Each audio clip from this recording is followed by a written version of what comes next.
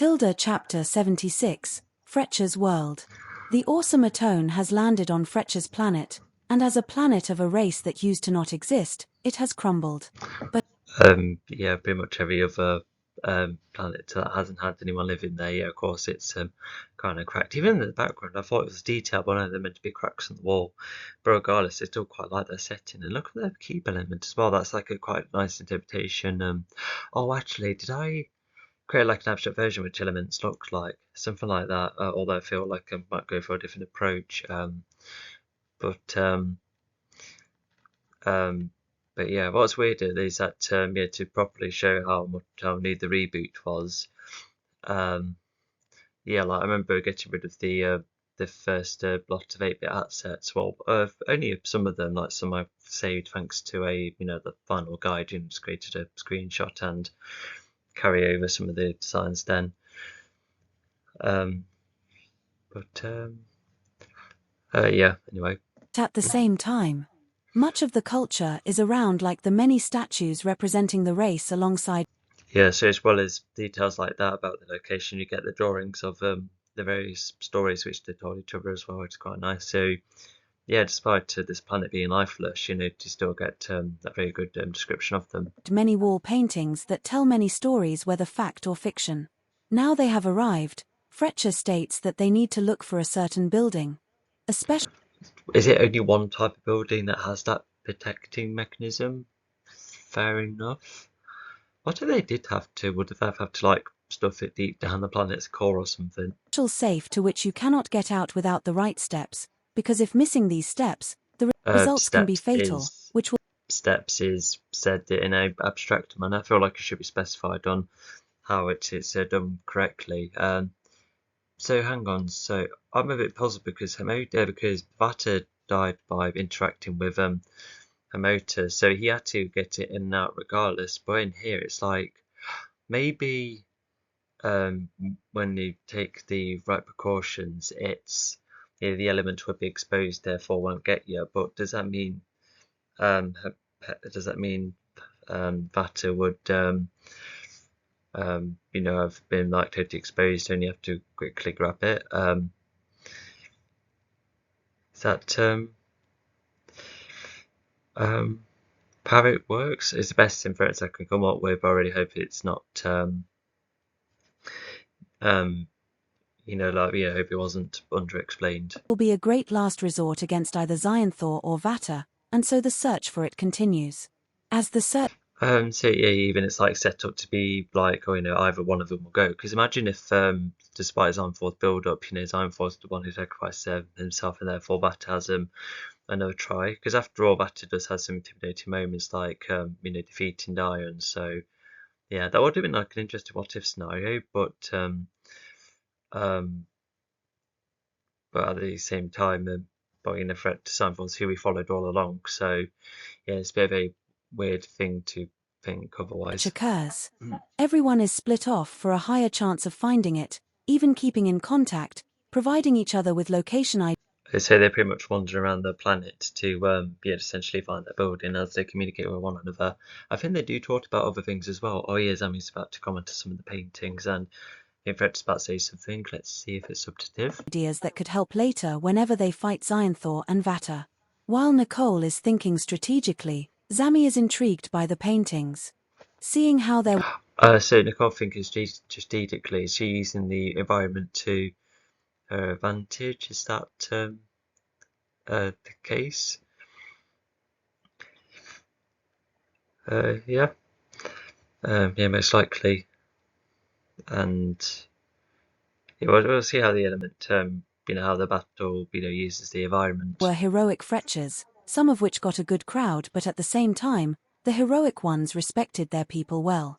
Even Zami sees. That's a bit on the nose with the theming. It's quite heavy-handed with its theming, unfortunately, for this book, which is a bit of a shame because the theme is at least a bit more unique, not just for the story but in general. And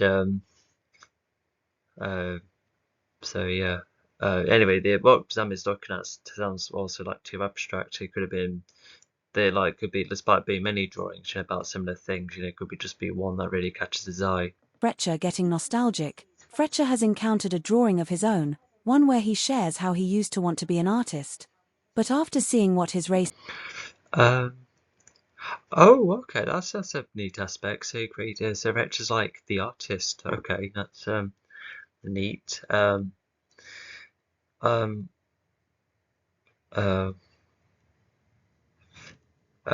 One of his own. That as in ancestral, because the Wretch literally just got born, so he should have been like, oh, he remembers like a past ancestor doing this one, as their minds connect once again. That means, if I've created my own afterlife in this story, and all the other of the Arawaks would be up there, yeah, how would that work? Like, does that connect to the ancestors that aren't no longer there? Oh gosh, like all this time I could be talking about, veterans that, Arawaks that are still alive, only for people in the audience to be like, wait, hang on, I thought there were other ones, because they're Tilda connected Chapter in that. But does that mean 76, they're all Fletcher's gone? World. So yeah, The awesome sorry Atone for not has landed specifying on that. Fletcher's planet, and as a planet of a race that used to not exist, it has crumbled. But at the same time, much of the culture is around like the Let go passionate of his hobby. No, that doesn't make sense. But I get the idea. I guess it is explaining the theme, kind of showing that the other ancestors definitely had, they knew where to prioritize. And although it looks like they do have enough time to, tell these stories, but I think it's stories to benefit others. But yeah, once again, the theme is kind of going a bit too far. many statues representing the race alongside many wall paintings that tell many stories whether fact or fiction. Now they have arrived, Fletcher states that they need to look for a certain building. A special safe to which you cannot But yeah, like a way for them to learn more about the theme. Yeah, okay. get out without the right steps, because if missing these steps, the results can be fatal, which will be a great last resort against either Xyanthor or Vata, and so the search for it continues. As the search occurs, everyone is split off for a higher chance of finding it, even keeping in contact, providing So yeah, it is exploring other outcomes, but it's just being open to see what will happen, because even Freta later on says that the goal might not even come to you at all. each other with location ideas that could help later whenever they fight Xyanthor and Vata. While Nicole is thinking Um, 549 there, each of got. Yeah, okay, I don't quite fully understand that line. It's a bit up in the air, but okay. strategically, Zami is intrigued by the paintings. Seeing how there were heroic Fletchers, some of which got a good crowd, but There must be a very unique building. Yeah, hopefully she didn't go inside if it was, like a trap. Is it a trap? at the same time, the heroic ones respected their people well. Even Zami sees Fletcher getting Hang on. I thought it was another energy device. Oh gosh, that's a contradiction. nostalgic. Fletcher has encountered a drawing of his own, one where he shares how he used to want. Also, the element is still kept contained. So I guess if you enter correctly, then it remains contained. But if someone like comes in, does the element then react and explode? I think that can explain how the how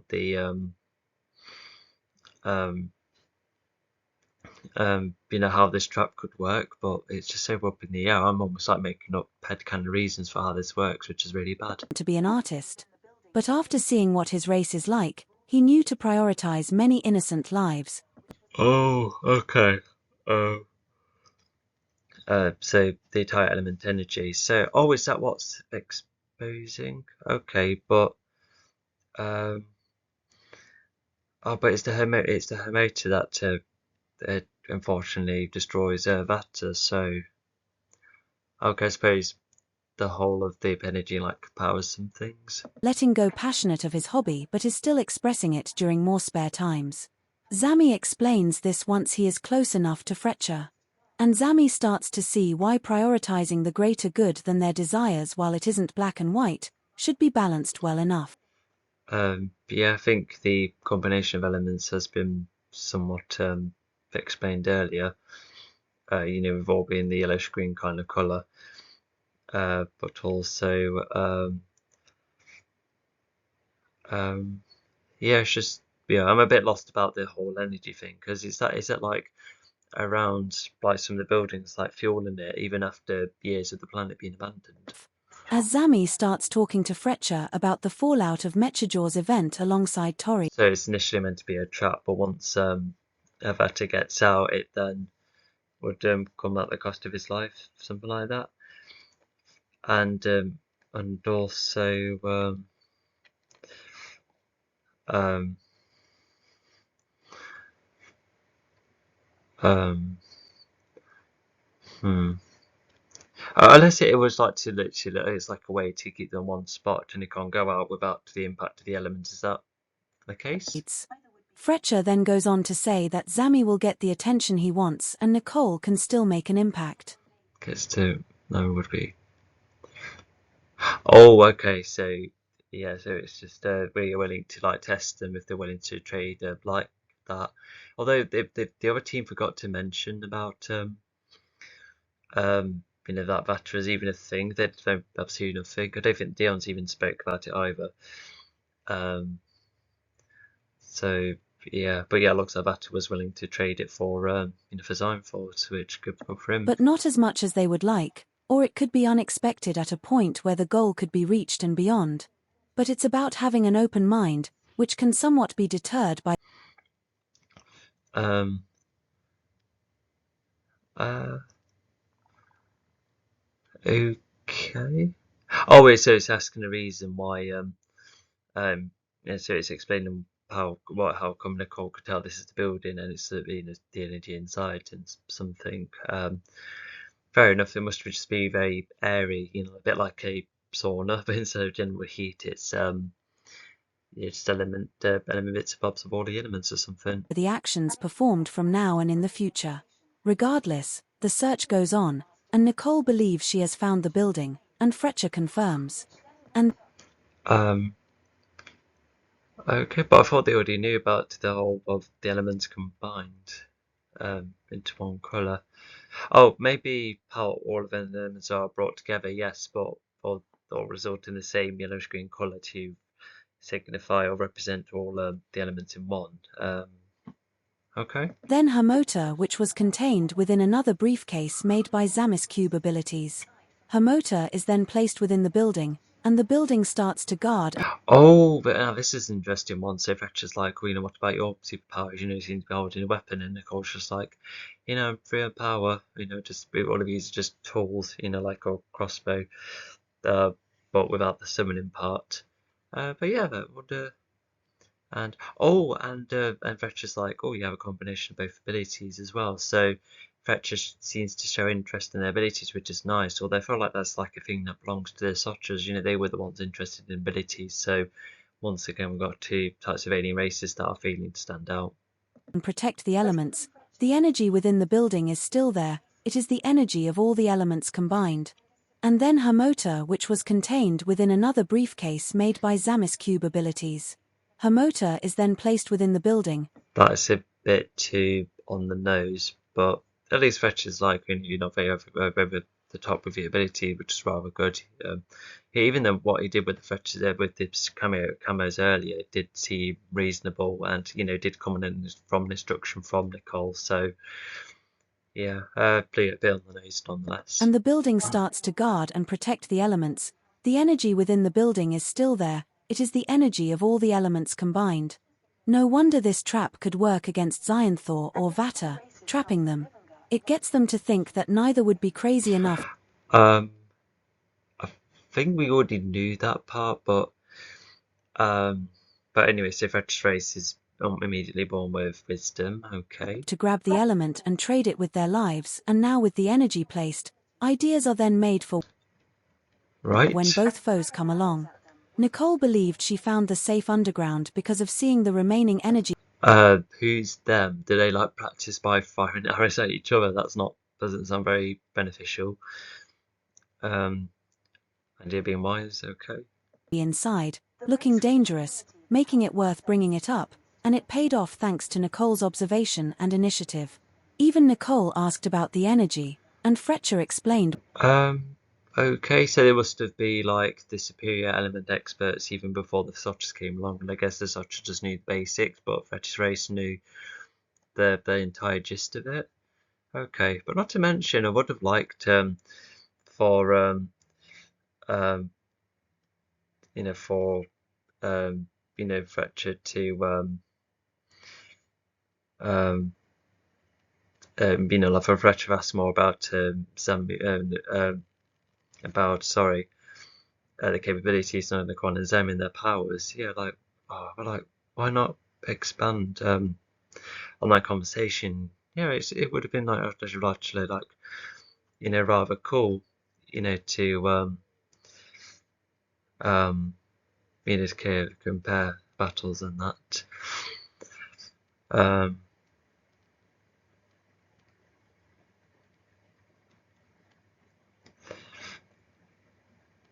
um,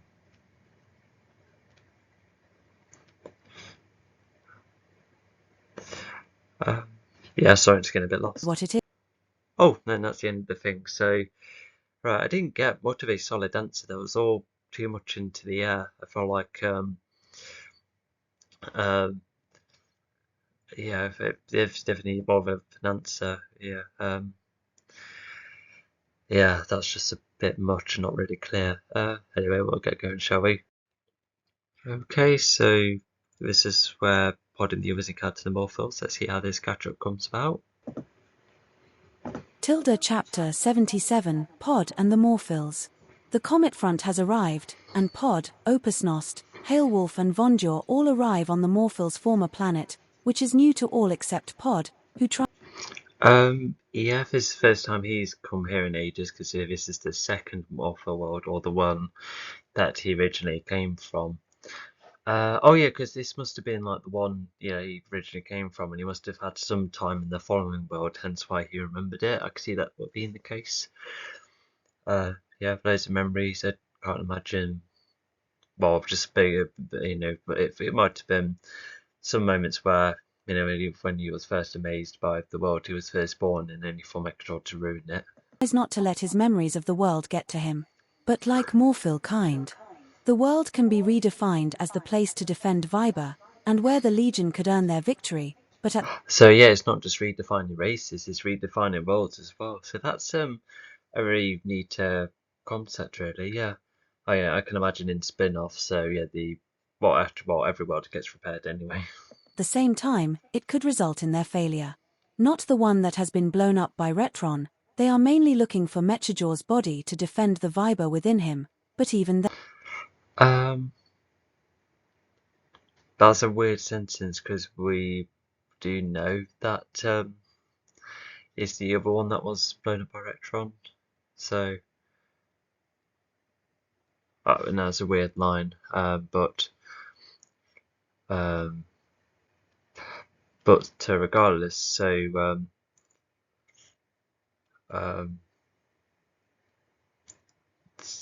let's see. Yeah, so they just arrived to the planet, and I guess they weren't expecting the Morphals there. Although I thought, well, actually, I think considering how fast everything went, I think they were like, oh, we'll just take Mechatol's body. So I guess I don't know, you would still infer that they would like stick around to defend the Morphal's body. So it's actually just a surprise when they were like, oh, we were inspired by you, so we just thought to defend the body. But obviously still went off regardless. And yeah, imagine if when Xantho and the others went on to other worlds and they got rid of the other spare yeah, the Morphals just going rogue and roaming about, especially with no more Mechatol about. Then, they are going to meet the Morphils regardless. And so, they encounter the Morphils. So yeah, they were expecting the Morphals there. There wasn't anything that said otherwise about how Xantho had Vibra, because that would have showed that Vector and Morphals would have been done for. And the team wonder what the Morphils are like. Are they wanting to be more peaceful, or have they kept their skills up? And it turns out to be kind of both. But anyway. It's the latter. The Morphils did consider a peaceful life like Pod. But if Xyanthor is still there or any other threats, then they should keep their skills up. Whilst they're used to Yeah, and then that does lead to like a small payoff where a pod kind of becomes like the leader of the Morphils, which I guess is already kind of done with the Titans of Carbon leading their race, but for Pod to lead the other extension, it's a rather cool idea. Although unfortunately in the sequel, Pod kind of leaves them to be with the other Legion members, to which I'm a bit puzzled about. But did I come up with a like secondary command kind of Morphil, something like that? I'm not sure. But anyway. Be other roaming Morphils who weren't so keen on Pod and yet later got wiped from existence by the hands of Xyanthor. The rest of the Oh gosh, so they did encounter those other Morphils as they're bouncing from planet to planet. Morphils that remained in their home world are all into Pod, without any doubts nor conflicts. Not to mention there will never Yeah, that's really good. Yeah, like a really good mindset. Yeah, quite similar to Clam as it sounds. Not to mention, do any of these Morphils make it? I know a lot of them go down before the Legion even have a go against Ironfall, but I guess we'll wait and see. Oh yeah, but not to mention, yeah, I think Morphils kind of get resurrected anyway, or repopulated thanks to the Titarans. Also, that reminds me, in the final ever comic, in the timeline of the story, yeah, Pod's like the only one. I just suddenly realised, why wasn't he with any Morphils? Like, did they all go off in their own ways, or did Pod outlive them all? I'm really not sure, but I don't think that would have been possible because the Titrons would not let any race go into extinction anymore. be enough peace at a point where combat is not needed. Even the Morphils consider that Yeah, which is true. Yeah, this story kind of hints at a couple of times, even later on, even the end of the storybook said so.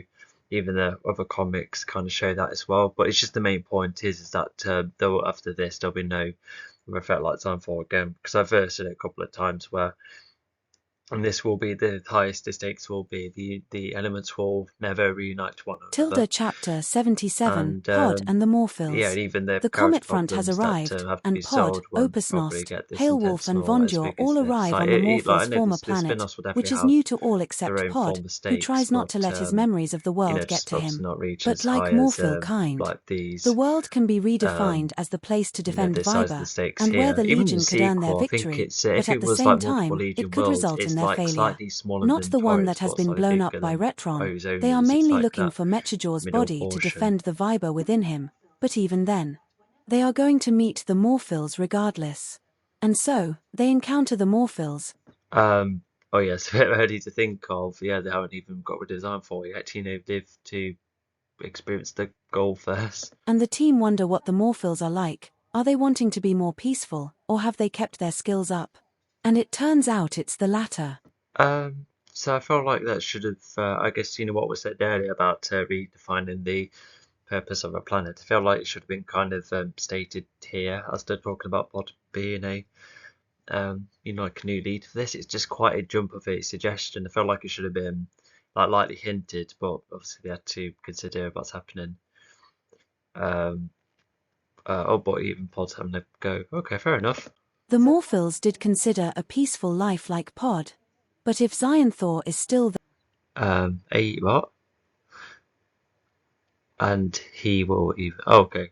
there or any other threats, then they should keep their skills up. Whilst there used to be other roaming Morphils who weren't so Um. Yeah, so yeah, it's just once again splitting the team, which you could see as being slightly underwhelming, but at least each world location and planet is slightly different from the last. So yeah, and not to mention if it is consistent of protecting a load of elements, then there is a case to be looped anyway, because none of them are going to be together unless Zine4 starts collecting one by one. And once again, yeah, the element collecting is a part of the structure, hitting those beats. keen on Pod and yet later got wiped from existence by the hands of Xyanthor. The rest of the Morphils that remained in their home world are all Or well, other than Pod, but yeah, it's quite nice to meet the lot. Yeah, so these Morphos seem to be quite welcoming, but yeah, it's also just really nice to see that in book 4. Pod's managed to be inspiring at point where he's managed to do all of this, and yeah, I say there must have been like some proper reluctant ones in the town. Yeah, they must have just been beaten like lightly or something when fighting the Titrans, or yeah, I can't see them sneakily. Or actually, they might have if they can go underwater. Yeah, imagine if they suddenly tried to help as many as possible, which perhaps saved. Well, I know that not the whole of humanity was in that town, but to save a good portion like that, yeah. And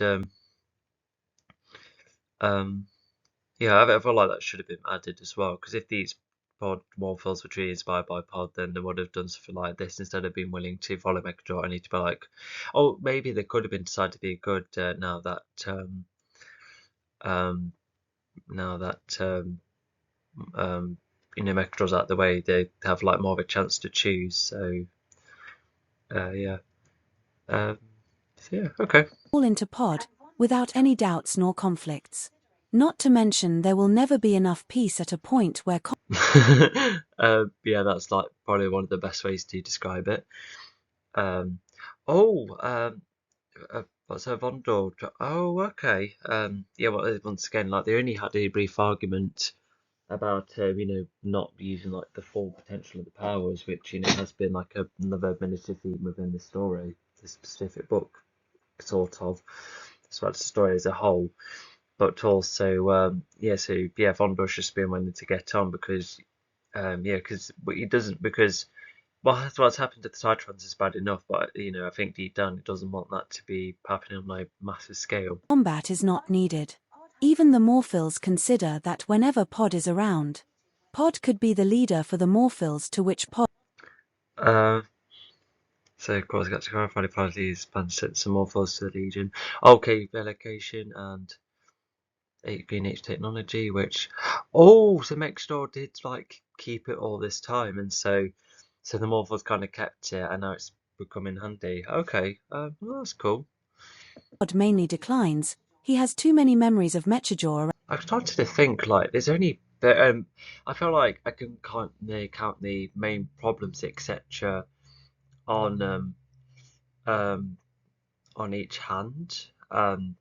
Like yeah, that's how like minimal they are. Like it just seems to be very conclusive and very sticking to what is established at a point where um and so sorry, very conclusive, very and other than a couple of establishing bits and bobs, it has definitely stuck to what's established, and I feel like that's helped. And not to mention, you know, like book one with the numerous world building problems for Earth, which kind of set up, but not to mention, even it's kind of diminished here because you know Earth this become like you know kind of loses all of its flaws in that. And whilst the serviceman, you know, like I said, is kind of a problem having multiple surfaces in one, you know, in just one singular job. But yeah, it just feels very like it does feel very like simple, but at the same time, I don't know, because this story goes quite quick. It's almost like not enough substance, etc. You know, in a couple of moments, you know, even the scene with the atone in the call, I think that should have been way longer, etc. Um, so yeah, I think yeah, it can be a bit plain at times. I think I'll say that because yeah, there's not a lot of characterization. Yeah, not a lot of highlight moments. Yeah, even Fletcher's not a character I'm too keen on really, which is a bit of a shame because he probably had a good couple of ideas. And um, so yeah. Anyway, let's get going. around the planet. However, new memories can be reformed to take over from the former Oh, how specific. We'll see. Let's see if I could keep this number in mind and see how that plays out with both battles. bad ones, so Pod must think about leading an entire race. AAD, he will even have a test of it right now. Advising some Morphils to go and see the other Legion members or help Oh, okay. So quite a lot of reasons for the limited number. That's yeah, fairly okay. defend Viber for later if anything happens. The number of Morphils almost halved. Even Opus Nost and Hailwolf start greeting the Morphils after never seeing any before.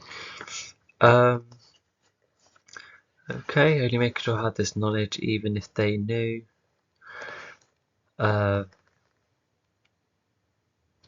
Is that like a way of saying that the Morphos don't know how to act like him because they're not around, and therefore they're kind of like starting themselves from scratch?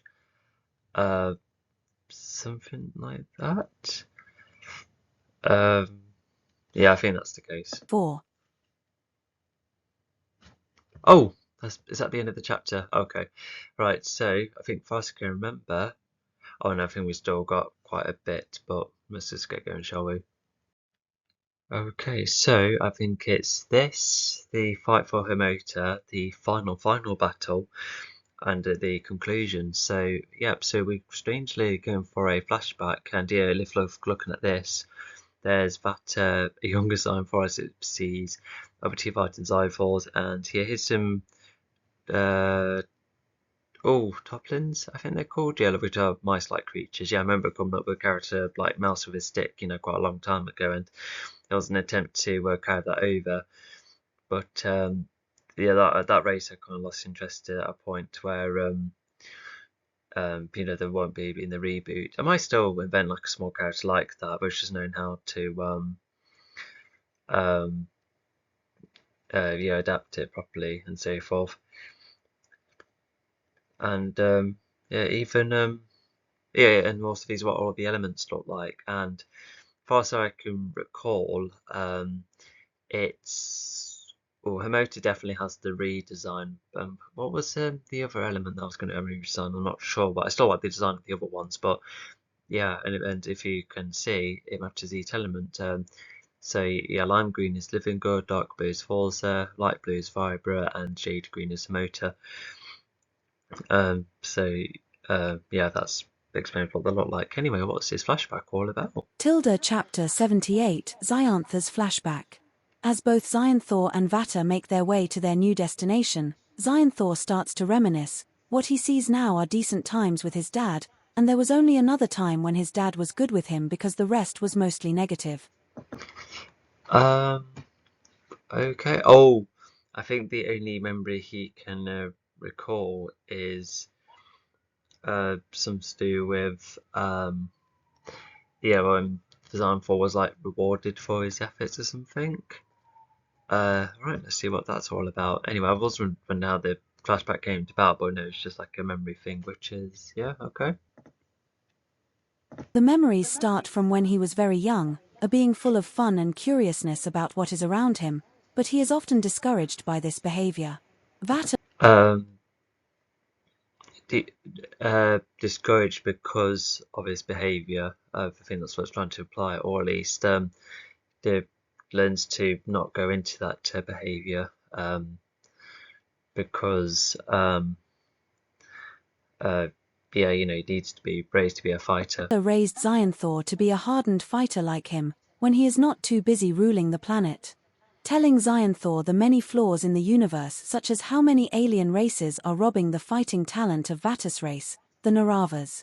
Also, Oh yeah, that was the thing as well, that the Naravas invented martial arts in general, or for the galaxy anyway, which yeah, nabbing fighting skills. So it's almost like trying to take back what was like rightfully theirs or something. But I don't know. It's just something about that which I'm not as keen on. So yeah. Um, so I guess that's just one flaw of the universe here. Xanthor's immediately being told or being misled about what the problems of the universe are, but they don't quite make much sense. So yeah. the elements are currently entities to protect everything while coming up with odd solutions in Vatus' eyes, such as encouraging many races to defend themselves.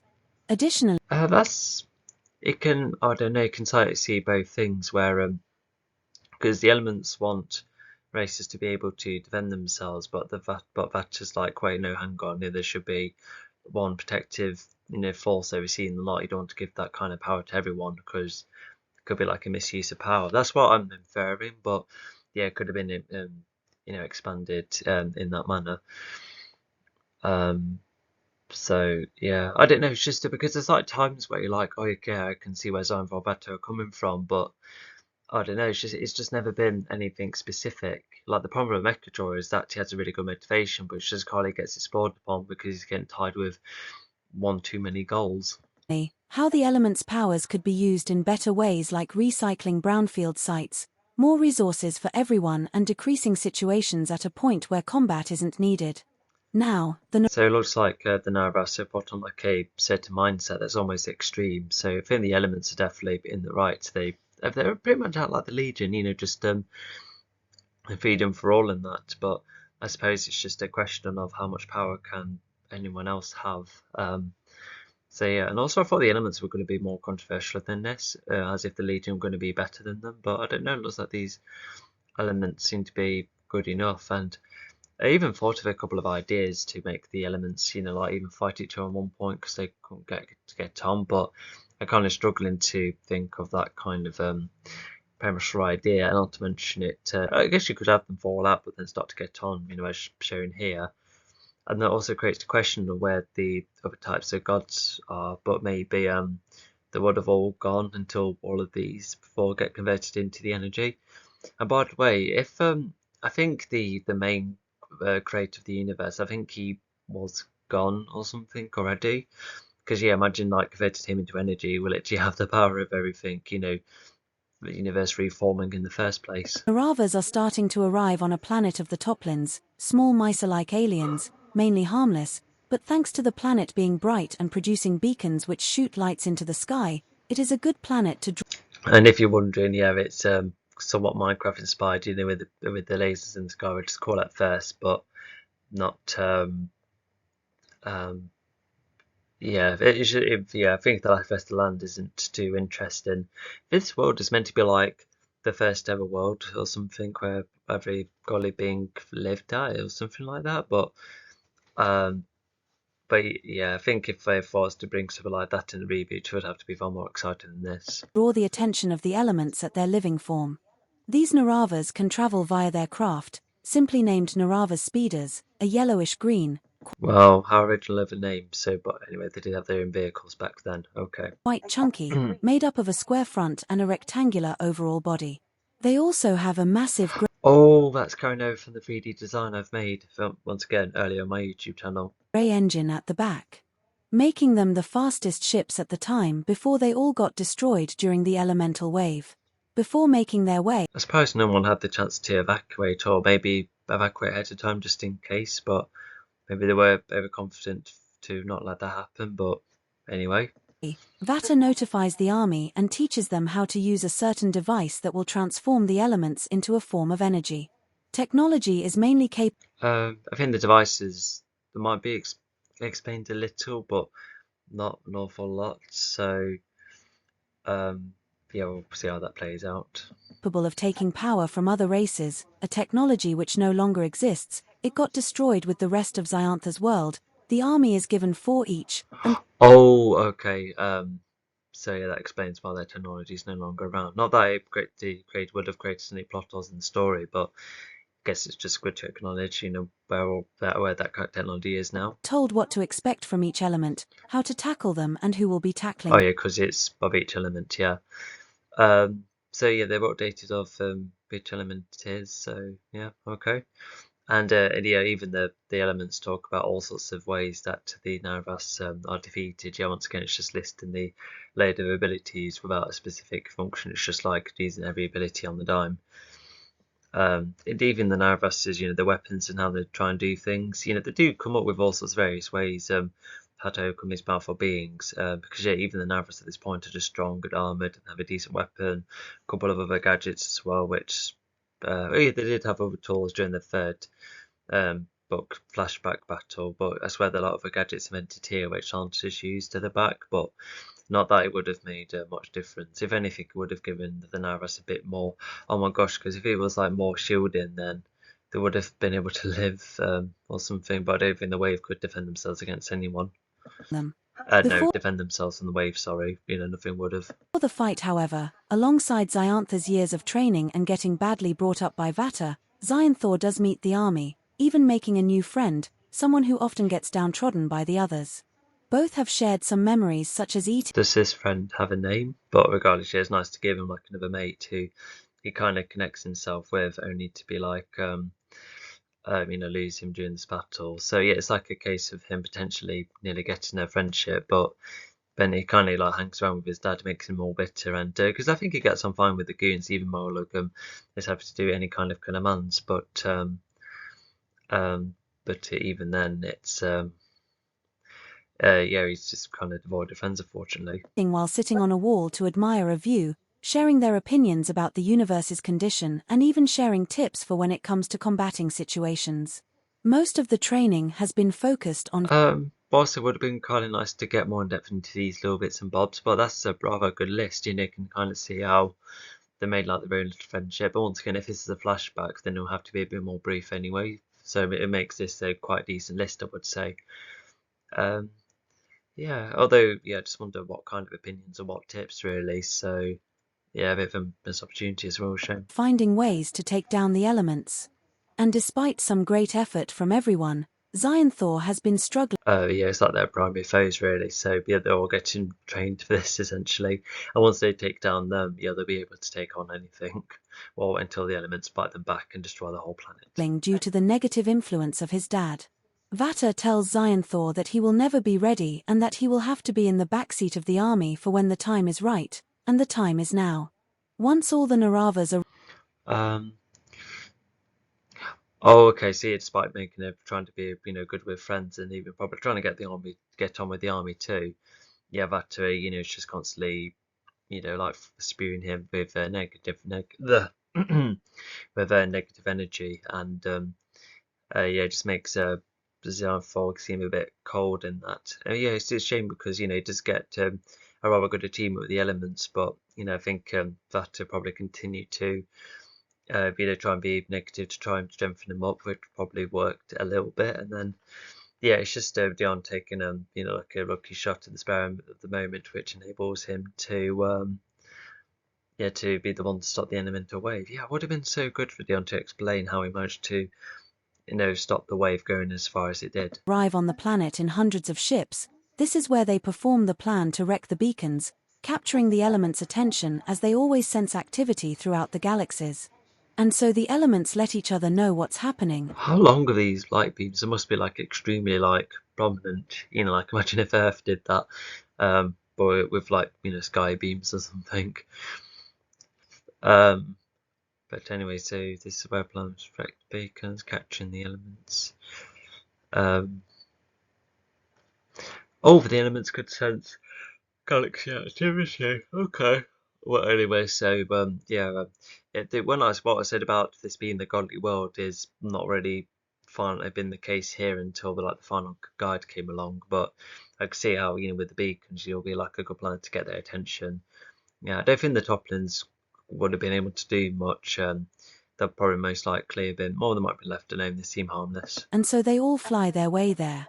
The Naravas then see the elements arriving, and the So that means they must have been separate to keep tabs on things only for this to happen.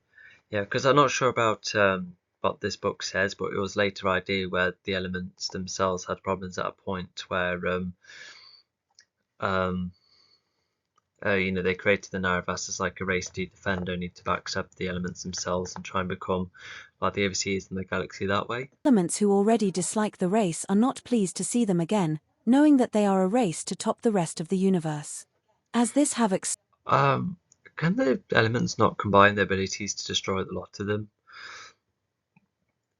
Maybe they are just like that individual, and they do well, but the Naravas are just simply stronger. It's just creating something that eventually overcomes you. stops, the elements give the race a chance to stand down and live a peaceful life without the need to concur. But despite some fear from the Naravas, Vata doesn't. Yeah, there's a lot of cases of being like, oh, let's chat and let's see if we decide to fight or not. There's a lot of cases like that, which is like fair enough. I think it's just me overthinking. How does each fight start? Are they trying to at least negotiate peacefully? It can be a bit repetitive, but I suppose it is just worth pointing out. But I feel like in this case, the elements should be straight to attacking the Naras because I feel like they wouldn't want them alive in the first place. So yeah, or unless I wonder if like the creator himself probably created an Narvas in the first place, which the others didn't agree with, but then the origin dude Tilda died because chapter of Narvas, and 78 so Xanth's the other flashback. like As both godly Xanthor creatures and too, Vata make leaving their like way the to their new forerunners, trying to destination, oversee everything, but Xanthor only starts to busy their reminisce. demise in What this he very sees now moment. are decent times with his dad, and there was only another time when his dad was good with him because the rest was mostly negative. The memories start from when he was very young, a being full of fun and In his opinion.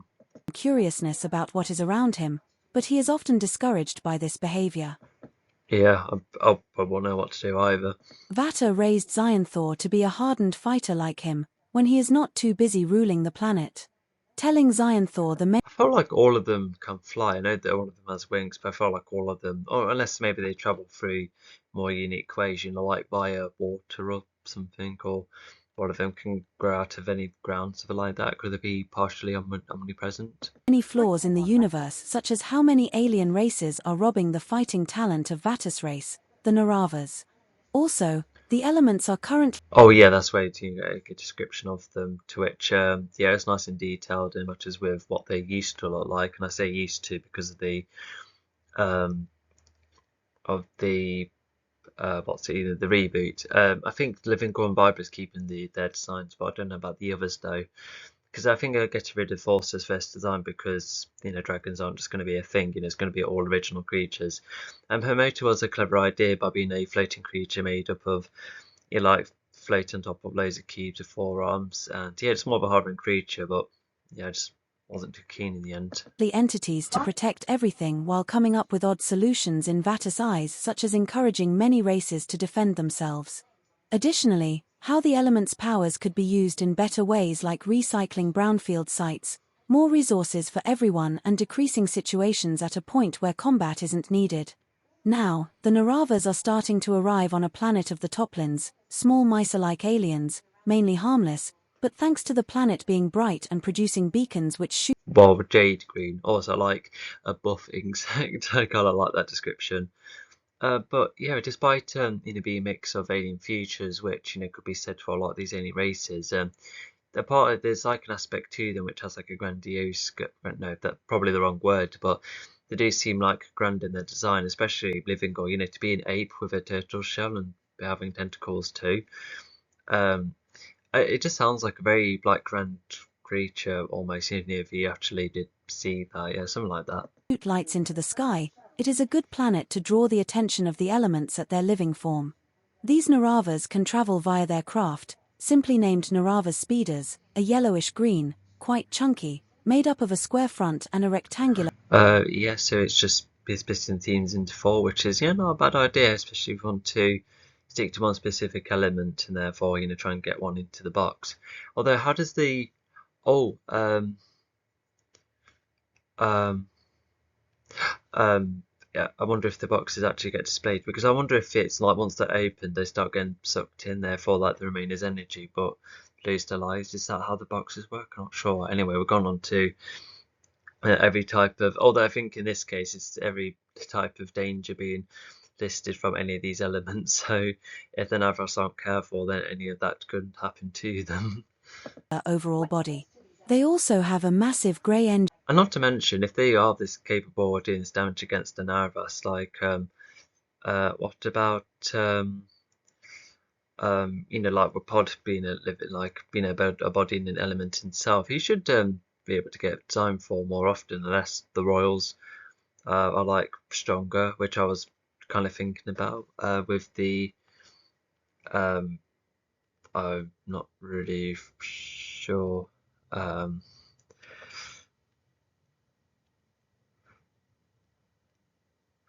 um, yeah, unless none of us are equally strong, but yeah, but if they are equally strong, then yeah, I feel like Pod should have had it a bit easier against Psion 4, unless it's like a mood thing, or if Fetcher um no Fetcher, no, what am I talking about? Maybe like Pod is not performing too well, hence why he struggles in Sign 4, and like in his experience could be another thing as well, and Sign 4 new martial arts could be another thing, and having more types of abilities could also be another thing too. So yeah, I think that's why. Yeah, as long as it's like Anyway, go on, let's go. engine at the back, making them the fastest ships at the time before they all got destroyed during the elemental wave. Before making their way, Vata notifies the army and teaches them how to use a certain device that will transform the elements into a form of What about the wall though? With the race nearly it gets extinct except for Xanthor and Vata. I feel like that's worse than this, but still tricky for them nonetheless. energy. Technology is mainly capable of taking Well, going down fast, more likely. power from other races, a technology which no longer exists. It got destroyed with the rest of Xayantha's world. The army is given 4 each, and told what to expect from each element, how to tackle them and who will be Okay, I kind of lost track of that, but it's um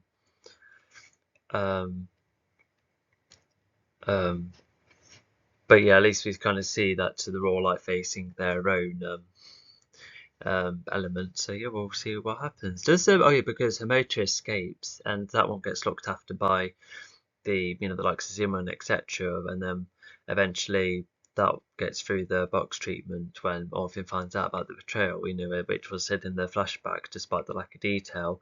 So that makes it. But Design 4 managed to take down 2 of these elements though, quite impressively.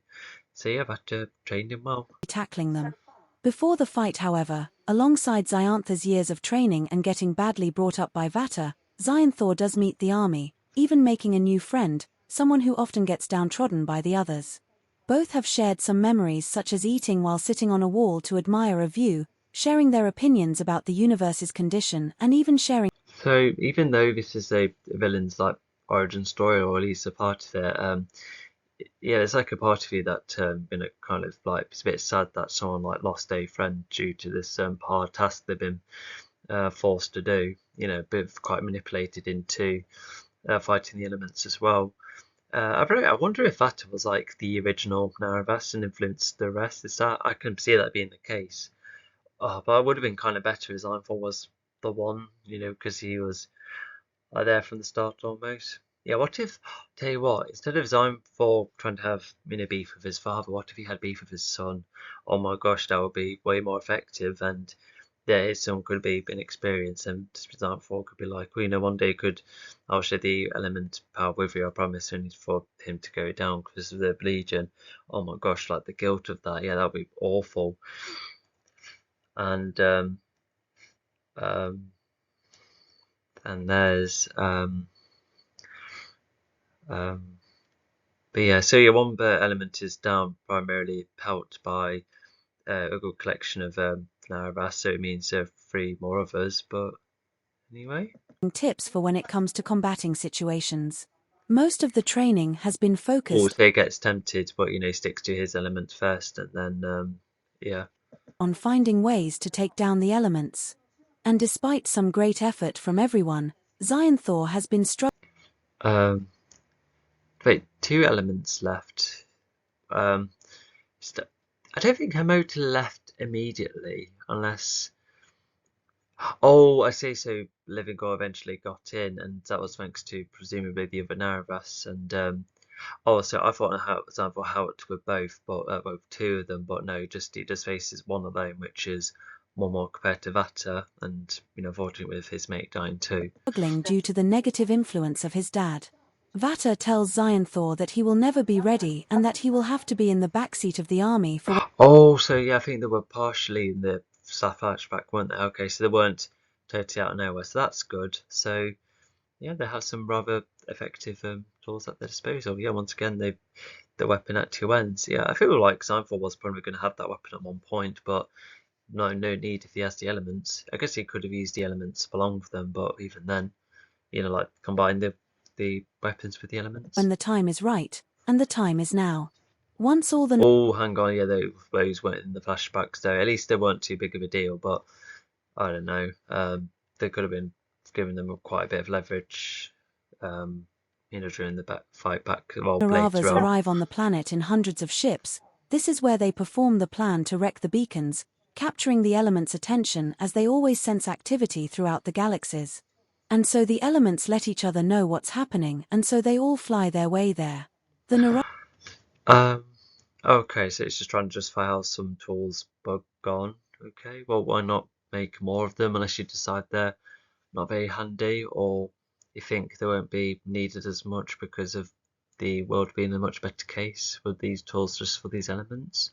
Naravas then see the elements arriving, and the elements who already dislike the race are not pleased to see them again, knowing that they are a race to top the rest of the universe. All on his own. Wow, okay, that's actually quite impressive.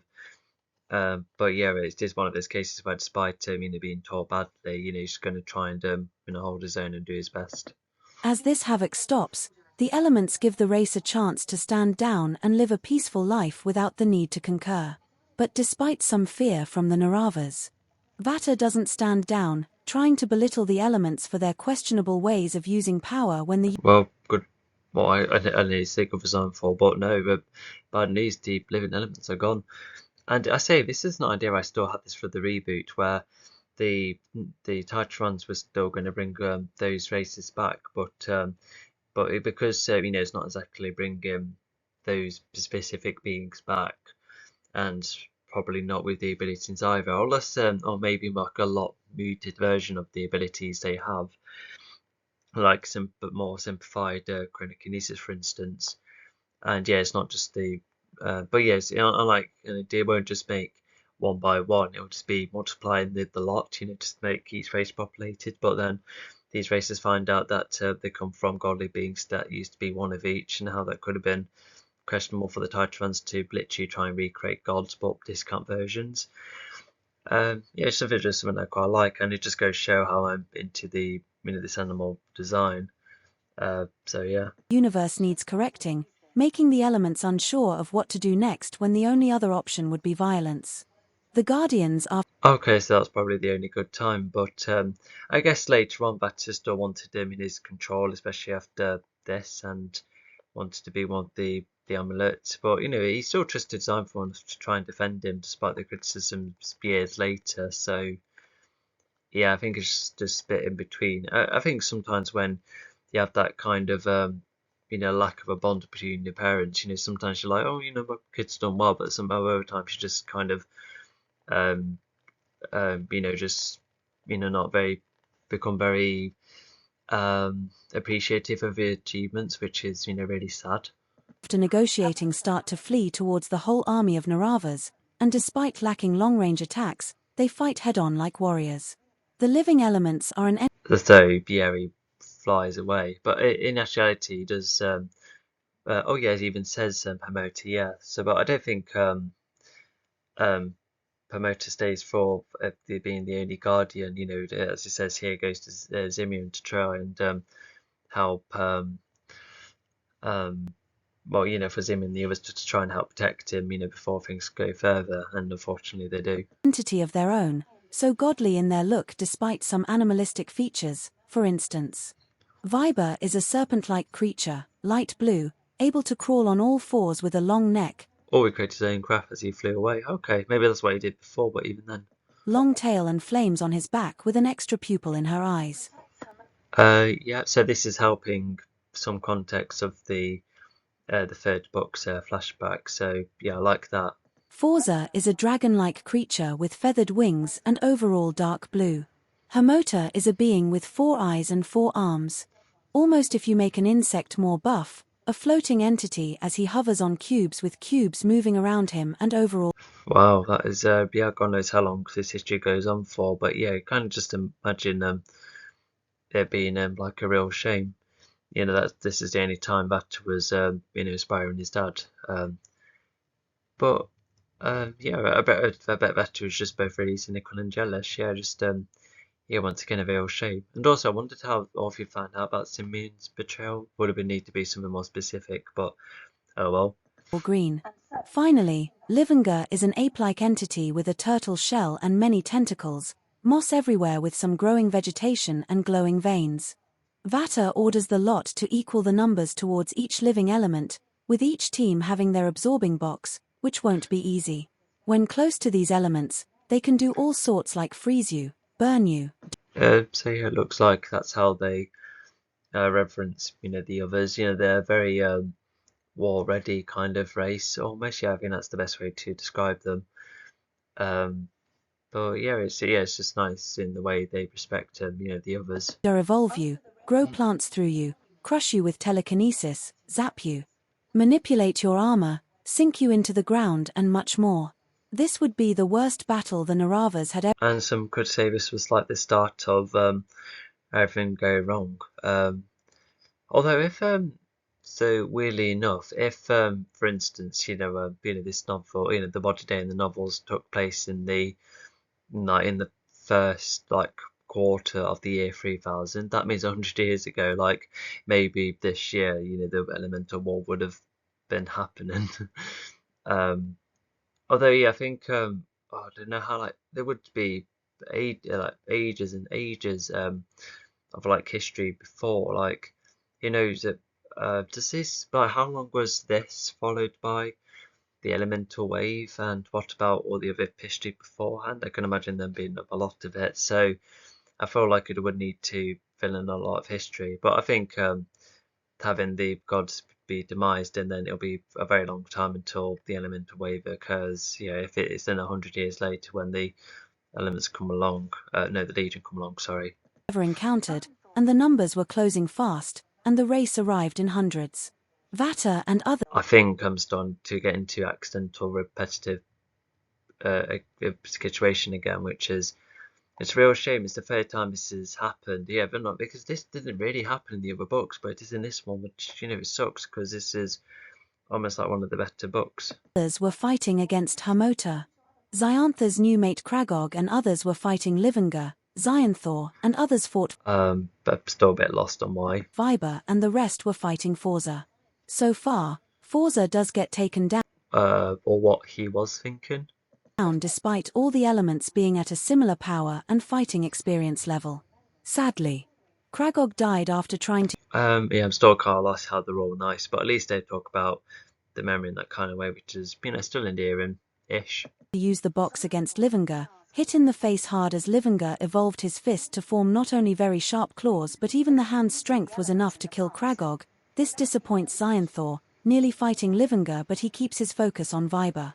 However, Livinga does eventually. That also means that if Xayanthor won, then that would have been healed. Even resurrected, perhaps, you never know, because there is a resurrecting kind of element, but that's just as simple as resurrecting skeletons to use as an army.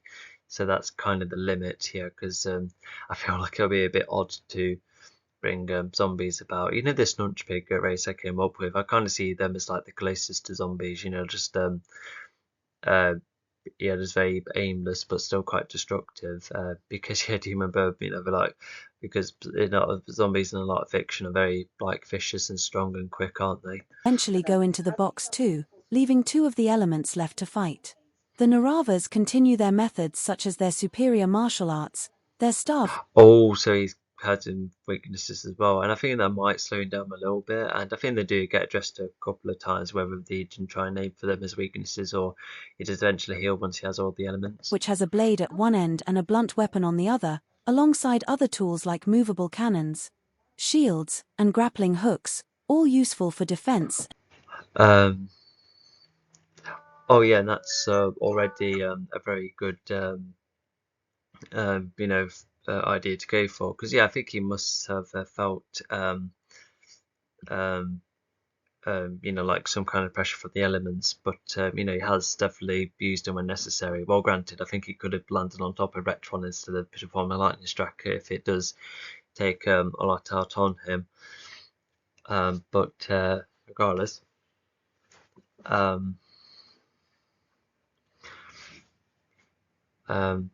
why between martial arts?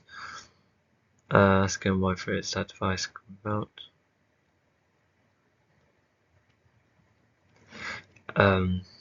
So once again, it's just good to have a balance. But anyway, this is where he gets the advice about the power within himself. And keeping them guardians in control. Most of these tools, the Narava. Yeah, that's quite a cool advice to ask. Just talk about the elements they're trying to be familiar of. Used during the elemental wave fight too, but after this fight. Most of these tools and other mechanisms were gone after this. Yeah, so it's essentially getting through until get through until you get there. Fight due to the diminishing power from the elements. Xayanthor is starting to lose help, but he tries to keep his father's training in mind while ignoring the bad Oh, okay, yeah, so they're just wondering what to do. Yeah, it's kind of a clever thing to do. Yeah, just what to do after the victory. upbringing as he tries to fight Viber on his own. He does nearly get in danger at a point where some of the Naravas go to try.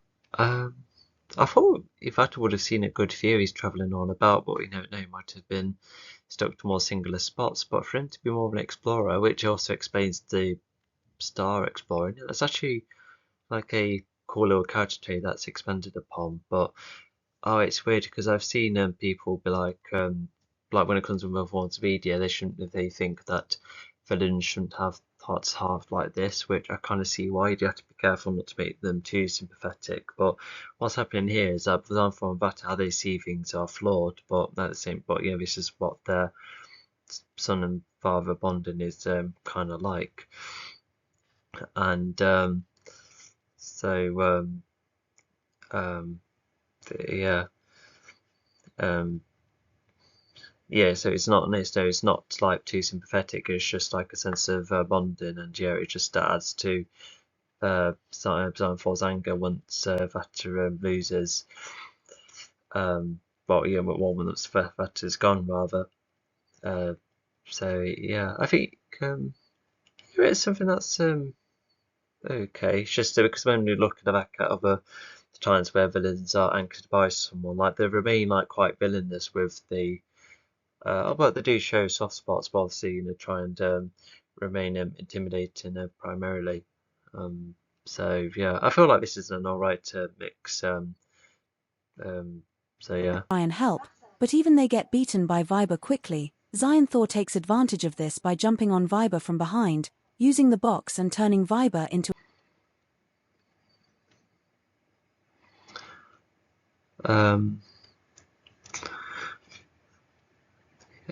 Okay, so yeah, it's just discussing how they would change bits to the universe. So yeah, it's a good thing to talk about. its former form, meaning Viber is defeated too. This Vata sees this, somewhat jealous but pleased at the same time. I have already discussed this before, yeah, just to comment like a tip that pays off a couple of information before and what's fully stated here that also pays off again. Really seeing Zionthor as worthy throne material.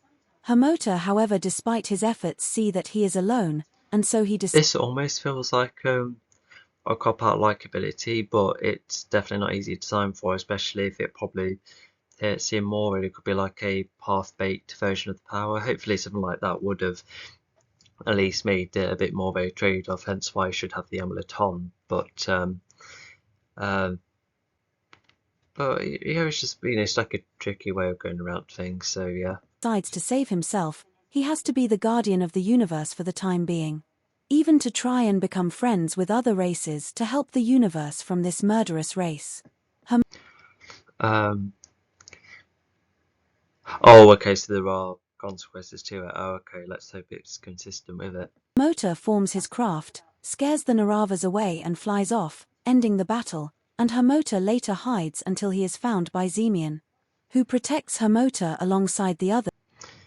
Oh, okay, and I thought you would have been able to like practice with that a little bit, or and once again actually give him the half-baked version of the powers to at least make that more sense. It's like just because you felt it within you once, I don't think you would have forgotten that sensation a long time ago. Yeah, even no, yeah, not gonna lie, I haven't been on a proper roller coaster since 2018, and other than being in cars, I don't I've kind of forgot what that's like, and that's 2018. 7, 8 years ago somewhere, and I think that's the end of the chapter. It is. Right, that's 3. So yeah, I guess let's get going. Tilda Chapter So yeah, the fight 79, for Hermota. Hermota Yeah, even this Hazard. image below The is Morphils arrive at the Fretcher yeah, planet, Zami trying and to thanks to tap Diane, Zion the for it, and Morphils so I are kind of given a see them direction for where to go. The yeah, Legion him greets through the the elements. Morphil, His even seeing the fist is Morphils are glowing far more lime green, I'm friendly not now sure they've why. had their own Even space, Undercore and right so are there, up for she's any the one at the back instruction. with the shield And up, despite the and bad blood between the there's a Legion and fuck Pod, down there Pod as offering well. this kind of help And shows oh, signs even of putting Fletcher right there differences shoots aside for the a greater arrow, good. although he's taking Thanks the to Nicole's crossbow part orders, with him. Nicole and Fletcher Maybe act as it's the like due to long-range long-range more like fighters while a Zami assists harpoon the shooter, short-range but regardless, it Morphils. would definitely And help keep away Zami. from where the Also for element Nicole to is, withstand this, pretending to that's look like they nuts. are Like, defending I know another it could building. And take so down the Thor and Vata counter-projectiles because they're a arrive, lot and the smaller and Forza like and numerous, Livinger and I can see abilities how the that were shield would back assisting them their up, space but travel I are feel now like put aside. you would be And so some of squished the if like Legion the shield members is have pressed met Xionthor for against the you. first time, and while Vata is scary in some way, Xionthor is already causing fear in everyone, including the Morphils. After their little chat, the fight begins, 2 versus. They already have the DPS, so I guess extra hits on Dion, fine. It gets him more involved, but I don't know. A big group really. But also imagine if Dion's seeing these battles over time. Imagine by constantly like watching what's going on, especially with the Design for that fight, it could enable Dion to understand a bit more about their fighting styles and therefore how he kind of gets the upper hand and how he learns information like trying to stun the Amulet as well. And oh yeah, even Batter should have had. Oh yeah, why is he not extra coating the amulet with ice, etc., to prevent it from getting hit primarily? Unless maybe the amulet could be sensitive enough that it can't freeze over it or create vegetation or put rock or extra rock on it. That would have been like a rule to emphasize the weakness almost. But yeah, imagine if Zion's like Zion 4 is like, wait a minute, everyone else seems to be picking up the rule. Why do you seem to do that? But at the same time, it could just be common sense for everyone to be like, going to just pick the amulet, try and whack it off. Easy, right? No. The Morphils are at the forefront, with Pod acting as the leader to try and lead them more so. Well, of course, they're willing to follow. Well, either we're waiting for Pod, but because Legion are kind of an extension of Pod to some degree, then yeah, they're just happy to do whatever. Yeah, okay. And what else? Oh yeah, see, they're more fussy friendly. They could probably see that, and it probably would be nice to get a bit more of a like some kind of a catch up or get to know each other a little bit before they come about. Something small, but because we Morphos don't need like a deep interaction, but at least something. Considering the whole group needs a variety of leaders other than Nicole ordering the whole team. Pod, whilst on the Morphil planet after providing the Morphils. The bad blood isn't that bad. They've only got slightly argumentative in the call, even if the exchange beforehand was a bit let's see. Just that awkward. But anyway, see once again they are putting the differences aside. See once again it is backing up about how it's just putting any of their biases aside, for the greater good. Starts to see this as a potential role, but he would still have loads to learn. The Legion, while already seeing how much trouble they are in. Yeah, sounds like a somewhat good approach. And yeah, the key is just essentially keeping them away from the element which kind of becomes the goal. Yeah, 4th time running. They already started shooting at Xionthor and Vata from the get-go. But fewer Morphils means less distance for him. To reverse psychology to mislead them. Okay, well, how do they? We'll see if that either remains consistent or if I completely fail and they accidentally like give away where the true building is within, but I don't know. There is like the trap at least, but yeah, I wonder how they managed to see through this misleading. Xionthor and Vata are keen to fight to close up. They are fast and strong after all, but weary to avoid attacks. They already. Yeah, so I reckon these abilities were like held on until put aside because even Xionthor a couple of times has the temporary evolution, with the wings, the temporary wings. So yeah, I just put aside now that Living Gore is no longer in any like specific use. Yeah, I'm not sure I said this before, but Xionthor used to before like the dinosaur look, he used to have 4 arms and a bit more very round alien face, and he did used to have wings as well to give him a really grand sense of presence. But I just thought to be simpler as just 2 arms and 2 legs. Yeah, more of a dinosaur head to give a bit more of a menacing look. So yeah, still quite like it. Yeah, the design he has. got enough element damage within themselves.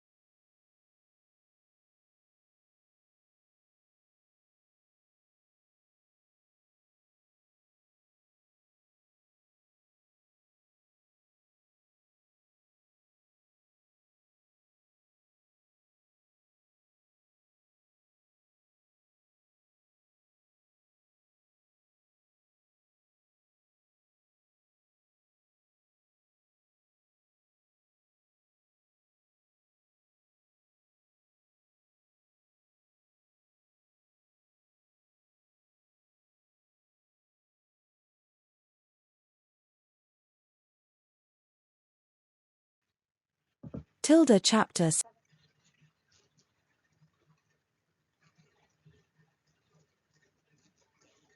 their space travel are now put aside. And so some of the Legion members have met Xionthor for the first time, and while Yeah, which I can imagine is a big deal. Vata is scary in some way, Xionthor is already causing fear in everyone, including the Um, yeah, because from what we've heard of Xionthor, what he looks like, what he wears, what he possesses, I can imagine both being quite scary. Morphils. After their little chat, the fight begins, 2 verses. A big group really, easy right? No. Bit informal. I'm not sure what to make of that. It's just weird because that font kind of writing is partly around. So if it was there more prominent, then we would have had a because I think the style like that would have probably made the entire story more engaging. Morphils are at the forefront, with Pod acting as the leader to try and lead them more so considering the whole group needs a variety of leaders other than Nicole ordering the whole team. Pod Um,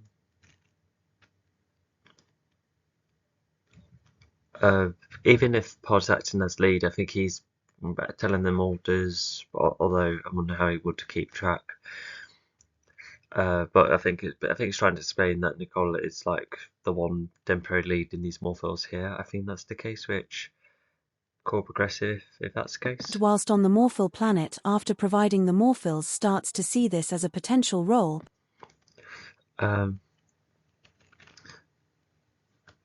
Yeah, and I think he may learn like a couple of tidbits, but I'm not sure because Pod being the leader of the Morphils, I feel like that has been partially come out of nowhere somewhat. So yeah, if anything, I think what could have been a bit more nuanced is that the Morphils could still all have their freedom. Like if someone wants to stay and protect them, fine, and they could stay in. Or, I'm not sure whether they'll make it or not, but yeah, I think that could be quite quite interesting. I guess we'll see. And so I think I'm addressing other reboot ideas. Because Pod has never really been learning material, and it's not really been because he's been more about the individual. Like, sure, he does make his own choices, but he's quite he's like the one who makes his choices and the one who definitely will like peace or having freedom in some way without anyone taking advantage of one another. So yeah, it's a bit looking back, it's a bit of a odd step. I think for a team member to have his own armies, it is kind of cool. But I just feel like the Titrons are already like the ones with the numbers. Because for instance, what I really liked about Affinity War is that it's mainly Black Panther. He had the one with the army despite his own skills. So it just feels like if comparing that story, it's like they have like 2 Tyrant armies. Well, not at this point of the story, but it's like it's quite expansive in the way. And whilst the sequel does address how there's some alliances that are that do get on with the Legion and help them out, but even then. But he would still have loads to learn. The Legion, while already seeing how much trouble they are in, they already started shooting at Xionthor and Vata from the get-go. But fewer more Good for them. Yeah, no time to waste. And because whilst I have had experiences with the 4 or 5 previous fighters, if counted Sliverrock, but yeah, Xionthor's and Vata are a whole new level. bills means less distance for him. Xionthor and Vata are keen to fight to close up. They are fast and strong after all, but weary to avoid it. Means less distance. I'm a bit confused by that, but I think part of the point is that I think though with the trio shooting like long range, I think the Morphals won't do an awful or could do an awful lot up close considering how strong and skilled Xionthor Vata are. Attacks, they already got enough element damage within themselves. Xionthor and Vata. So that's where the villains kind of had their own tension because they don't want to experience anything else too significant. Because they're both getting kind of hurt already. So yeah, it's like a very cool balance when the villains do have there's a sense of vulnerability or just awareness, because they're not just going to, because like logistically, like yes, they could probably just keep walking through, but they're actually wanted to look after themselves. So it's just shows them trying to think smartly. Then have an idea to split while helping each other. Now the Morphils all get beaten down. About 20 Morphils that were sent are all dead. Vata goes for Zami while Oh gosh, they're all down. Yeah, oh, that did be brilliant. Yeah, that was quick. Yeah, because even the let's see, because yeah, that was kind of quick as well. I guess we could infer, and it might explain later on how these mortals were fought off. But I say, even if these were like like little fighting extras, would it be worth? I don't feel like that description's too brief. I feel like it should be. Imagine if Zynefort with two elements of up his sleeve, he could like summon something to you know, take on like half the Morphals, and then he fights the rest hand to hand with a couple of mixtures. And it's like will be a really good opportunity for him to show how he uses the Life Force, considering he is now in possession of it. So it would have been cool for that kind of exploration. More emphasis on that and how he blends the elements together whilst Forster is still and the handy one. Yeah, because I think there was one point when I was thinking, how what each element is like, and I think Forza's like long range one. The Life Force one is like a extra help kind of one. Emoto is more defensive, and I guess Viber is good for in-person attacks. So in person, like more close range. Like I can see that being closer range compared to Force being a lot longer in range. So yeah, I can see that being the case. Yeah, I think that's how. I think the fighters will be categorised depending on what element they're part in, and you never know. You could probably interpret by kind of skills they have. Because even if Sammy does have a couple of in person and sorry, they're like up close attacks. He does have a lot of long range ones too. Zyanthor attempts to bring both Nicole and Fletcher closer to him using telekinesis. Fletcher attempts to hinder Oh yeah. So yeah. So by using telekinesis in that manner, yeah, it very close to the distance with the villain trying to do that as an advantage. Because yeah, Nicole and Fletcher could end up being keep going for hot cover whilst Zonfor's like chasing them. So just make it easier by pulling back towards them, which is very good. And yeah, for Zami to fight back to run his own, yeah, that is quite bold. And yeah, it's to try and make Zami dislike Zami immensely due to Zami leading Vata into the trap, which yeah, and I can see how yeah, Zami would definitely dislike Zami more. So, although I feel like that should require a bit more time because the primary hero and the primary villain, having some kind of rivalry against one another, and yeah, it would have been nice to have it built up, throughout, and it feels probably more about them instead of just like addressing it once more. So yeah, I felt like that would be the right improvement as well. So that's why Zami's been never better, just fighting an Aravas like only, and Nicole and Fletcher trying their own ways to fight Zone for. And yeah, Nicole is she uses her tools the best she can, and Fletcher is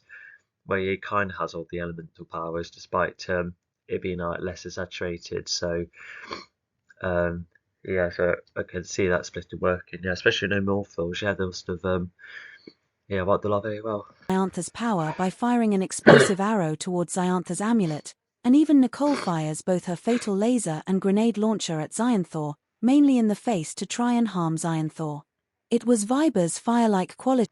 I think yeah. Oh yeah, I feel like there are instances like that where I feel like I should have used connectives instead of using the names all the time because they can be a bit repetitive and exhausting. But regardless, yeah, so Nicole is using long range, and if they're going for the amulet, that should have the amulet's function for a little bit. And yeah, that's another type of Fretter's arrows that he has.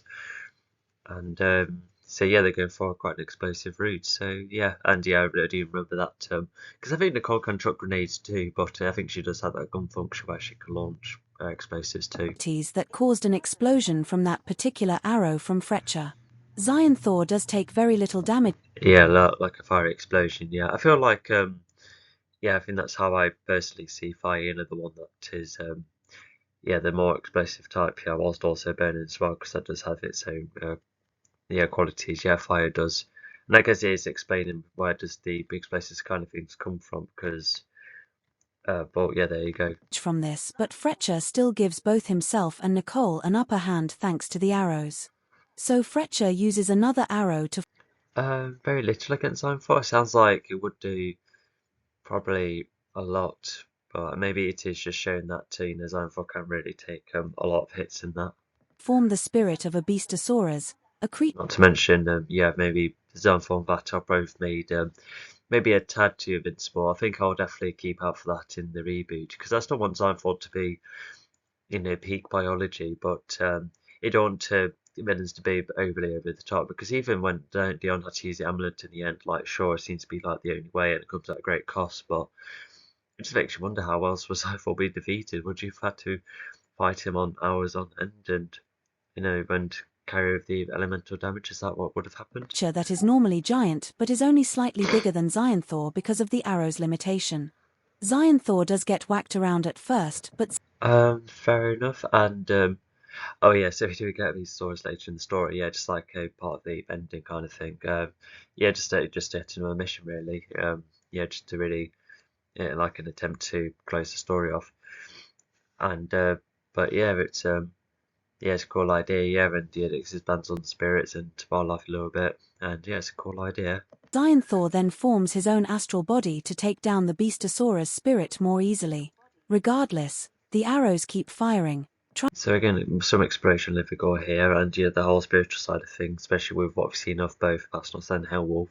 Trying to freeze Zion Thor in an icy block, trying to set him on fire, tie him in vines, even firing at the ground to try and sink Zion Thor. So yeah, I can imagine that Fresh is going from one arrow to the next, you know, to try to do anything to stop. And I think it would have been nice to go for ones that are most likely going to work, you know, such as you know, the explosive ones, especially to try and take the, you know, shut the amulet down, or even or even be able to shoot it off. Or into the ground via Hamota's material manipulation, alongside zapping him.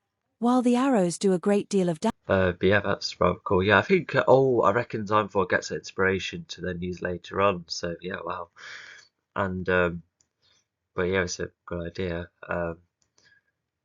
And yeah, great deal of damage. So yeah, Zyphon must be injured then. So I just feel like the whole he gets very little. I think is a bit too undermined. Damage. Zion Thor is still going, even nearly crushing Nicole via a stomp, which Nicole manages to avoid thanks to her shield. But Fletcher's second spirit arrow, consisting of a giant. Yeah, I think that's what the image over here is visualizing. Yeah, it's just it's like a cool idea at first, but I think it'll be impractical because yeah, Nicole should be like crushed against her own shield considering how strong Giant 4 is. But you never know. Nicole could have you know, used a shield to like whack the foot away, therefore move herself aside. So like that's like the best way, like the best idea. Squid pulls Zion Thor off Nicole. Afterwards, Nicole runs from place to place, trying to fire at Zion Thor. Oh, okay, yeah, that's yeah another cool idea. Yeah, I feel I said these spirit animals should it just makes you wonder like how many can be spawned. You know, if you've got a giant one and then one that's a squid one. Yeah, like what tells. But regardless of spirits, you know, they're all the solid additional allies that you know kind of powerless as well. Because for instance, even if you do summon you know, like one of Zami's race, I think it will just spawn the body but not the powers. I never thought about that, but I think I better address that in the reboot. While also taking cover, even seeing how the environment could help, such as making statues fall on Zion. Yeah, but yeah, keeping herself safe. So yeah, despite her being, I guess you could call her a glass cannon, yeah, because she does pack quite a punch, but only from a distance. And yeah, she can't yeah, definitely, yeah, she can't fight Zion 4 up close. Yeah, even having to use the shield would definitely show that. Thor, to which Zion Thor can counter easily, and with Fletcher still Oh, whilst using the environment to their advantage, that's good. firing his arrows. The statue falling on the statue was done by Yeah, by all sorts, I reckon, telekinesis. Would have been nice to be specific, but definitely kind of Nicole, who fired her grenade towards the bottom of the statue, which enabled it to fall onto Xyanthor the statue falling on Zone 4, sorry. before the following happens. Zami and Vata, however, is another story, thanks to Zami's shapeshifting Oh, okay. So at least we've got some. Okay, so we've got some description of how the statue falls in the first place. That's good. Although, what about the following? suit. He forms a massive exotic skeleton to try and reach Vata's size and strength, and Vata is getting zapped thanks to the multiple types of light. Exoskeleton. Sorry, I don't know what's happened with the autocorrect here. It just makes you wonder what that looks like. But yeah, I thought he summoned like a big suit when fighting Pod, but I guess I'm wrong. But he has a great hair, so that's kind of neat. Like a bigger version of his suit. Yeah. Lightning blasters and the I guess he could have like maintained that, because I think he only had to put it on to to fight Vata, if he has started to close in. Because yeah, Zami doesn't really do this again, but he was still using his lightning and even spawn turrets again. So it's trying other ways, and maybe Zami, probably doesn't go for it again because if he does make himself more like a punching bag to them two, then it could risk him getting hurt. So yeah, I think he probably prefers being in long range as well, because Podder, Bastos and Hellwolf are already decent enough up close fighters, even Vondor too. arm weapons.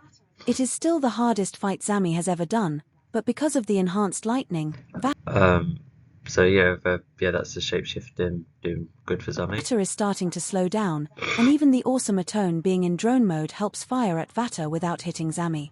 Even forms 1 or 2 turrets around to add more fire. It gets to a point where oh wow, so yeah, the also Atone is still in effect. I think the Atone might get wrecked then, but regardless, it will still get wrecked again because Zone 4 trying to prevent them from leaving. Yeah, because Tilda Chapter 79, Haphazard Hazard. The Morphils arrive at the Fretcher planet, and thanks to Diane, the Morphils are given a direction for where to go. But yeah, Vata's The still Legion getting slowed greets the down Morphil, lightning even being, seeing the a Morphils more are far more powerful version, friendly like now a they've had their Forza own level of space, lightning, and so are arguably. up for any instruction. If there And was like despite the very bad simple blood between the lightning, to which Legion I and think Pod, that was Pod kind of offering addressed, this kind so of help shows yeah, I could signs of somewhat see putting how that would differences slow aside Vata for the down. greater good. Thanks to Nicole's orders, Nicole and Fretcher act as the long-range. Oh wow, even using turrets as well. Yeah, how overwhelming. Yeah, I bet Vata has nowhere to go. Hopefully, maybe Zami should have helped design for as well, because I think that's been a very missed opportunity. Range fighters while Zami assists the short-range Morphils. Oh, he does try and help the other two. Okay, so I'm phasing out again. And keep away from where the element is, pretending to look like they are defending another building. And so Xyanthor and Vata arrive, and the Forza and Livingar Oh wow, ability. yeah, like because if Forza has like gravitational force or let's see, maybe a lightning thing as well, maybe a sonic thing as well, like with the Morphil's punch. So yeah, I can see how wow. So that's a quite a good combination. I kind of wish that this particular scene there's like more mixing between Forza and Livica working together. Yeah, well, not working together, but how it's blended by Xyanthor himself. Yeah, it's kind of cool. Even that's like a reference to the storybook, because Zami just get whacked by a vine, with Xyanthor summoning one. So yeah, I kind of like that reference. To my own material. That were assisting their space travel are now put aside. And so some of the Legion members have met Xyanthor for the first time, and while Vata is scary in some way, Xyanthor is already I say the astral body would be like a clone of Xyanthor, but just like the spirit version. So yeah, I could still imagine being a hard hitter. Because I guess there's the question, why not create a your own Nairas spirit, if it might be stronger. That's thankfully kind of addressed in the following comic, where because of how complicated and grand the Nairas body is, even Zivit was like, it's quite hard to summon one. So it's partially addressed, which kind of like I think with the Beastosaurus, at least it's like a discount version, I suppose, despite not being a giant one. And so it looks like Fletcher and Nicole are somewhat defeated. in some way, yeah, because Nicole won't get up that easy after being hit to a statue, and it looks like Vetcher probably requires a lot of power to to hit and take down, and to try and tangle him up as well. Yeah, because if Vetcher was like in the middle of aiming, I could see him being distracted. Although with living goal, would you be like cautious? So maybe like stand on a rock so you don't get like trapped by the grass below. Causing fear in everyone, including the Morphils. After their little chat, the fight begins, 2 verses. A big group really, easy right? Oh my gosh, so Zan managed to have the time to do that. Oh, although would that make it too obvious because nowhere else has like a metallic like shelter of some sort, so they're not done well to make that unless because they tried to say earlier that they were trying to make it look like they defend another building, but I bet they were like, oh, what's this niche coated one here? So yeah, so they didn't do a bit mixed on that, but to still try to cover it up, fair enough, but to rip Nitro away, definitely show, because if they can defeat Dion quite easily, then I could see ripping Nitro not being a problem. No.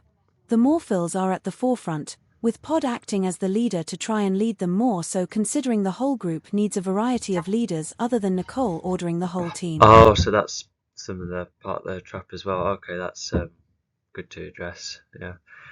But this is definitely like the moment where Vatu's I say because I thought being an Aravas would have enabled him to like withstand it, but not with the other injuries he has. And I think I think it is like set up that because I think with Zionthor, I think he had to grab the element briefly until he puts in the amulet quickly, therefore enabling him to adapt with it. So I think that's the difference. And Vatu, they definitely will need to get out if the Navras needs to get reformed with the universe. So thanks to Semiski's ability to practice making entry in the past. Only the metal itself. Oh yes, so only the metal but not the technology, so it's kind of good to address that.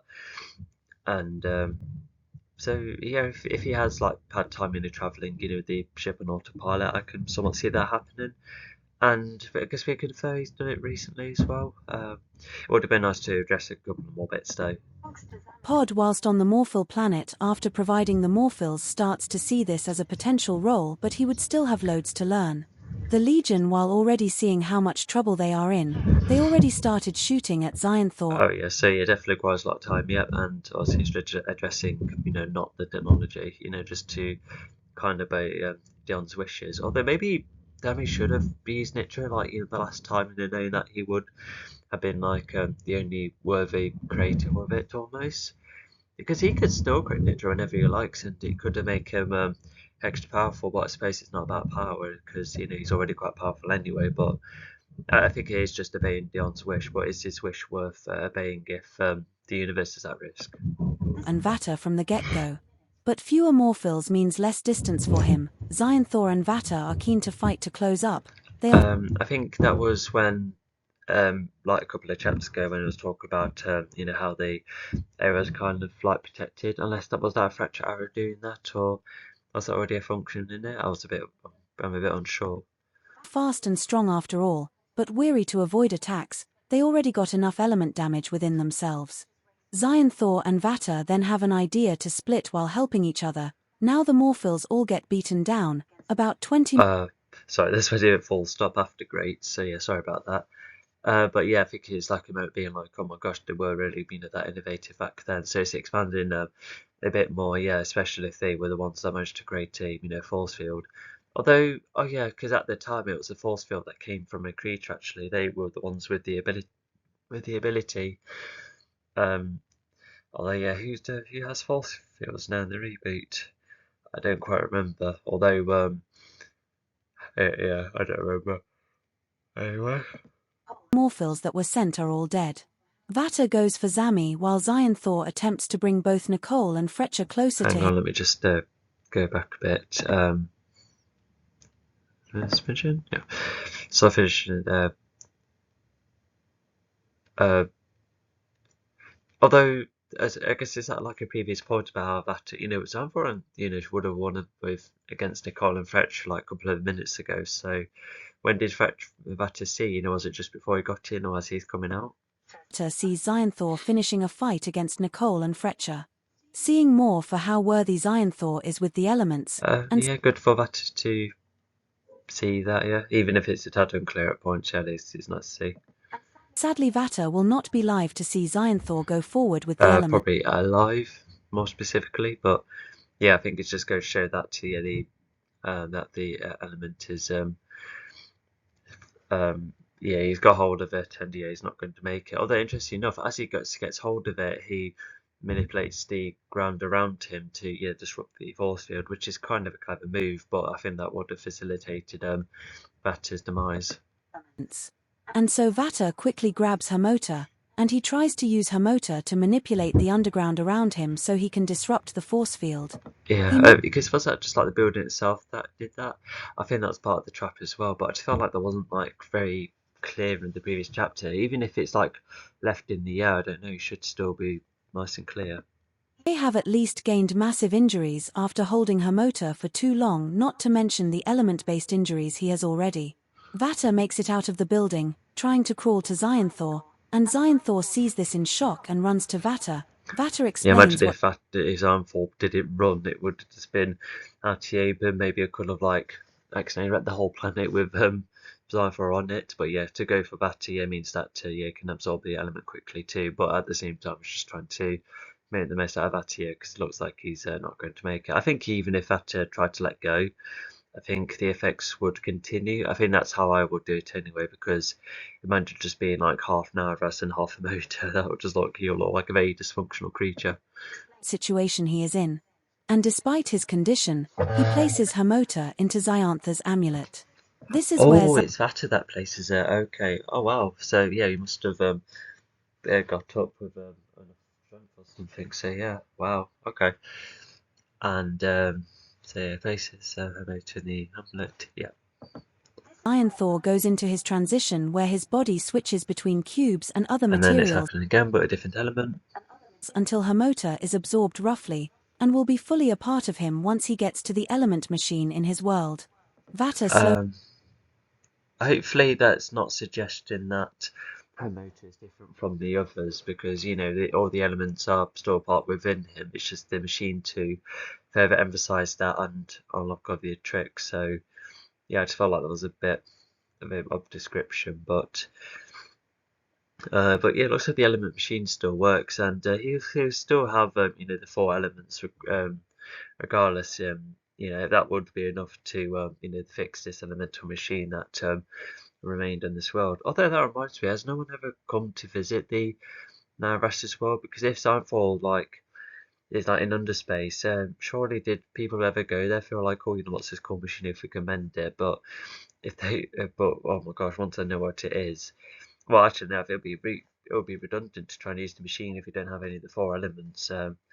But it's like a ruined planet as well, so I feel like you're not going to be able to source much from it. Yeah, it'll be like the most wrecked of wrecked worlds. dies. Her motor has eaten enough of him at a point where Vata starts to turn into rock, lava-based matter, sand, and dirt. Then it's almost like the same thing happened with Vata as Signfall. But while Signfall goes through the transition to then gave the element, but Vata, he essentially turns to like any material as he demises.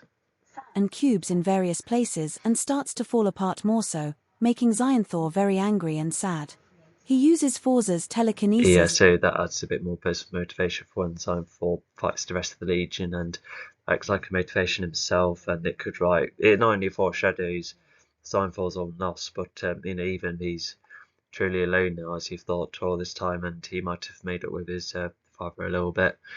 So yeah, I can imagine that being a bit rough. If the relationship between them was clearer, then yeah, I think this would have been paid off nicely. But I've already talked about other improvements I would have made.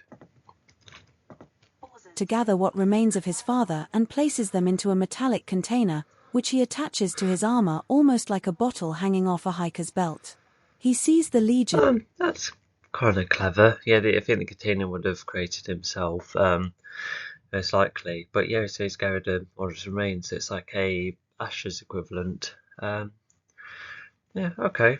So yeah, that's just like a small setup for later. And yeah, I don't know how else it could be done differently, but yeah, he's like attached it to himself as well, which is that symbolic. Yeah, he's not taking the container with him to battle, by the way. Starting to get up. And with the Legion somewhat responsible for Vater's death, Xionthor has a selection of ideas. Vater, sorry, Cypher has like nearly every power he has. Well, yeah, definitely 3/4 of all powers. So yeah, yeah, I don't know. I just felt like he had like loads of opportunities to try and to get rid of the Legion, even if they are like tricky to kill. But even then, uses Livinger's evolution-based abilities to grant himself wings. As well as Forza creates a force field around him. Using both elements the to Forcer to create force field around him, rather. So yeah, it's the same space traveling as last time. Although, does Hamoto come into this to make his flight easier? enable him to fly through space, and her motor to create multiple explosives to bombard the entire planet with as he zooms up into the air. Despite being worn out, So I'm not sure how it becomes explosive. He might have put, oh, I don't know, he doesn't have that vibra, so I think it would only be explosive if putting like thrown cubes through the planet's atmosphere, therefore become explosive that way. Like meteorites, which the Legion would be very unlikely to survive that. I can imagine. And yes, there would be contradicting. In Book 3, where these cubes should have been catching fire as they go through the planet. Yeah, I think any of these planets here, if all of them are like similar in gravity and oxygen. Xionthor high in the sky, Zami quickly uses cubes to protect himself.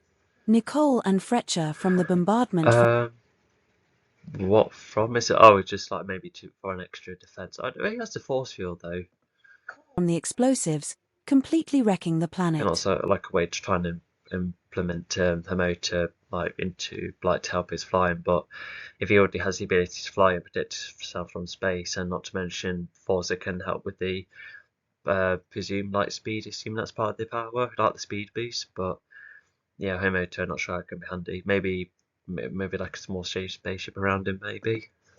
Xionthor even attempts to use Forza to add lightning strikes alongside other planet-based damage like crumbling the land. Minutes later, the Legion started to wake up from the rubble.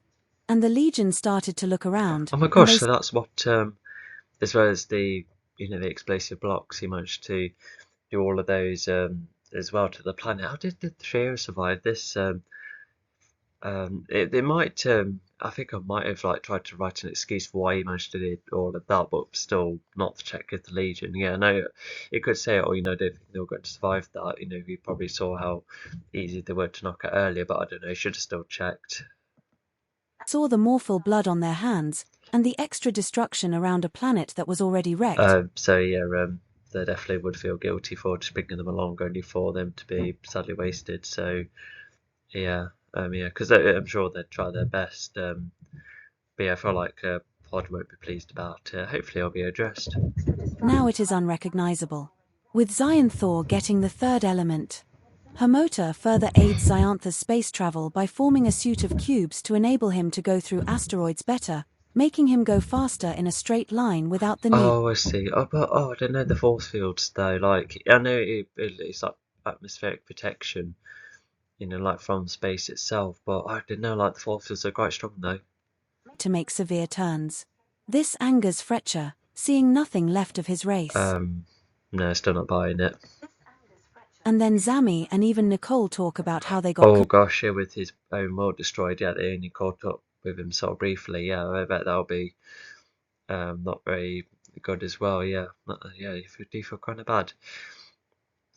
Yeah, what do you say? Well, does he blame the Legion for this, or does he know that there's I'm for him? He's definitely all in the wrong here. Hopefully, Vetcher won't go into a rant about how he should have.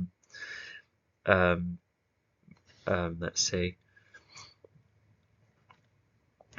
Yeah,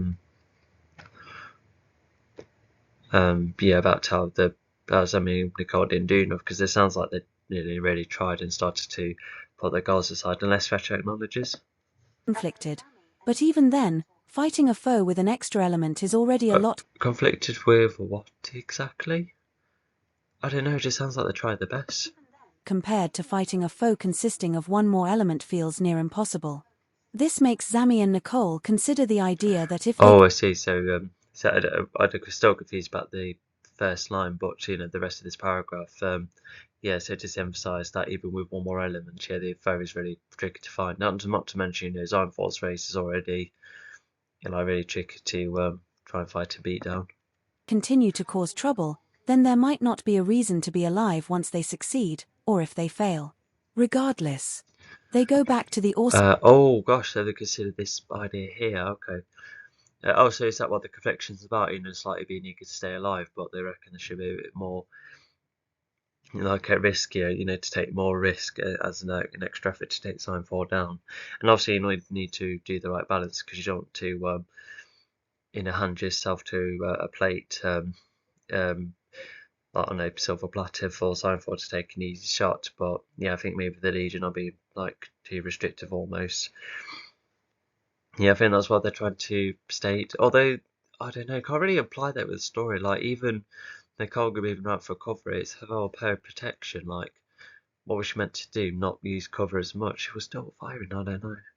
Awesomatone, and they contact Pod to prepare themselves more and keep out for the Awesomatone in the sky. And, yeah, I forgot to say that it would have been mended, considering Signfall's apocalyptic attack towards that very planet. Despite how big the universe is... That reminds me, if Signfall can do all of that, then maybe he should have been, like, showering a load of cubes of lightning towards, like, all of the Legion members. Maybe his amulet was stunned, and therefore he needed to go for a more fighting approach. And maybe with no one fighting around him, he had, like, the more concentration and that to perform. There's kind of, like, the bigger planet attacks. I think that's the best inference, but, yeah, that's not stated here. It may be, I don't know, like, if it's set up beforehand, then maybe, but I'm not too sure. It should have been like further clarified. But yeah, it's like any ability she can form on the dime, and as you're fighting, you're moving quickly. But if you're more still and more focused, then that's where you can perform bigger and grander attacks. Xionthor always knew where his planet was located, and so he arrives at one of the worst-looking planets. This is a planet that was wrecked by all four elements once Vater... It's just like if you ever like on a certain road and you still know how to get home in your car. Is that I don't know how that logic applies to space travel. Won't really know. No, not without a navigator. He should still have the Green Apes GPS though. Like, even if he had it in the story, I feel like it would it partially like improve the story. Like, it's like they know where to go normally, and even if without the device being mentioned, you can infer that they have it. But I'm not sure. Like, did they prize it off Signfall? Was that even stated as well? That I'm not too certain either. Alright, so the gun contact pod prevents us to keep up the tone, so yeah, could provide a heads up for a certain spaceship. His allies lost to the war. Oh, hang on, what was the previous parts? It's a guide to spy how big the universe is on foot. Oh yeah, nobody's planets located, you rise. One of the worst looking planets. Oh yeah, because the planet was wrecked by 4 elements at once, so yeah, of course it would not very aesthetically pleasing. Worst looking planets. This is a planet that was wrecked by all 4 elements once Vater... Yeah, we already knew that. ...and his allies lost to the war. Xionthor is looking around the world, so he is looking forward... Sometimes you do read right lines to help you catch up if you have missed any chapters, but I don't know, like in the 5th story it's a bit of a strange one to go first, because it's different with cinemas, however, because that's where you're like, oh, we'll still watch this film even if it's like a mid chapter somewhere. But with but in books, however, like even I've made it clear like tons of times that there's like one order after the next, and if you're like going through one of the later chapters in the story, I guess it's just having to go see what it's like, see if the final chapters have anything pleasing. I guess that's the motivation to do that, but all of us are really rather good at watching things in order and that. So yeah. To improving once he releases a new elemental wave. So, Oh yeah, he'll be mending his planet. Yeah, that's part of his goal once he has all the elements and fully implements them.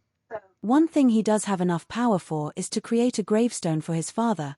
A simple grave at And first, he'll but will probably place his remains in there. So yeah, so it's like one spot he's like saving for his father, which is like a personal like addition to him. create something more deserving for Vata. And now the grave is made, he is now going to his final destination, the Morphil planet, which is not far from where he is at.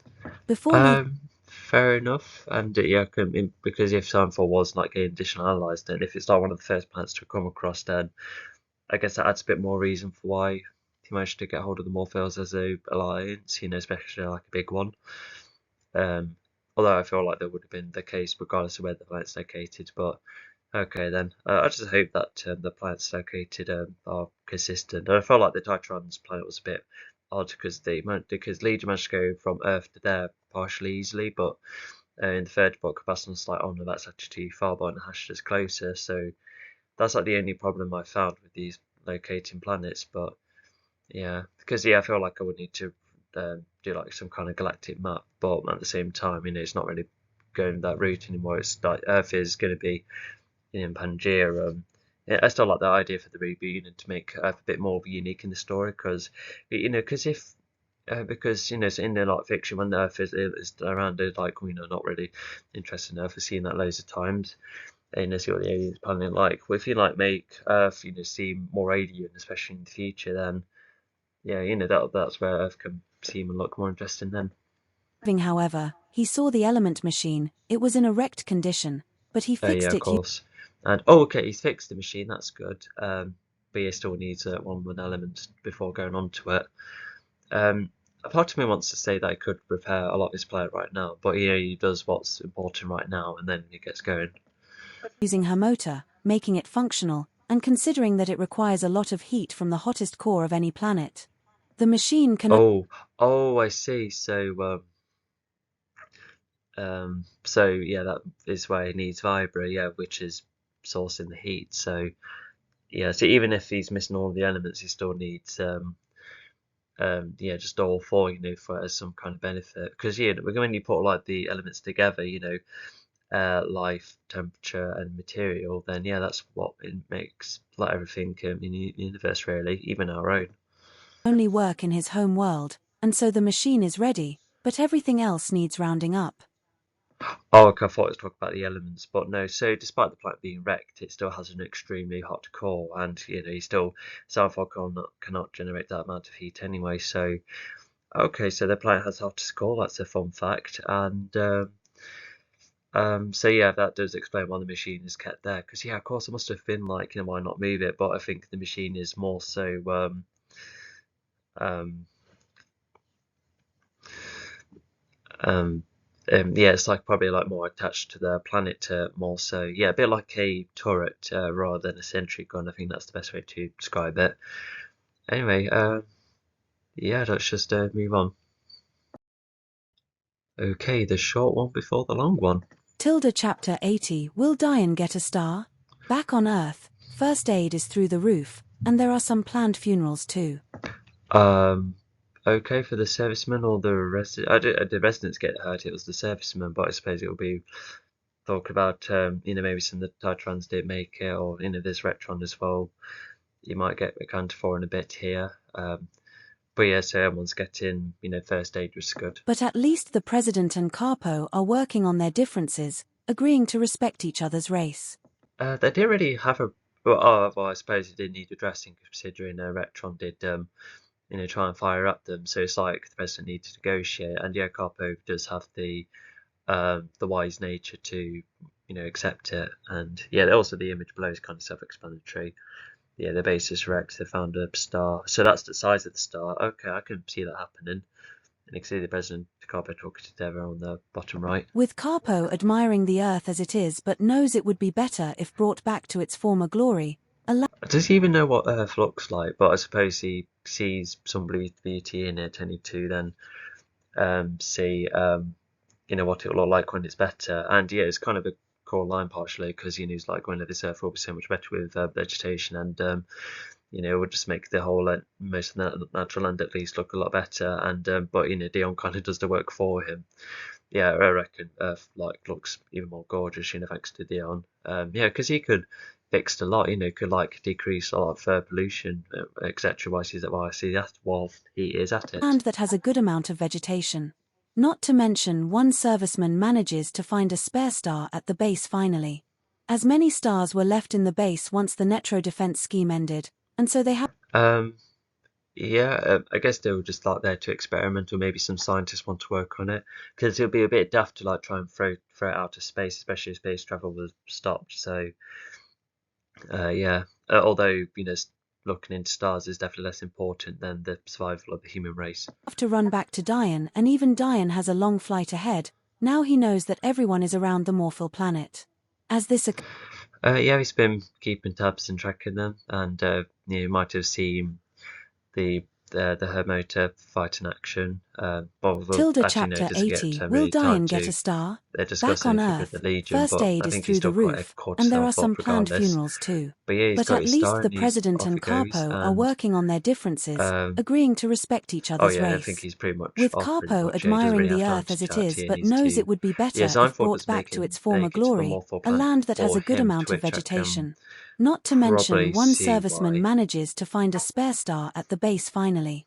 As many stars were left in the base once the Netro defense scheme ended, and so they have to run back to Dian, and even Dian has a long flight ahead. Now he knows that everyone is around the Morphil planet. As Oh, I see. So yeah, the president's just getting more caught up because I don't think he's ever heard about this ever. But yeah, I guess it makes the president on edge. But I think they both know that there's nothing they can do about it, and they're just gonna hope for the best. And if they're both leaders, they can probably help organise some bits and bobs that might have help more the servicemen or help the people quickly. Not addressed more, but third, I would say. Not to mention, I think this is the quickest chapter in all the books, I think. this occurs, even both the President and Carpo chat about how they hope the Legion wins. And they depend on whether the next elemental wave is coming or not, something which Titanran. Let's see. So yeah, they must have like gone to other family members, to get these organised, and I guess they might have like put the idea, what might like tell them to, gather some ideas, for how you want, each of the funerals to be played out. But I mean, there might be a pause because the whole of Earth could change. Yeah, I'm not sure if Seinfeld was ever talked about if he ever wanted to get rid of humanity or not. Although I can imagine it'll be, um, it'll just be far restrictive. It'll probably be like Ozona, but yeah, I think like somewhat restrictive. Yeah, Seinfeld could really like be nasty against violent criminals. So yeah, even if Seinfeld's a crime fighter, then cool, but he will just be far more restrictive. I think Ozona, what he was going to do is like a near foreshadowing. But yeah, I can imagine the Seinfeld being just like a lot more strict with all sorts, even if he probably has his benefits like being able to reduce crime significantly. And so yeah, and humanity may all go to scaring. Oh yes, yeah, humans see how many breakthroughs. Yeah, I reckon Seinfeld would be on edge. Yeah, he probably wants to put a lid on. But if he wants, if he is getting rid of humans, then fair enough. But I don't know, like we are very varied, and this story even shows how varied we are. Well, I know that is either residents or servicemen at this point, but it would have been, far more nuanced, that's for sure. Or if it wasn't for my undermined, no, not undermined, my underdeveloped world building.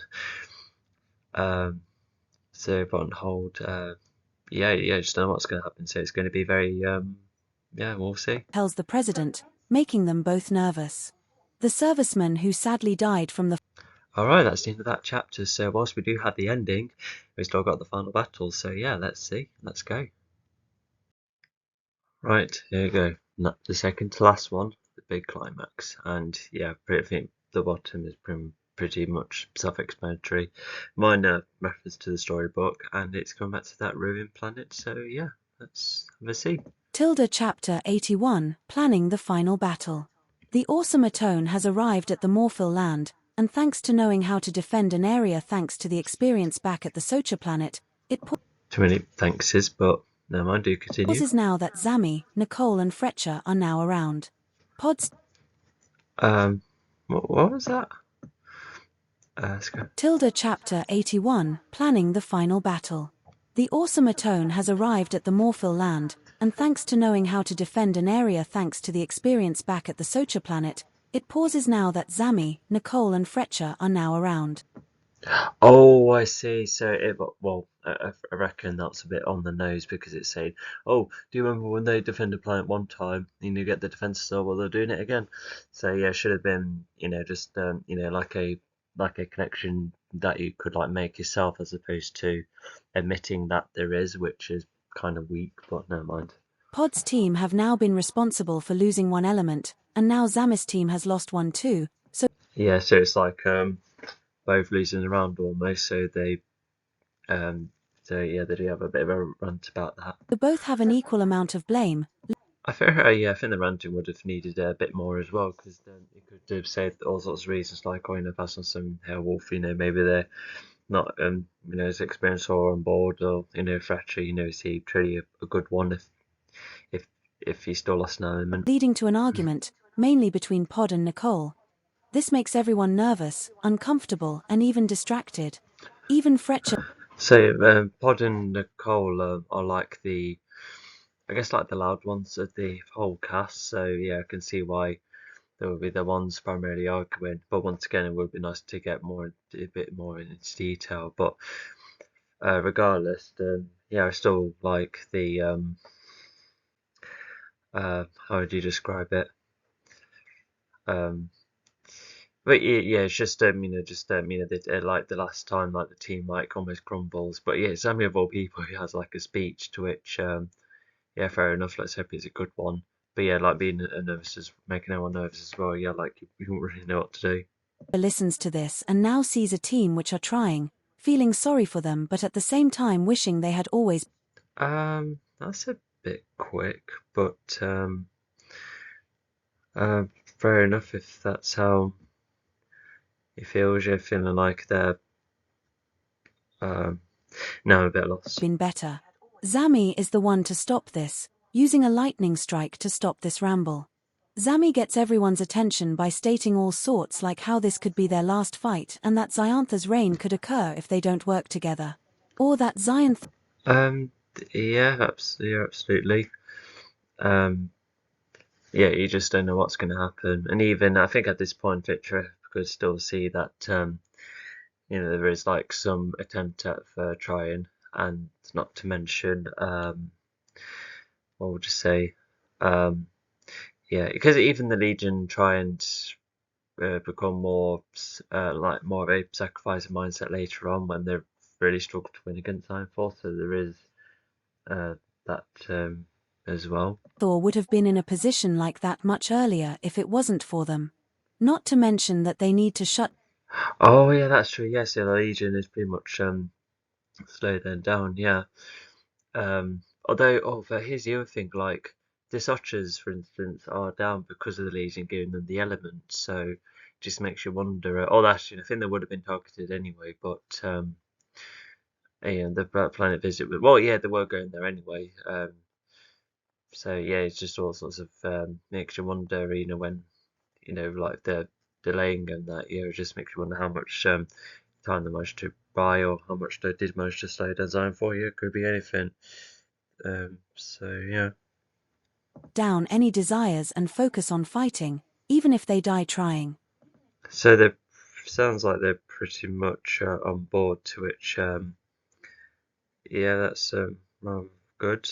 Yeah, we'll just see how that plays out. All of this touches everyone, and so they get back to adding the defenses to the world. Once they are done, they go and see Mechajor's body, wondering what else can be done.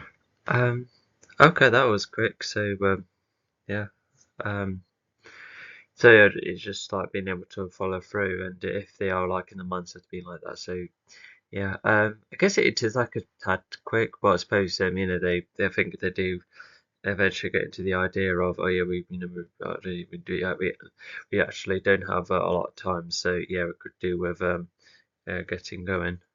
But yeah, regardless, it's Mechatroll's body, so yeah, I wonder if they will have more of a reaction. Yeah, just wondering.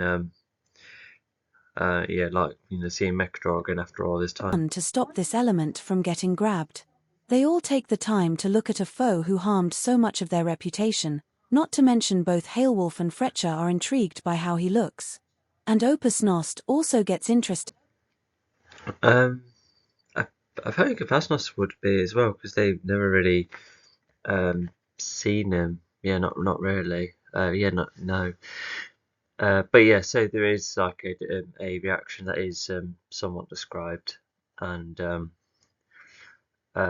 yeah, and to get that feeling of oh my gosh, he did really make things tricky and that. So yeah. Anyway, let's continue. Considering he was the only temporary Legion member to know Mechajaw by name. Regardless, Pod forms an icy block all around Mech. Um, oh yeah, he's heard of the name. Yeah, that's why the others are like, would be like, wait, who is that? So, okay, I kind of get it a bit more now. Okay. um, yeah. See.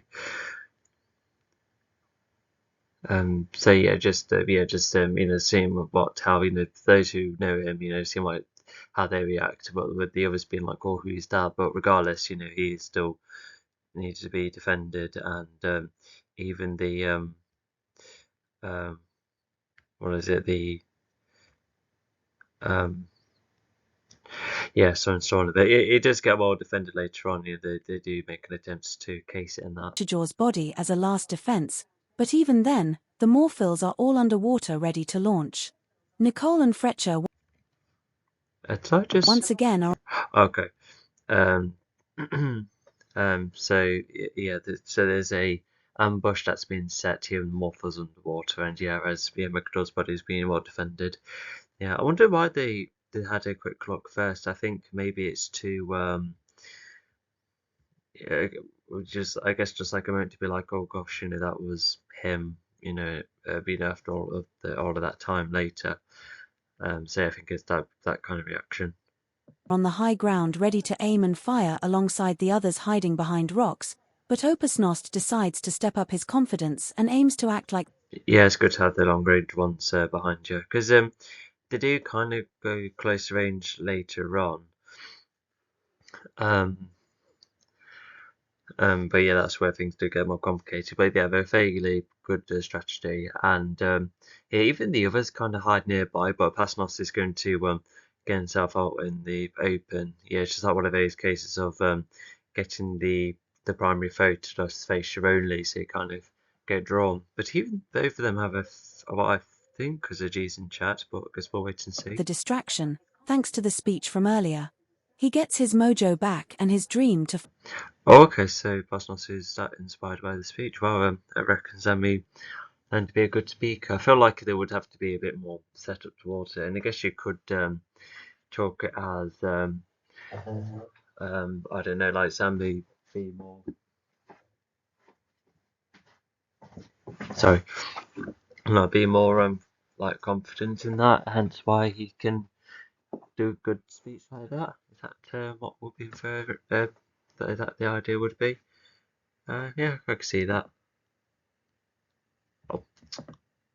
fight Xyanthor is coming. And now he has arrived, looking around a planet that he has only Oh, okay, yeah. So he's gaining the confidence. Yeah, at a rather good time. So yeah, good for him. visited once when Vata got Mechajaw as part of his alliance. He has a nice look around the planet, and then he sees Oh, okay. Yeah, I can. Yeah, that definitely works like within the full timeline. But it is a bit messy at times. But at least there is. Yeah, because I feel like after book 4, like I feel like a lot of the timeline is like mended in that. So I'm quite pleased that see book 5 is this neat, because we'll see what this final battle is like, but it's I reckon it's still probably the second best one after book 1. I'm tempted to say that actually, because it helps round things up instead of adding even more setup. Opusnost. Just standing there in front of Xionthor from a great distance. Xionthor and Opusnost have a small talk about fighting skill. Imagine if Pasnos like, hey, over here.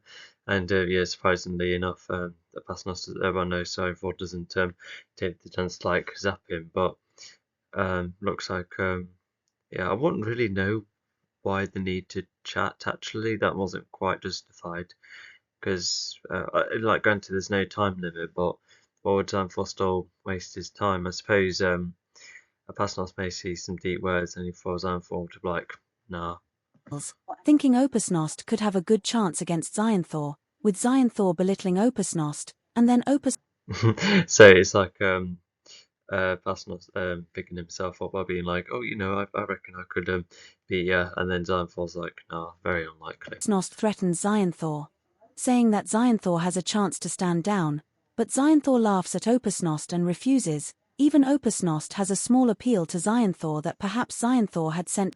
Yeah, it's quite a daring move to be like, hey, I bet you'll lose. Yeah, you could not fight, and then Xionthor's like, no, what, like, why would I do that? So yeah, just goes to show that yeah, Pasnos is like confident to be like, oh, you're not gonna, like just no, like so I'm stuttering a lot, aren't I? Like we didn't have to fight because it's almost set up that um Pasnos could be like the one on his own. Although at the same time, I think a Pasnos Xionthor would still know that the others are still alive. Maybe not Sammy Nicole and Fretcher. I reckon they'll be done, but with the others. But yeah, I think a Pasnos will keep. Xionthor will still keep an open mind that I think the others are still about. So many races into extinction like he is nearly extinct. Xionthor could perhaps help bring back everyone, including his.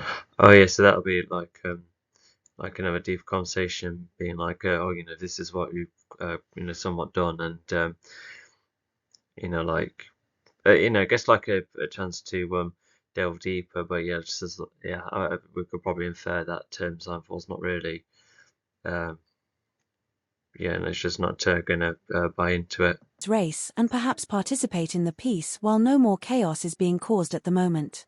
Xionthor.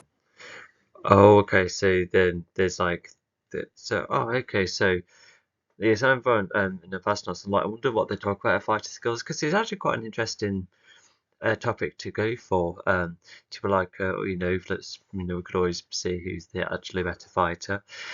But then later on, they're now talking about extreme races. So, because Apastos would have most likely lost, the rest of his race, from the previous two events. I think it would have been nice to confirm, and could have given Pasnos and Zami something to talk about, considering that Zami also shares with Xionthor about how he's missing his race. But yeah, regardless, but yeah, it's like a way to be like, maybe you could like use your power for good, only for once again, Xionthor being like, no, absolutely not. Thor could sympathize with others who are the last of their kind, but Xionthor brushes this off as well.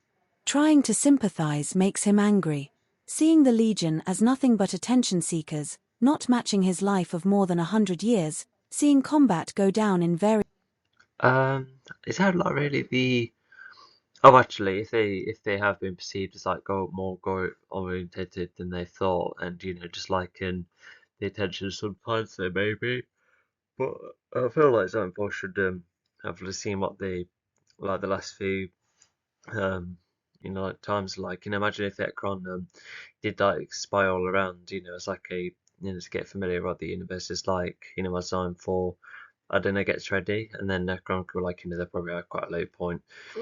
And maybe Ekron could have done way more spying and therefore get more of an idea, and Xionthor would be like, oh, so if that's the case, So yeah, just constantly getting updated, which yeah, because even the monarch devices you need to teleport from the planets back to the fortress, I can see that being quite efficient. So yeah, and um, but yeah, also it's quite interesting that yeah, like with Ironfall, after losing Vata, and after feeling like he's on his own for so long, yeah, I think like a nerve was somewhat touched. Yeah, I could see him, yeah, making him, that more triggered as well. So yeah, I could see that being a genuine reaction. Yeah, I quite like that. It's like a moment of the villain show weakness only to he's gonna put on like a proper power to yeah, to unleash against the whole legion. Various ways that the Legion could never imagine. With talking to Xyanthor not helping, the biggest fight of everyone's life has begun. Um, oh, yes, it's just Xylophone being like, if I've got this much experience, I don't think anyone can win. So yeah, there is that, and so yeah, and not to mention, so if you're comparing it to other media, I reckon that let's see, um, like sometimes chats like these kind of happen to buy the other some time and then unleash the goal button here. Maybe the Legion were getting like a bit more set up in the meantime, like from all of this, but who knows? But yeah, regardless, they unleashed the ambush once I thought it was like no. But here's the thing. Oh, what if this speech actually worked? Would that mean, oh, okay, well, drop the amulet then? Xyanthor wonders where the final element is at, and so speed boosts Oh gosh, I got chills. to fight the Legion and Morphils. The Morphils are in the forefront, either running themselves or throwing Okay, so he's speeding off like straight to the crowd, like yeah, free element share, he'll be absolutely fine. Yeah, very likely. their mace-like weapons towards Xyanthor.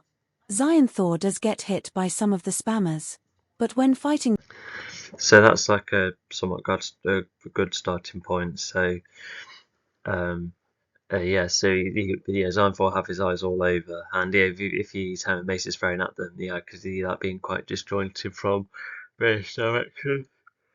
Uh, yeah. the Morphils, he beats them one by one via both his martial arts skills and even more element abilities, burning, zapping, freezing, blowing away or knocking away the Morphils with Um, and I think that list below is probably a couple of things that he did as he fought the Morphos aside. And yeah, I can imagine probably a couple of dodges or kicks or hitting some attacks away considering his martial arts style. So yeah, so it's just about these Morphos being probably like the first defense. The Legion could have helped as well, Nicole and Fletcher could have started shooting, but I don't know, what's the plan really? Oh, Morphos, you go first and the others follow, but no, all of you need to go. the new cube element. His dad's death angers him to a point where he is more sporadic but far more dangerous. The Legion starts to make their move now the first step is made. Nicole and Fletcher So he's become a bit more like Mechadraw. Even I'm not sure I said this in the previous commentary, but in his own for he could be very alike um let's see. Well, yeah, just like the prior four villains. I guess some in have in common. He's good armies like Ozona, like Orpheum rather, and he seems to be, has a grand role in Pres like Ozona, and he can be as vicious as Mechadraw. So yeah, there's definitely some things that have in common. But yeah, if he's acting more dangerous, then yeah, I don't know. So it looks like he's keeping the martial arts up quite well, I reckon. act as the long-range fighters, hitting I Xyanthor in heard any spare please don't spot. tell me the first step was let like the cannon fodder go first. That's a bit mean. Although the plan wasn't really discussed. Like it could have been one thing if a plan was made and then it goes a bit wrong. But no, it's most likely yeah, it's not really stated.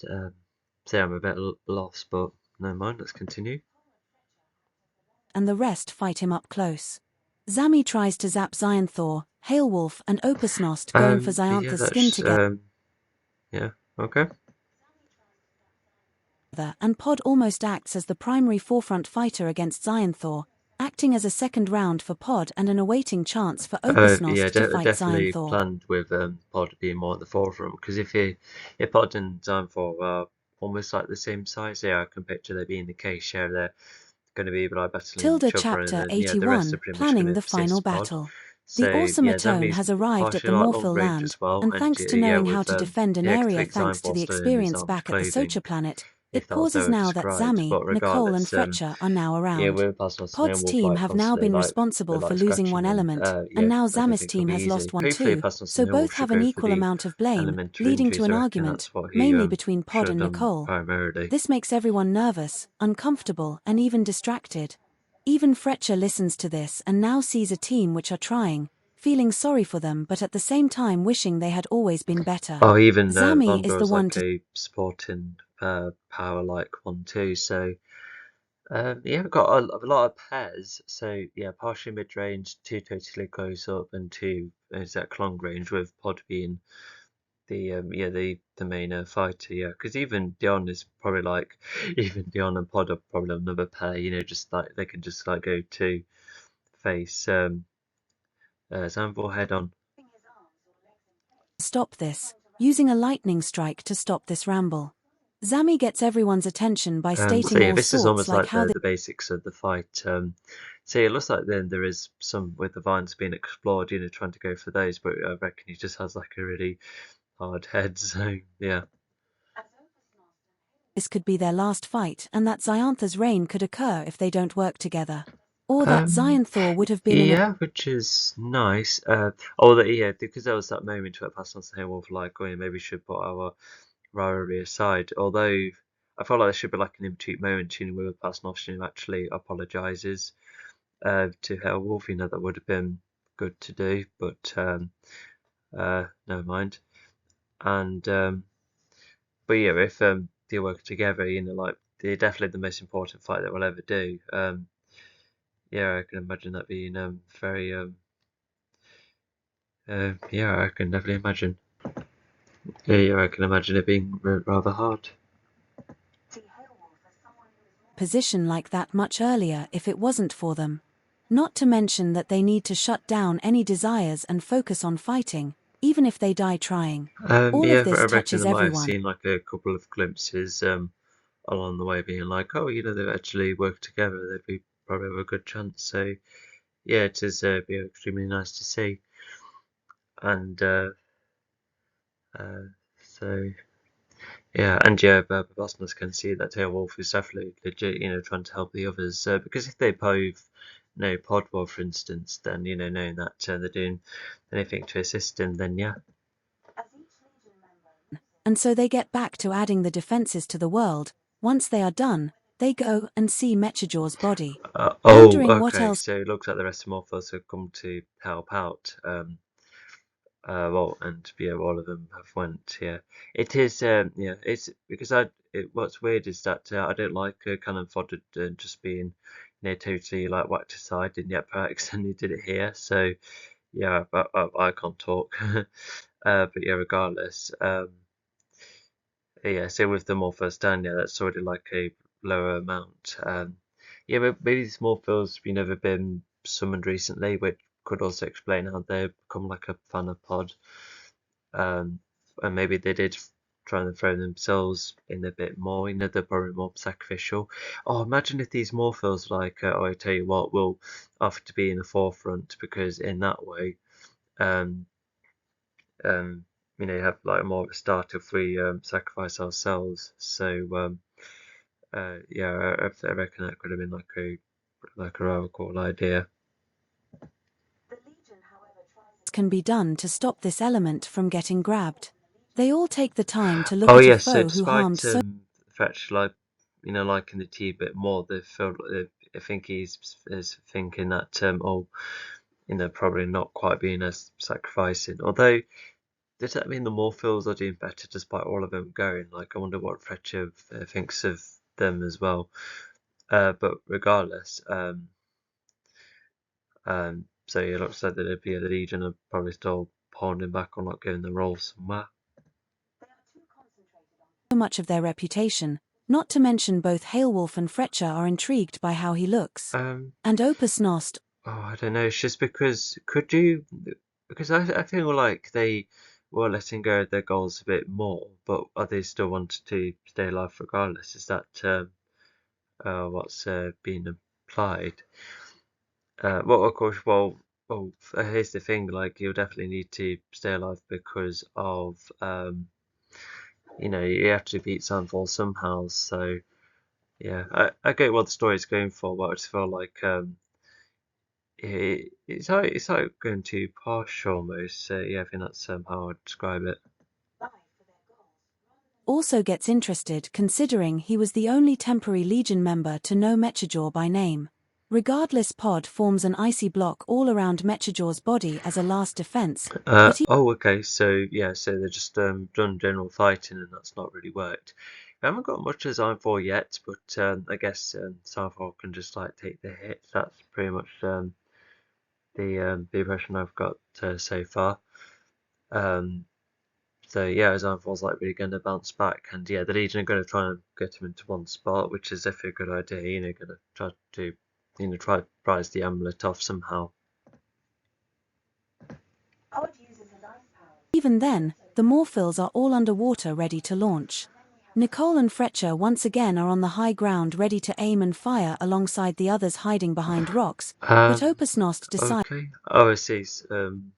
So firstly, ice that burns as well. I guess that does expand more of how temperature can definitely mix in their own ways. But yeah, for the three of them to have a go, yeah, that is bold of them. Yeah, if a Pasnos uses his temporary invincibility, he can have more of an advantage that way. And but yeah, I feel like they would definitely help loosen it some way because of Dion gets it off in the end. So yeah, that is a yeah, just yeah, fair enough. We'll hope that the Fastnos is steady enough. Although I think Ravondor helps with the vines, doesn't he?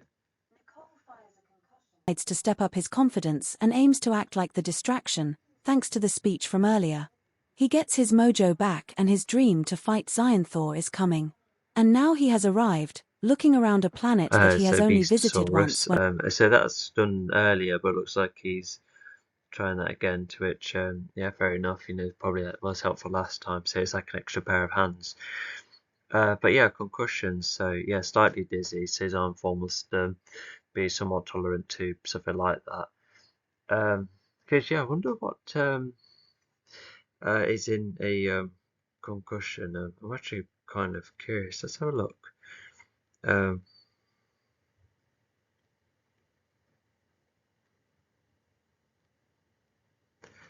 uh, Actually, no, not really getting a straight answer. Yeah, I think I must have worded the question wrong. But yeah, it's just because like concussions or flashbang. Well, a flashbang is just extremely bright, isn't it? But with a concussion, it's like more it messes with your senses a bit. But it must have emitted a special type of uh I don't know. Is it? I really don't know. But if that's what is helping a little bit, then yeah, that's a good way for Nicole to help. And Vata got Mechajor as part of his alliance, he has a nice look around the planet, and then he sees Opus Nost. It Just does standing there sound like enough, I think. in front of Xyanthor from a great Yeah, because distance. if you're tempted Xyanthor to close in, then yeah, I could see why you will be like, oh yeah, yeah, I think if they are throwing themselves in more at the centre, then yeah, I could see how they probably have a better shot. and Opus Nost have a small talk about fighting skills, Well, we could do thinking with Opus Nost considering could what to fire at now. You could summon like another Beastosaurus to really keep Zionfall still. have a good chance against Xyanthor, with Xyanthor belittling Opus Nost, and then Opus Nost threatens Xyanthor, I don't think saying Fred has done an awful lot, but yeah, fair enough. It is nice to acknowledge what they think of him, because I wonder if there has been enough moments where throughout the story where they're like, oh, what's your powers? Oh, I can do this. Oh, really? And then they need to be like, oh, yeah, their powers are quite cool after all. So yeah, that's been a lot of moments of that. Even here, it's like a tidbit of an idea, but I reckon it should have been a bit more expanded upon. Um, yeah, just throughout, yeah, just seeing how what everyone thinks of each other's powers. But yeah, it's not the description, but at least it's an idea. That Xionthor has a chance to stand down, but Xionthor laughs at Opusnost and refuses. Even Opusnost has a small appeal to Xionthor that perhaps Xionthor had sent so many races into extinction like he is nearly extinct. So I guess it's cool to make the comparison because yeah, all this time it was kind of mentioned, and you kind of wonder, oh, was that like a rule that was just was that probably set up or not? And then you do and yeah, it's like finally compared here, which is yeah, so it's nice. Yeah, it's just good to clarify just in case, even if some might have worked out before. But yeah, with the others being at the amulet, yeah, of course, it's going to not want to wake up. So yeah, Xanthor uses Vatta's trick, which yeah, this is pretty much like the turning point of the fight, isn't it? Xionthor could perhaps help bring back everyone including his race and perhaps participate in the peace while no more Yeah. chaos is So being yeah, caused at the so for moment. like I want so like an a success at cost somewhat. You know, if he's gonna stop himself from getting cornered, then yeah, absolutely. Because even after this, he picks on one legion member to the next. You know, like fighting them individually, which yeah shows like the team being a bit fractured. Therefore, Xionthor having easy pickings here. Also, something worth mentioning is that Xionthor, if he's stronger, etc., then yeah, he's absorbed the elements like rather quickly. Well, we've seen time to time of how like how absorbed it is, yeah, especially when his body goes through the motions. With Pod, however, that was like a slower transition almost. Yeah, a lot like like ages and ages. Yeah, I not wonder how long actually took. Because what if he noticed this earlier? Would he have been able to use the element from there get go that way? Xionthor could sympathize with others who are the last of their kind, but Oh Xionthor yeah, so brushes definitely a this good off as idea well. to back off because he just doesn't know what's going to happen. Trying to sympathize makes him Oh, angry. so Seeing the even Legion with out wait, hang on, no, that colour would only start coming about if having the other element, which he doesn't have the last element yet, so it's a bit no, I feel that's a bit of a contradiction. He's Xionthor's like managed to gain like the final form of the energy despite missing like one element out of four. as nothing but attention seekers, not matching his life of more than 100 years, seeing combat go down in various ways that the Legion could never imagine. Um, With talking to yeah, okay. Yeah, so that's how he's there back coming in. He's got his own space, and yeah, um, all right, yeah, and vegetation, spiritual energy. Yeah, that's like living good stuff. But yeah, cool. Xionthor not helping. The biggest fight of everyone's life has begun. Xionthor wonders where the final element is Oh yeah, at, that's where you and just so go one by speed one. boosts Yeah, to so yeah, we'll see how Sunfold does here. fight the Legion and Morphils. The Morphils are in the So yeah, front forefront. someone split off. So I think one tries to go for him, and it feels a bit one at a time because yeah, because books can have the same problem with films where if you're not careful, the characters only become active when they're not on screen, but when in actuality everyone would be really crowded towards him. Like to bring up a couple of media examples, so yeah, Transformers 3, Dark of the Moon, I know it's a these Transformers films can get a bit mixed, but one moment I actually quite like, which should have been far longer, is that do you remember when all the good Transformers try and pile onto Sentinel Prime, and how he gets like overwhelmed? I feel like it should be somewhere like that, like it is rare because it's actually like really tricky to perform. But well done for the animators to at least try and account for whether he's good guy and how they try and crowd on to Sentinel Prime only for him to completely get rid of them. Yeah, it's like a brief moment, but it's just before his duel against Optimus. And another thing worth bringing up as well is that I used to really like those. Before it was called Doctor Who Unleashed, it was called Doctor Who. Like the behind the scenes. It stopped until 2000 no, season 6. That was the last one of the behind the scenes stuff. But yeah, they did it for with Eccleston, Tennant, and only the first two of Matt Smith and. But yeah, when watching these behind the scenes in one of the season 4 episodes, the director says, "Oh, sometimes even if you're not on the camera, you still still need to act, because to keep this scene natural and that." And I feel like that kind of advice is definitely good to apply to something like this, where it's just making sure all your characters are accounted for. Like, I guess there are ways to do it, like making sure that your character is like probably knocked out or still in the middle of getting up, or frozen. Like it could be any of those kinds of reasons, which is worth bringing up. But yeah, we'll see how that goes. I guess everyone is still trying to get up from the blast, etc. Unless some people manage to run from cover. Hiding cover only to go one by one. So yeah, if it is a bit one at a time-ish, then apologies. Either running themselves or throwing their Yeah, mace-like so weapons I like towards how Zion. Fletcher immediately goes for quite a destructive type of arrow. Yeah, just like one to try and bring his arm fall down, but yeah, to catch it midair, yeah, it's quite impressive. And so yeah, now he's definitely going to go for one Legion of the next, and yeah, even just zoom up close.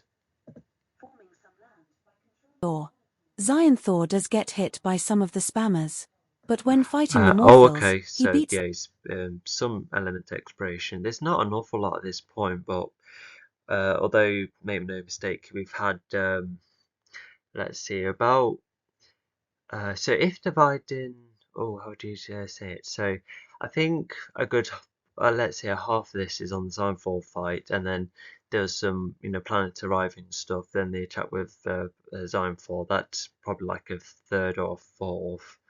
But after the fight, there's the elemental wave, and then on their ship, and then they do arrive to Earth. So yeah, it is accounting for all of that as well. So yeah, but yeah, like I said, it is like a bit of a shame that um,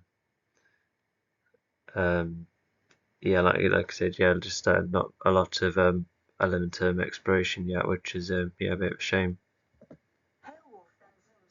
them one by one via both his martial arts skills and even more element abilities: burning, zapping, freezing, blowing away or So I feel knocking like away the that's Morphils with the probably, new. oh yeah, definitely a combination of living on the keep. So yeah, and that's a fun combination. Yeah, yeah, because sometimes if it's like a simple mix, then that's where you could be like, oh yeah, all right, there you go. Yeah, definitely some kind of way of how the elements mix. So yeah, it's yeah, that's something. And yeah, so yeah, Nicole's down. Oh yeah, Fletcher's down as well. So and yeah, Hail's about to go down, so we're about halfway, I think. Cube element. His dad's death angers him to a point where he is more sporadic but far more dangerous. The Legion starts to make their Um, move now. oh yeah, so and even a personal sim is able to maintain it. Yeah, thanks to with the torrid stuff when he managed to hold the power up as he interacts with the element. Yeah, it's a very um yeah like yeah, like it's like a way to try and carry over. But yeah, to get like I think defensive of Wolf is like a bit of a stretch. But if you like started to get on, and yeah, I can see how you probably would be defensive, especially with a Paternos not really not always having a lot of personal connections. Sometimes you can be quite attached to someone if you haven't had many personal connections beforehand. So I think that's the kind of logic it's going for. But anyway, how does Sunfall counter it? Fire strikes, and then wow, so it gets rid of Sunfall's astral form. That's bold. Okay, so yeah, even Sunfall partially loses there. So yeah, Pasnos is really making Sunfall run for his money. The first step is made. Nicole and Fletcher act as the long-range fighters, hitting Xyanthor in any spare spot, and the Oh rest wow, fight him what up a close. combination. So I feel like even right here, it's yeah, a lot of element combinations then, because yeah, that's like the fun of it, because you've already had, well, other than with book 3, unfortunately, but yeah, with the rest, it is still um,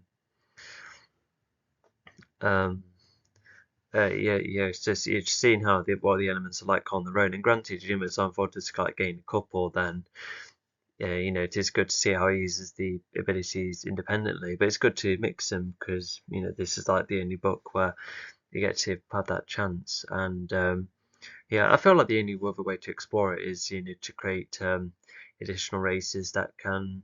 Although there's the Aparos, so that's even more of exploration, well, his race anyway, and some other races that may have like more than one elemental trait, you know, like something with the technology and the lightning. So yeah, there is that too. Um, anyway, um, so um, so yeah, actually, yeah, that was quite overwhelming for Basnos. So yeah. Zami tries to zap Xyanthor, Oh Hailwolf, and gosh, Opusnost, going that doesn't sound very Oh wow, okay. for Xyanthor's skin together, and Pod almost acts as the primary forefront fighter against Xyanthor, acting as a second round for Pod and an Oh okay, awaiting so now they're chance for both working Opusnost. together, so she's seen what they can be like fighting side by side. And not to mention, you know, with the likes of Pasnos and etc. getting rather hurt, you can see why you know Bond will definitely need some of the Vine because yeah, all of them are probably getting knocked out. But yeah, I think all of this is happening rather quick because you know Xyanthor's just seen from 2 long-range fights, then the Werewolf comes about, and Passos looks like he was probably trying to catch up. But what about the others? I suppose that's catching up too, but even then, Pot is rather fast, and I so I reckon that Pod should have been coming about a bit earlier. But yeah, so we'll see how Pod and Founder are like together. And yeah, they can even mix their abilities. So time for use Wonder Plant. All plants against him, yeah. So yeah, with with Xanthor having the source of vegetation himself here, of course he's going to yeah, bounce back with yeah, so it's yeah, unfortunately your own abilities can get turned against you. Yeah, because yeah, Pasternos fighting the spirit, you know, like the astral projection is quite cool. You know, like the Pasternos taking down someone with a similar ability to him, but then the reverse is happening with someone else. To fight Xyanthor. Not to mention Vondur using his And yeah, like I said, chronokinesis I to feel hinder like Xyanthor. Fletcher, Bina did they sink a ground sinking first, making Xanthor be like, oh, okay, here's an idea. Although I think like another improvement is that you know I reckon these Narabasses should have been you know like shown to be more knowledgeable of you know what of every like element capability, whether on their own or together. And so when they're like studied for quite a lot, and you know they probably you know do some kind of practice here without the elements by seeing how effective certain parts are, or just seeing what they can do. Unless it maybe it's like once you're with an element, you gain like the knowledge of it over time and then improvise that way. But I feel like that's kind of contradictory to the whole, you know, when the element is actually like being kind of rejecting.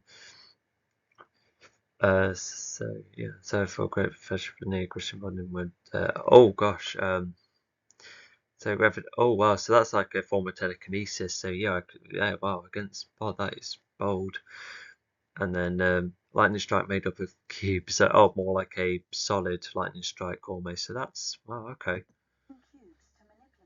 Or in any way, trapping his arms or legs in place, or even trying to wrap his head to hinder his sight or breath, but Oh, so the Xyanthor is vines have still too gravitational. tough. Oh, okay. Oh wow.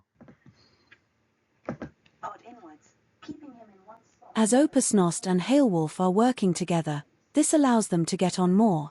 Opusnost does see Hailwolf as someone who is more of a Legion member, who was Oh yeah, here reluctant to be comes with the turrets. Ozona. Yeah, they've been used for a couple of times before, so yeah, he's doing it again. So yeah, that's a you know, a good thing. Um, so Yeah, I'm quite convinced with Pod and Vondel being down the way they did. Oh yeah, although Sammy's suit gets a bit twisted, yeah, because I'm not sure if Sammy gets twisted too, which also sounds horrific. But I think Zone 4 definitely makes Sammy's suit more immobile, and yeah, Sammy is, I think he's the last one standing here. And this enables Hailwolf to trust Opusnost more, something which the likes of Pod and Nicole are pleased to see.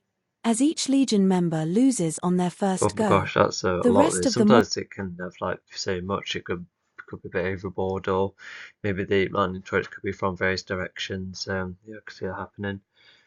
And if it's like updated too, then yeah, that too I can see being the case as well. Um, okay, yeah, let's continue. Morphils go down, whether dead or properly injured.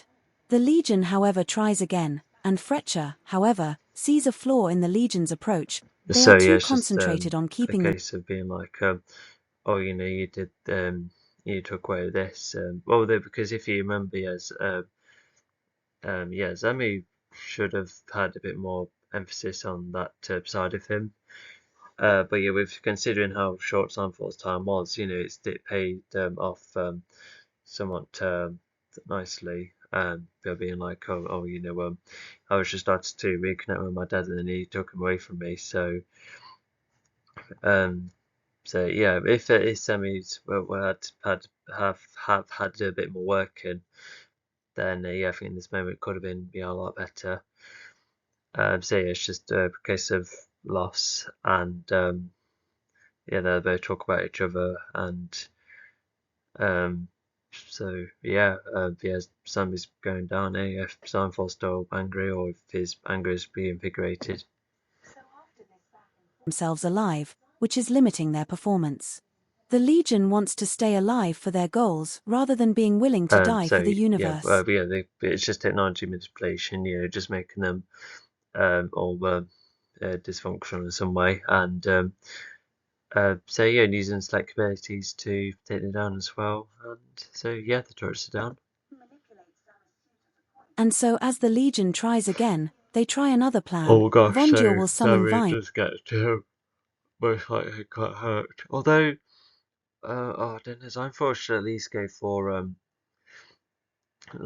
least like properly ending them at a point where Vondor, probably being the strongest one, or one of the strongest at least, has them, the power to summon the Vine. He just manages to save all the Legion members in the nick of time. And not to mention, does he control the vines through the ground, therefore, like keeping it subtle so it's not totally exposed in front of Zynvor's eye somewhere. To keep Xyanthor in one place. Oh Pod yeah, I uses his think he ice does powers, that slowly over time, which, oh gosh, yeah, that could actually be rather painful, but I reckon he got to do something. And so yeah, he's at least trying. And yeah, where's my? Oh, is that where it is? Yeah, I think that should be right. So yeah, good for Sam for doing that. Yeah, and I think once he feels better, he can then rearrange the rest of his suit, which will take less because he's making a start now. which also burn, to further keep Xyanthor in place, and then we have Yeah, so the Opusnost, gist of this scene is Hailwolf, and that Zam. he has a look around, and I don't know what gives him away. With the Mishka's body being all covered. Although once again, if it's like all ice covered, of course it's going to raise an eyebrow, thinking, oh, he might be in there.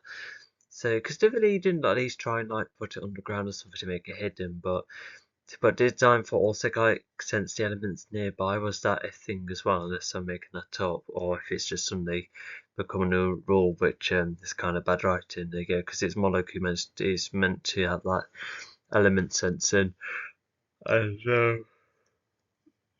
she goes in, get the element out of Mechatol's body, and even Xyphor says a few words as he's making away by being like, oh, how, dare you, like, stand my back, and so gets the element, goes through the transition of water, and then he feels the entire of what just all the elements come together, And then there's a moment where he's about to fly off, but Dion comes to save the day. So yeah, it's just clarifying those bits and bobs as we're going forward.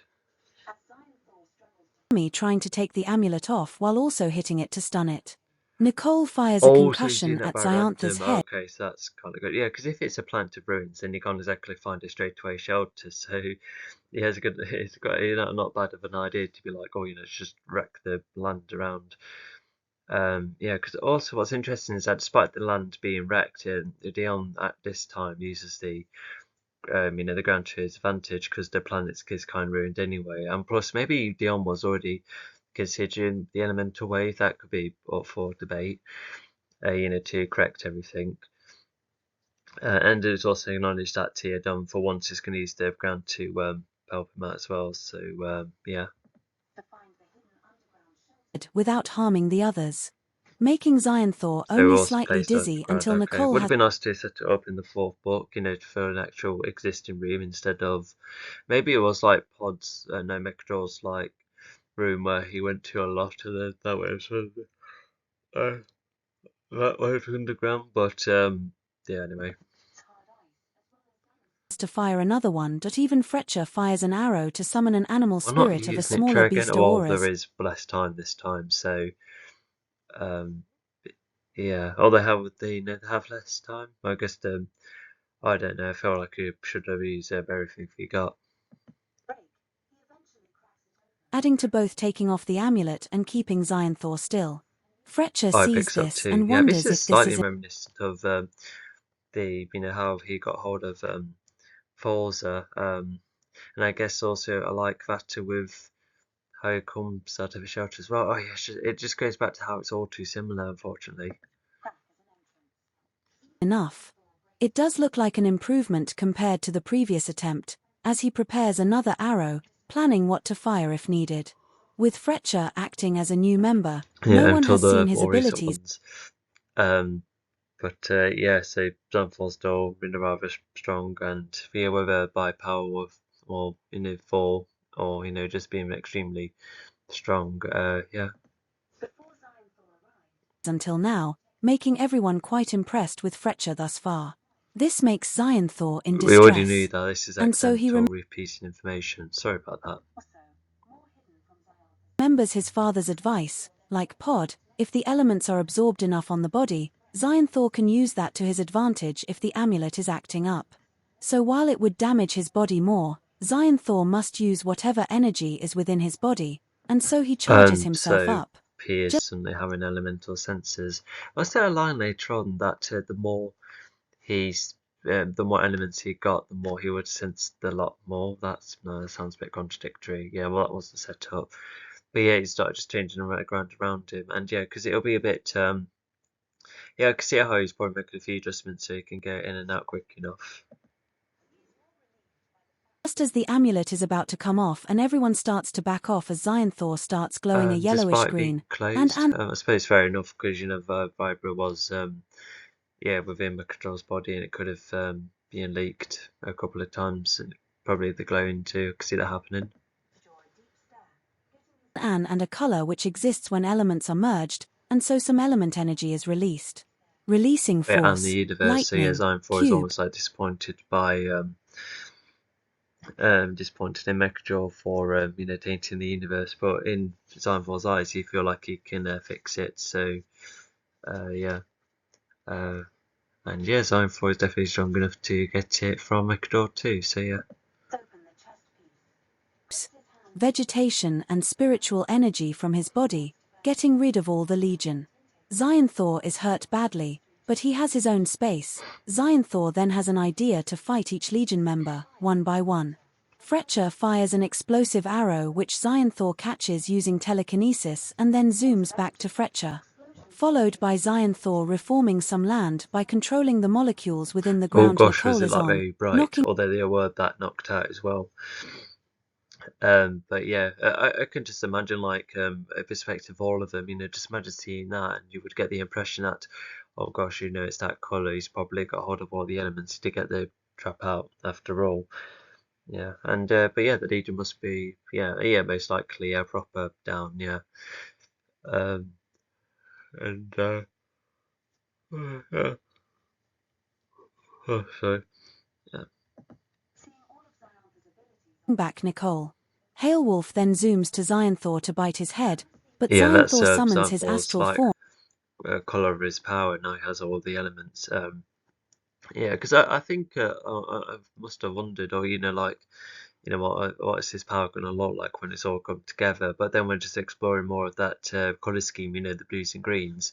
I then just found, it's pretty much Shrek's skin color, but a bit more highlighted, and just thought, oh yeah, that looks like it would use, like a grand type of power. To grab Hailwolf and whack her into a massive cube that just got summoned.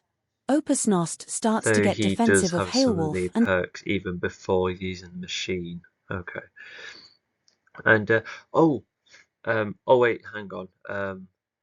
Oh, so yeah, there is I think with the machine, I think that's to fully implement the elements properly.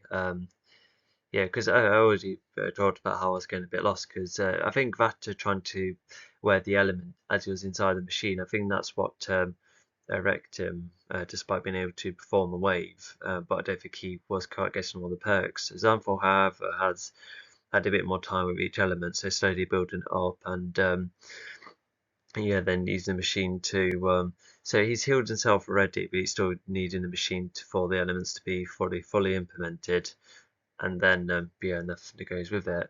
But then Dion, he manages to use the element as well, with the amulet with all of the elements, and he's still able to form the universe. Although the difference in that is that yeah, Dion is so he sacrificed himself. Yeah, the damage is so severe that not even a star could repair it because of what the elements did. It's that bad. But I don't think any Legion member would work inside the machine. I think I should have wrote that how it would only work with the Naravas, considering what kind of special biology they have. But even then, so yeah, I just thought that would be good to clarify. But I don't quite understand how Cypher is now like healed and he can have self heal, because I thought that's what part of the point of the machine was. Because yeah, sure, he has the elements like more conjoined together, but I just feel like the perk shouldn't be quite there yet. Maybe if he's finally got all four of them, but still. so maintains his temporary invincibility to perform hard strikes towards Xyanthor. He even gets rid of Xyanthor's astral form, So but it's the Xyanthor same way summons he a load of transports through cubes space, yeah. And he would have gone back home.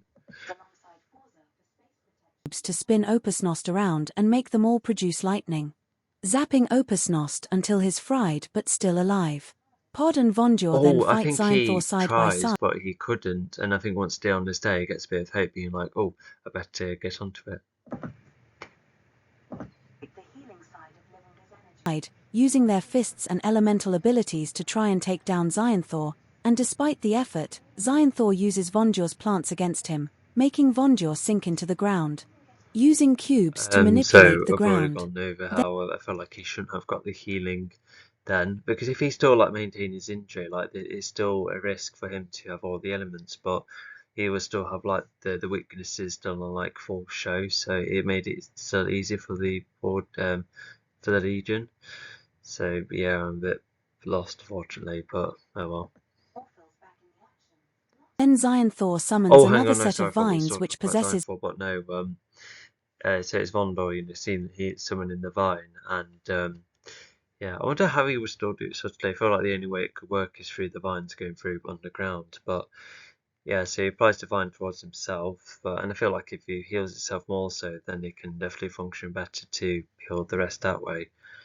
But yeah, his Iron 4 is already like probably going up, like fixing all the elemental stuff, then I can see why he won't quite notice, but he would have most likely won unless I don't know, Zambia creates a shipping time. But I reckon that maybe there was like seconds to try and chase Sign for him and try and shoot him, and then yeah, just stop him from going to machine. I guess there was that one last go with everyone healed well enough in time, but no, Dion then comes in. So yeah, keeping everything on this planet.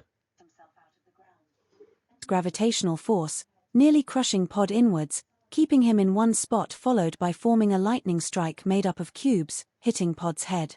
Finally, Zami used his cube I abilities thought to form Carpo many was turrets around the oh area. no, did Carpo struggle? Okay, so So yeah, like Zvondor has like somewhat of an advantage by by having more of a tough mindset. It then enables him to summon it that way, which is quite interesting because he can use the vines well, but he probably uses them quite roughly, especially compared to Carbo, who probably likes to experiment with them, and use them quite thoroughly. But yeah, whatever Vondor's mindset is, it seems to work with the healing vine, which is interesting. I don't have much of a problem with that, and so yeah, and um. Yeah, okay, it's just an interesting difference. area, all of which shot lightning at Xyanthor, until Zami started zapping Xyanthor himself, Oh, even whacking okay, that's Xyanthor multiple good advice to save for later. Not that it's said again, unfortunately, but never mind. times using his blunt arm gadgets which added to the lightning. Zami then confronts I Xyanthor by think, stating despite what I said, yeah, I feel like he would have to like have like seconds to stop Zone 4 and even stop and forgetting the machine, but yeah, I feel like that's an extremely tight ship because yeah, when you like look back at other like final battles, across all media, you could say something like, "Oh, they'll probably have seconds to stop, this battle car from doing this, this, and this." But and oftentimes the heroes are often, like say, one at a point, or even vice versa at a point where it's going to be like a really tough struggle. So yeah, um, yeah, it'll be interesting to see how much else it can be applied. how Zami lost his entire race because of Xyanthor, to which But yeah, Xyanthor Vondor argues is back by probably like staging trying that his best, only for him to be like, "Oh no, if he's off, then yeah, there's no point to feel like we're done for." And yeah, I think all of them would have been lying down, just thinking how much they felt the universe, which would have been extremely sad. But Dion comes in, and I've already talked about how it looks like Dion's like saved the day, and the rest just kind of fell apart when it should be a bit more group play. But never mind. he lost his father no thanks to Zami's tricks. So after this back and Oh forth, gosh, Xyanthor if this crushes was like the suit itself, um, then yeah, maybe Thornfall could be a bit more bare, maybe. I think that's why Thornfall's probably a bit easier here. But yeah, even if it's temporary evolution type of wings, yeah, to try and like rid them off as well. I think that'll still hurt, even if it is like temporarily having them. But yeah, wow, yeah, Dion's strong, and maybe the temporary evolution makes like certain body features weaker, such as the wings. Like here, I can see that happening. all the turrets using telekinesis and cube manipulation to take down the turrets, and even manipulates Zami's suit at a point where it starts to twist him, making him not only unable to move but Zami tries Oh to wow, use his so cube abilities yeah, once again, yeah, Carpo is like oh yeah, so we've got some more time, so I better get on with it, which is yeah, it's yeah rather cool. If Carpo's advice, I don't remember.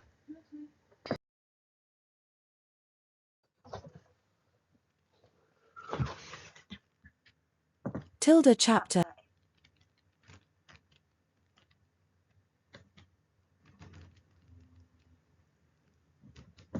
Now Diane and Xyanthor have another round, making everyone pleased, even giving Vondur enough time to think at a point where he tries to look back more on Carpo's advice and he manages I don't quite remember the advice, but never mind. But it's quite a relief, I can imagine. to heal all the Legion members at once, including any Morphils that are alive too.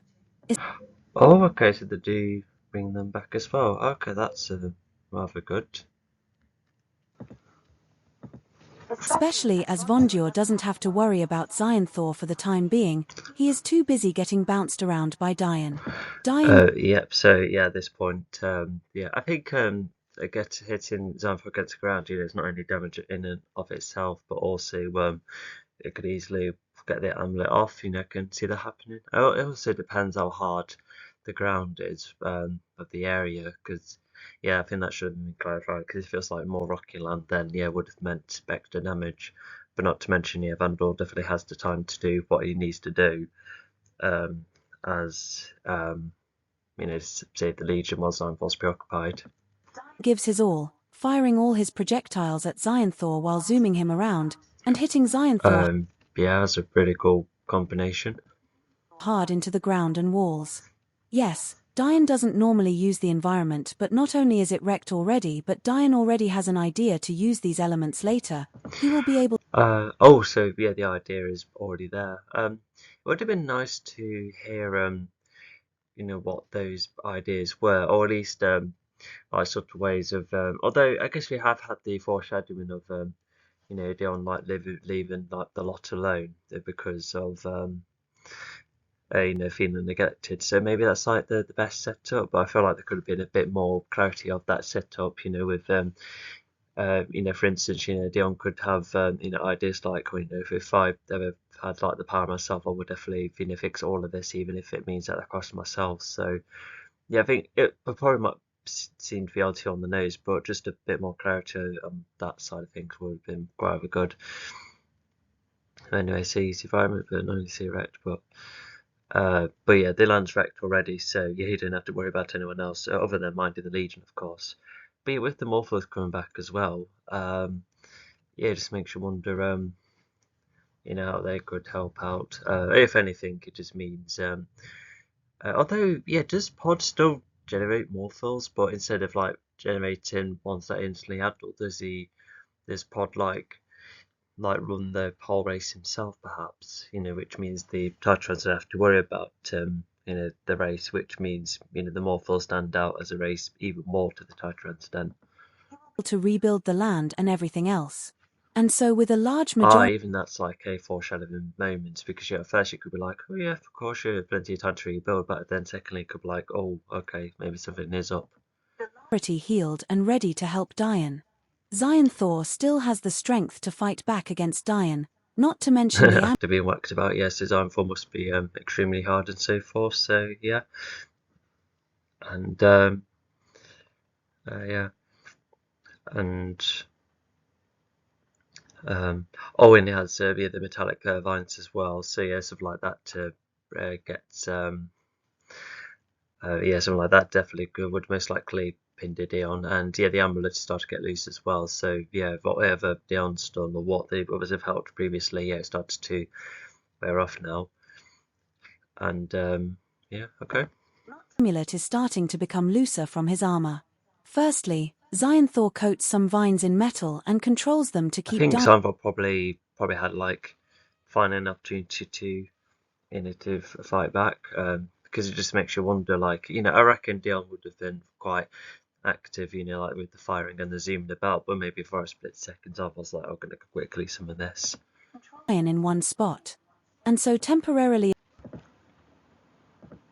evolves his hands alongside using telekinesis to rip Diane's flight tech off his back, and then Diane is thrown into the ground. So yeah, just definitely there's self-evolution and just other mixture of abilities as well, something like that, definitely, because I was already strong against Dion anyway, but that like really adds to it. I can imagine, like temporarily evolving his fist, like gosh, like even more powers than Narvas, like gosh, you would think they're already like peak evolution. Getting beaten up by Zion Thor as he hardens his fist with a metallic form of ice, smashing it against Diane to no end, making Diane the most Metallic damaged. form of ice, so it's that's a bit weird really, because why not just, I don't know, coat your fist in metal in the first place? I think it was like a way to blend it again, but I'm not sure, because if you're fit and you had like an icy coating around your fist and it smashes, that still carries over the impact, doesn't it? I suppose I do like, when things smashing, it's quite satisfying. He has ever done, not to mention the constant lightning-based fire which is reducing No, the most damage he has ever been, rather. Oh well. Diane's abilities no thanks to the energy exposure. The Legion, however, comes Lightning-based fire. Oh wow, that sounds like another mixture. Wow, that does sound very interesting. I tell you what, I do need to like really blend these kind of abilities, because I reckon instead of just having the other types of entities, as in the godly ones, like almost like the offspring of the main four elements. Because they would have combinations like this anyway. Definitely like a duology of them, but I could definitely have like individuals who have those particular types of abilities and play around with them. Even Zami, for instance, he's just made up of like yes, it's lightning cubes, but oh yeah, it is two abilities that can be the most two abilities that can be mixed and experimented with. Yeah, that's the fun of this thing. And yeah, because whilst these characters, it's they know how to take their own abilities further and experiment with them. But with Ironfall, it's almost like yes, he may have the most abilities, and he does seem to merge them quite well. But actually, no, I think I'm kind of stating reboot ideas. But yeah, Diane Ironfall is may have the most, but the Legion could still be like the most ahead with their own abilities. Look at the Titrons with the binds, for instance. Even if Ironfall still healed himself. And as mentioned, we could definitely infer this is definitely the most damage Dion has been. Yeah, because there was Orpheum, but that's just like Nitro hitting Nitro. But with this, it's like superpower proper hitting him. To help, but before that, Fletcher uses his collaptor to contact everyone and states that after seeing Diane's condition, the Legion may need to give their own lives to stop Xionthor. To which the Legion somewhat agrees. It's quite a jump with a line, but I think what he's trying to imply is that if Dion is that bad and if Xionthor's that dangerous and if Dion's willing to go that far, then yeah, you can infer all sorts of effects like yeah, we might not make it, but we do have to give it our all. So yeah, and although I thought it was stated earlier that the Legion were all healed, so what was happening when Dion was getting beaten up? Was it was they still healing, still getting up? Well, I guess Zami still needs to rearrange his suit, but even then, everyone else should be ready. Diane and seeing more on why anyone's goals are not worth maintaining if the greater good needs to be achieved. The Legion then throws themselves into yeah, I think let's just expand on the previous point, which okay, it's good to add a bit more context. Battle, mainly focusing on getting the amulet away from just throw themselves, but regardless, they're back in action. Xionthor. It's thanks to a lightning strike from Zami which shoots the amulet off Xionthor's chest as Xionthor finishes trying to destroy the entire... Oh, okay, so yeah, Dion may have lost it further because there would have been other times too, but Zami was the one to knock off the amulet, which, yeah, it's a big one. Yeah, I quite like this segment actually, because it's like yes, they're fighting off against Xionthor and they are playing what to do, but it's like keeping it away from him. And there's also ideas, not to mention Pod and even Vondel have a go with a super form. Yeah, I think it would have been nice for Dion to, but oh no, sorry, for nice for Vondel to get like a setup of his own super move. Maybe that's what Pod could have said to Vondel, as like a tip, especially after the losing life force, or maybe you could say that. Whatever combo said device wise, it's just to have a go of it yourself and maybe Vondor gets inspired by Pod to do his own, something like that. Yeah, once again, yeah, super forms, yeah, I reckon that'd be extremely cool to do, like in the reboot, and well, just seeing how else anyone else can do it. How else anyone else can do it. Yeah, so that was a bit tricky of a sentence. Right, let's see what happens. Of Diane. Xionthor is then in a rush to try and get the amulet back. Pod grabs the amulet. Oh yeah, so I think yeah, because Dion is surprisingly fine, but yeah, with no amulet, and if Dion seems to be in a quite weak state already, then yeah, Xionthor can definitely chase after the amulet rather.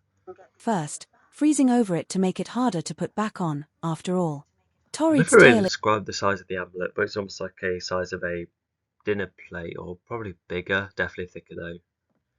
Explained that if the amulet gets destroyed. Oh, so okay, yeah. Whilst there should have been like a power counter to it, as I've thought about in the reboot, but I guess in this version of the story to have Pod coat it nice, yeah, that is a sensible thing. Yeah, makes it harder to put it on immediately, and even I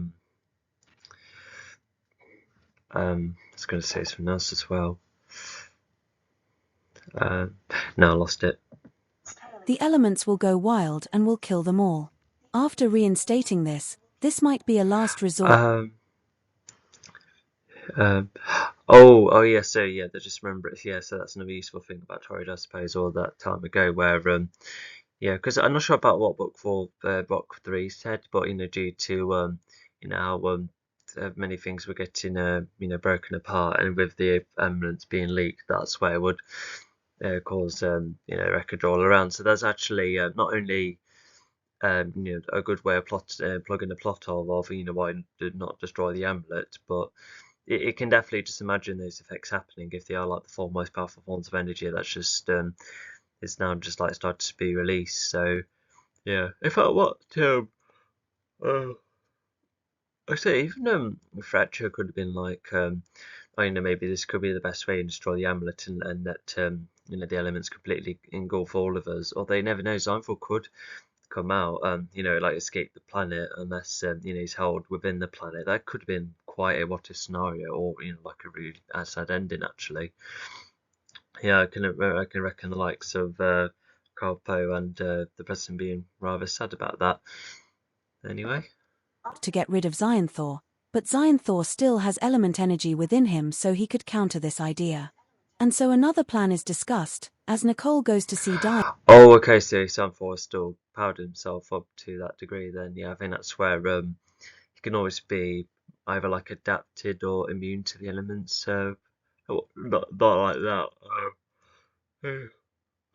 He isn't immune, especially with what Dion does design for later on. But I reckon that Xynthor would find ways to go around it.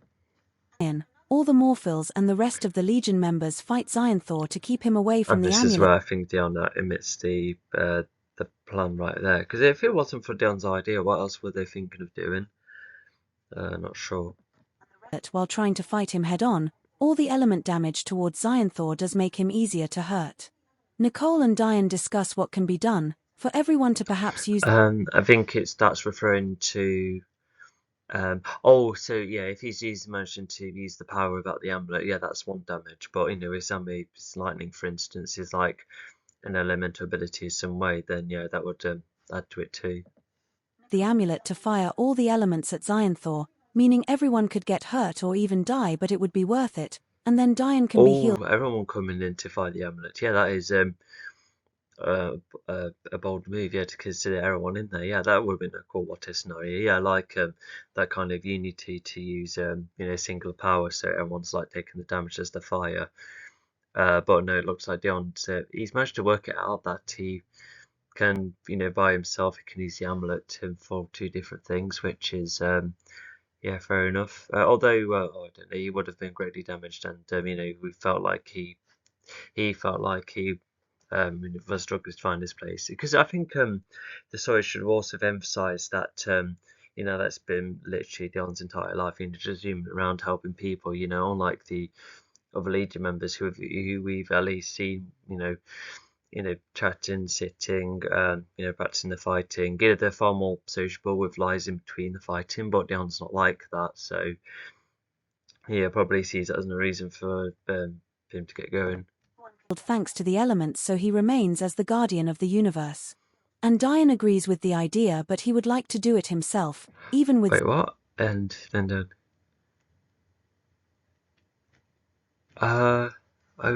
that's a weird line. Did he hope that he could mend himself using the elements, unless but that obviously that's then is not true. I think that's where they're like, oh, go possible, and then anything down's like, oh no, I thought it would be possible, but no. So was he hoping to live after this? I'm a bit lost. I never thought I had this idea, let alone written it down. Xynthor gone, the universe would need the Legion to retain a sense of order. Diane doesn't see him. Is it so? Is it like if everyone used it, then that's where everyone can repair themselves afterwards? Was that what they're all getting at? Would you still be able to heal yourself despite the resistance from the element? But I don't know. Vondor has his vines which can benefit everyone except for Dion, because of how metallic he is. So anyway, so Dion's definitely going solo with the idea. Self as someone who cannot fit in this universe anymore. The Legion will be a better collective and would be sense of order. So yeah, so it's just so that the Legion continue, which is it's just so they can carry on the legacy, and with even without Dion, they're absolutely fine. Because there's even a line later on, I think, where it says the entirety of the Legion is like an equivalent to Dion, to which I can somewhat see that why, especially when they're able to keep an eye out for things. Forgiven more easily compared to Dian. The Legion may have been responsible for 2 massive attacks, but Dian would be tied with this. Yeah, because Dion's more efficient, therefore. So yeah, that's where he gets most of the blame. He's probably the most blamed ally, probably the most hated. To which, yeah, could see that being the case. So yeah, it would have been good to put more emphasis on that. Chapter 81, Planning the Final Battle. The awesome Atone has arrived at the Morphil land, and thanks to knowing how to defend an area thanks to the experience back at the Socha planet, it pauses now that Zami, Nicole and Fletcher are now around. Pod's team have now been responsible for losing one element, and now Zami's team has lost one too. But they have also shown themselves to be yeah. Sorry, that was a bit of a weird sentence. Those extra words were definitely needed after saying, but not only. So yeah, you have to, do like a proper counter afterwards. So yeah, even so, I wonder if Fletcher heard to this, or was, yeah, he would have had to, hear this kind of a conversation. To be like, oh, okay, so if the Legion were willing, fair enough. And if Dion is going for that far, then yeah, that's good. And also the Legion are somewhat sacrificing something, with no Dion, because the Legion could be really selfish by being like, no, we're going to have to keep Dion all around the universe regardless. But no, but no, they're definitely willing to let him go. To which, it's very honourable in that, and so yeah, that's fully discussed. So both have an equal amount of blame, leading to an argument, mainly between Pod and Nicole. This makes everyone nervous, uncomfortable, and even distracted. Even Fletcher I feel like that gets repeated later, but at least it's started to be acknowledged now. So yeah, this victory will be a great win for everyone. Well, but at the same time they do lose. Yeah, because the cost at the end of the story, still losing Dion, that's a big one. But once Legion step up, they'll be able to reach that kind of status, being able to keep an eye out for the galaxy and that. To this, and now sees a team which are trying, feeling sorry for them, but at the same time wishing they had always been better. Zami is the one to stop this. Yeah, as in a soldier order, by the way. So yeah, I think Zami does help. For does he build a frame out of cubes so that Dion sits upright? Is that what happened? Because I don't think Zami was very able to repair Dion, or not being able to fill in the gaps where he was broken almost. I think that's the impression I got. But anyway, it's a good spot to say Dion could have.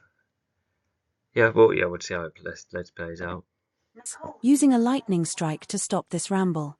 Zami gets everyone's attention by stating all sorts like how this could be their last fight and that Xyantha's reign is expanded. I don't know, it's repeated from earlier, but never mind. Could occur if they don't work together. Or that Xyanthor would have been in a position like that much earlier if it wasn't for them. Not to mention that they need to Also, is it said that they were trading hands for a lot?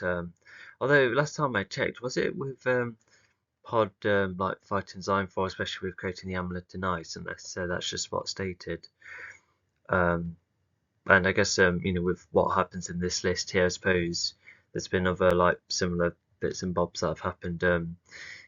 The last Nicole and Dion were having an exchange, and they were still trucking the amulet from place to place, and going throwing some attacks at Xeon Fine for as well. But with Dion admitting this, yeah, they do have more of a goal, and they must be quite subtle about it, I reckon. And Nicole just states it, and then the leader may have a bit of a reaction, but they'll be still in action, that's for sure.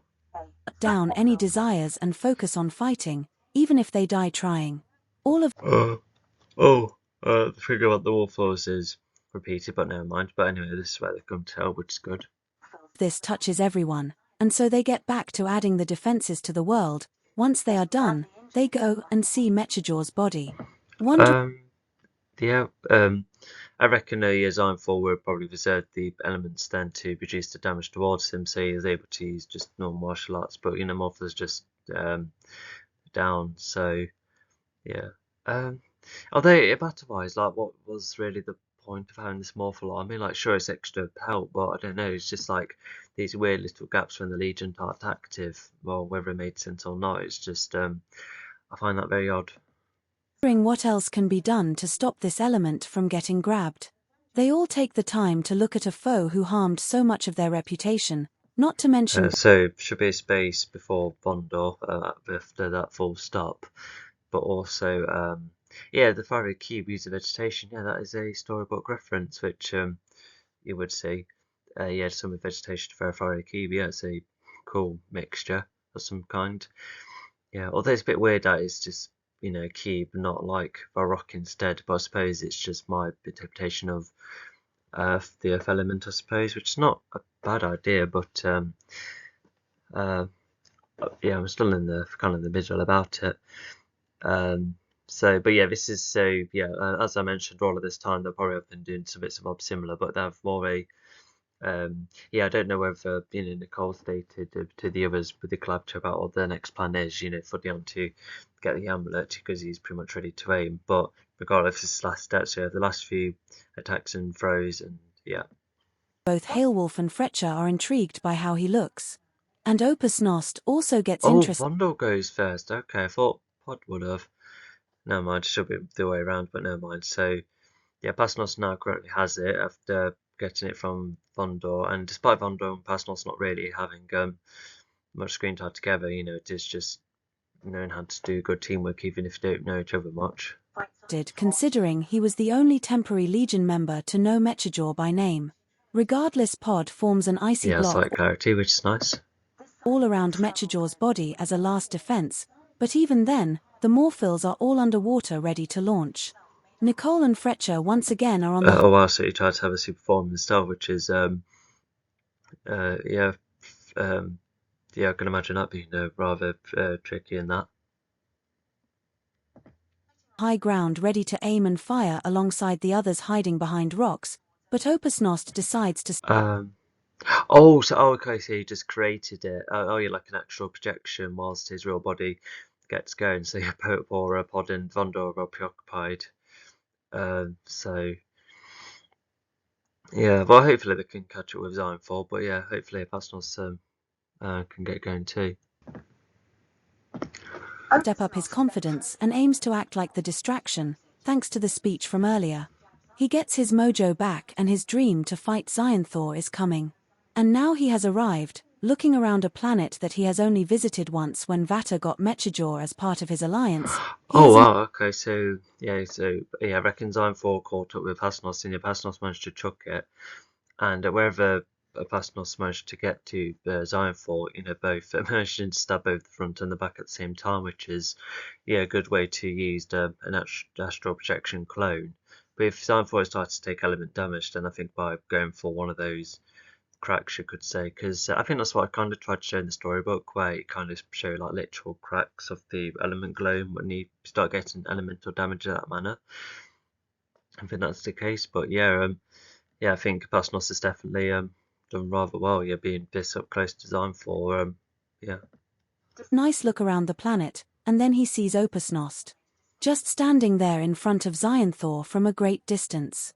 Xyanthor and Opus Nost have a small talk. Oh, so the sentences are a bit like quick, and although maybe it's a good thing because it really like helps add to the tension. And yeah, I think you kind of see that how it's going from one Legion member to the next, which is not a bad idea in terms of structure, but could have been like a bit more specific. But yeah, personal is just generally thrown. I suppose the astral form is also like kind of gone off Sunfall's back. And yeah, oh yeah, does it? Yeah, I vaguely remember this. As it said, oh yeah, so yeah, Nicole has the shield up and with Sunfall, like doing like a maybe like a push kick against Nicole. That's where she like slides back. So yeah, it's using the Sunfall's momentum with the kick to then pass it to Hellwolf. So yeah, looks like we have started to get close to Dion. So yeah, we'll see what Nicole does afterwards and see. Yeah, Zami's like the last one who passes it to Dion, and with whatever he's helping with, I think he's doing his own little bits, which makes sense here. But yeah, so Boston's trying to save Jay Stein for as well. I don't think he has ever caught up, but at least he tried him for Pod and Von Drop occupied. But at least they're working together, and yeah, hopefully it's although all of those powers and that Xynthor would definitely have gone anyway once Xynthor's out the way, because that's established. Talk about fighting skills, thinking Opusnost could have a good chance against Oh, the same Xynthor. speed boost that Spiker has. Okay, so that's so it's been useful here. That's good.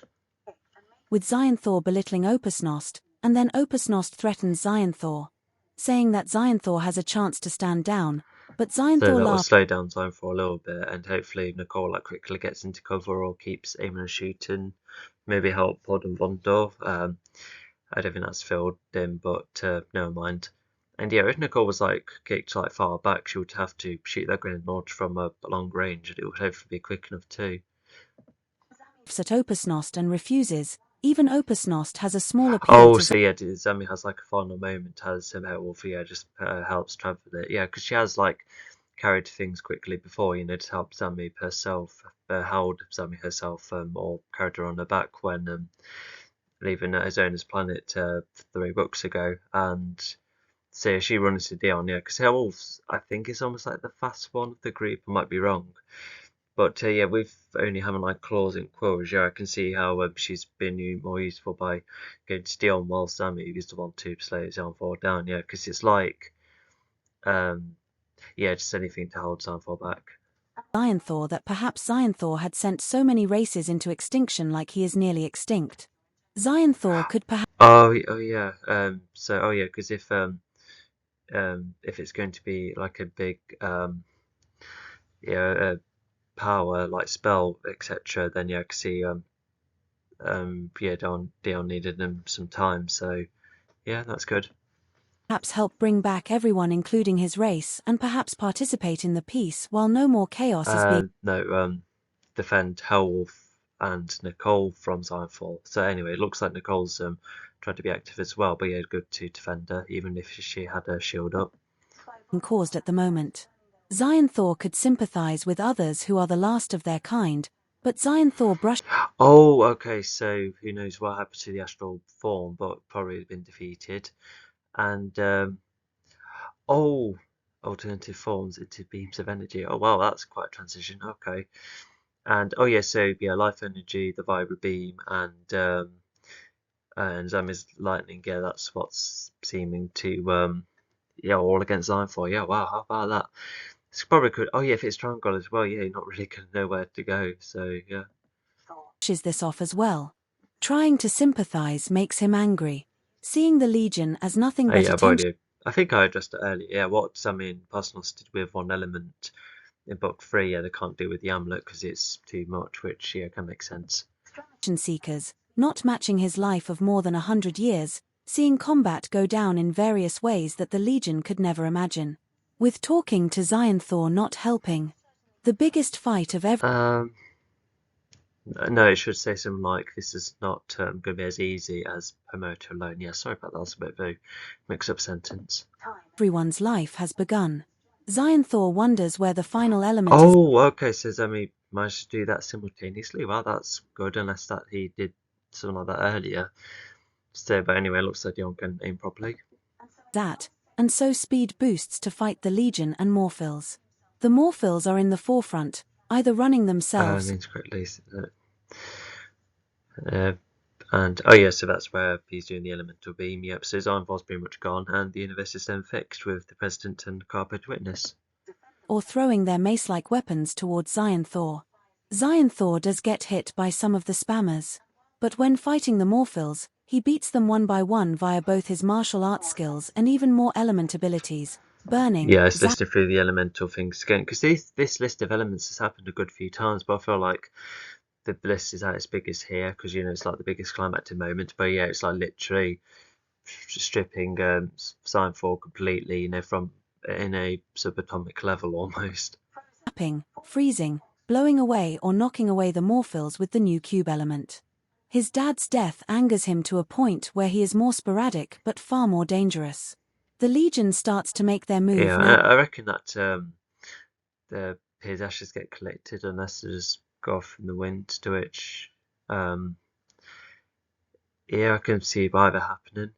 Yeah, I think I once had the idea of his skeleton remaining, but obviously that would have contradicted this, and because even if if my version of the Living Dead, you could say, is just simply skeletons, then it'll be like like like a dry bones version of Xylophore, which does sound cool, and I guess you could still do with that with an Erebus, but not Xylophore because that's contradictory.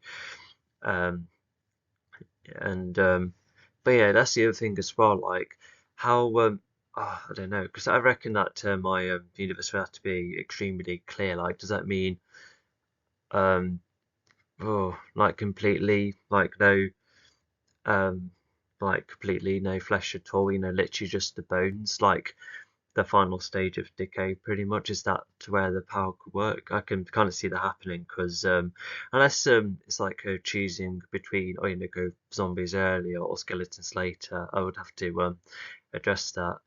I don't know. I don't really feel like adding zombies to this universe. It's just something about that which, because I think with skeletons, at least they're kind of different, and I have like some cool ideas for how skeletons can be quite helpful in combat. But with zombies, they'll just be like a um, yeah, just like more vicious version of of particular races, which would all act in similar ways anyway.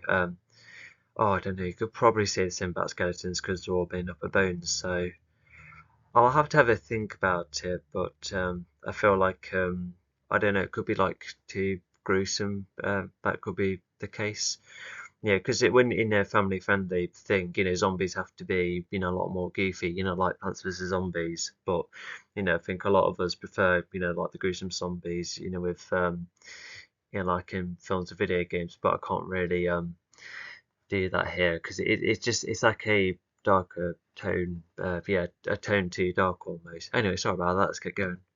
While the first step is made, Nicole and Fletcher act as the long-range fighters, hitting Xylophore in any spare spot and the Yeah, rest fight. reference to the storybook as well, but yeah, that's how much damage he has. Yeah, it's damage that cannot be undone. And yeah, imagine if Dion did like stop at this point, continued, with their permanent damage. I guess Zama could have given him like an exosuit of some sort, but no, Xylophore needs to do one more thing. Him up close. Dion needs to do one more thing. Sorry.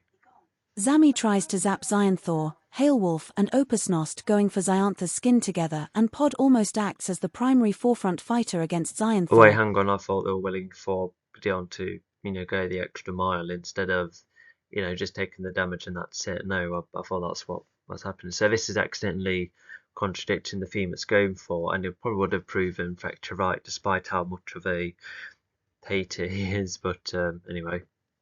Acting as a second round for Pod and an awaiting chance for Opusnost to fight Xylophore. Not to mention Vondur using his chronokinesis to Oh yeah. So if it's fast, how far did Vater manage to reach across the universe then? Unless would Dion have to be back in this position for like a load of minutes? Is that what could be implied? If he managed to repair the whole galaxy and that. Yeah, and I wonder if you could. I think you do like have like sense like for the universal repair you're doing, but yeah, that should be clarified. hinder Xylophore in any way, trapping his arms or legs in place or even trying to wrap his head to hinder his. Imagine if a cleaner or a janitor, accidentally left I know, like a stain on the floor, missed that spot. Then Dion's wave just cleans it. And I couldn't tell what's either happening. Although if I did like add that moment in, I think it would be a bit tone deaf because it's just too goofy with humour. I feel like it would probably work in a comedic spin-off, but not in this very moment. Not when it's like in the middle of a victorious yet sad scene, because this is like the last of Dion. Sight or breath, but Xylophore is still too I guess tough. it makes you wonder. Well, I think Dion offered because he has the body to do all of this. But with like, imagine any other Legion member doing it. Like, oh, I don't know, could Zami Oh, I know he's already said that the suit couldn't repair enough. What if he did like like make like the thickest suit, but despite his suit being rather good, he still gains damage and still was able to defeat both Ironforce and reform the universe. So yeah, like imagine that kind of trade-off, yeah, with any of the Legion members. Yeah, we imagine Dion still like continuing and maybe having to go with a normal life, or maybe he could have been happy just still overseeing the universe.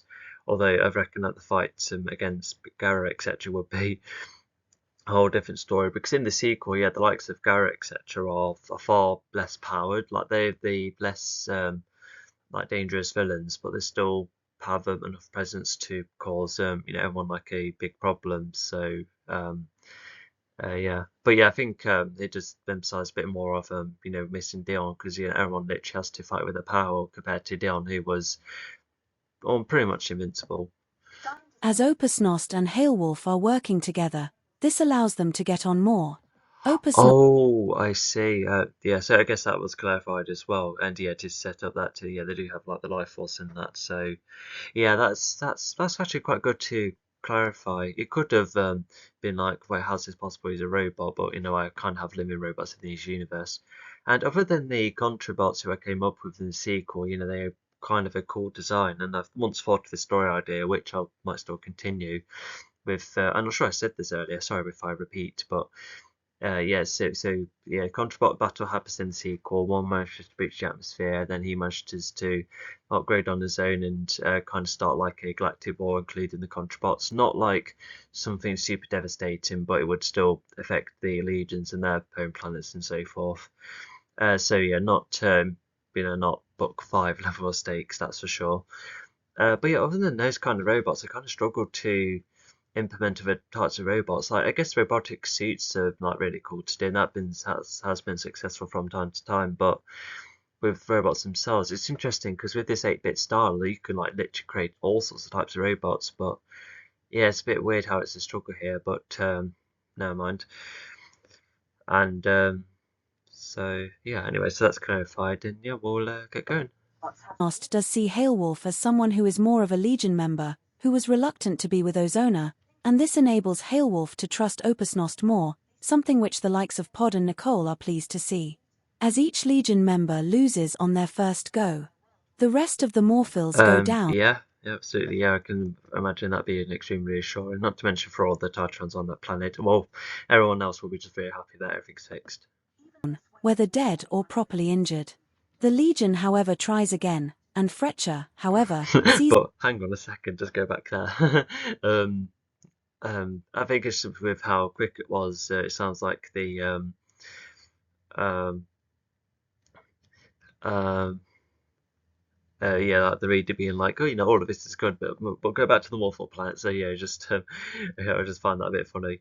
But anyway, and oh wow, so healing everyone's been injured as well, so that's rather good too. Wow, they must have given everyone in various hospitals like a quick breather until the next lot of trouble comes about. A flaw in the Legion's approach. They are too concentrated on keeping themselves alive, which is limiting their performance. The Legion wants to stay alive for their goals rather than being willing to die for the universe. And so as the Legion tries again, they try another plan. Vondur will summon vines to keep Xyanthor in one place. Pod uses his ice powers, which also burn, to further keep Xyanthor in place. Yeah, that I quite like this at the moment, because I feel like a lot of these moments like these didn't really sell well. But I think in here, after following Dion for such a long time, it is yeah,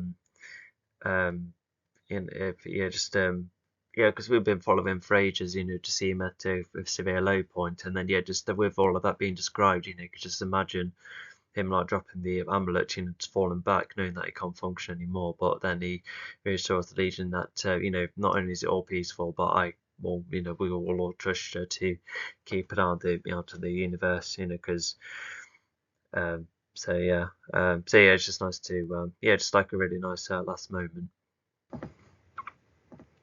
Then we have Opus Nost, Hailwolf, and Zami trying to take the amulet.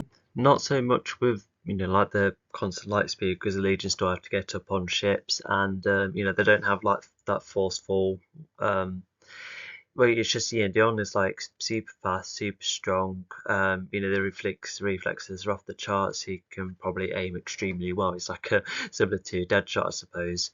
From the DC universe. Uh, because I think Dion's been described as like being a good shot from time to time. Yeah, with very good aiming. I think that's the case, but that's still an intention or an idea, regardless. But um,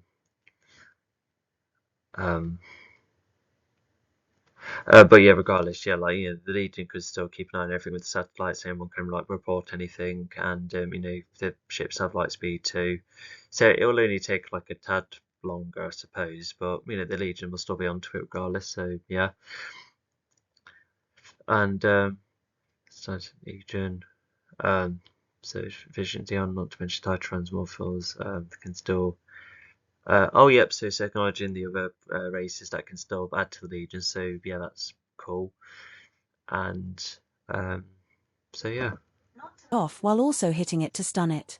Nicole fires a concussion at Xyantha's head without harming the others, making Xyanthor only slightly dizzy until Nicole has to fire another I one. actually quite like that line. That's like, I got it'll be really cheesy to say like call it poetic, um, but yeah, I just really like that as an imagery. Yeah, like striped streams of water. Yeah, I actually really like that. That's like subtlety done at its best.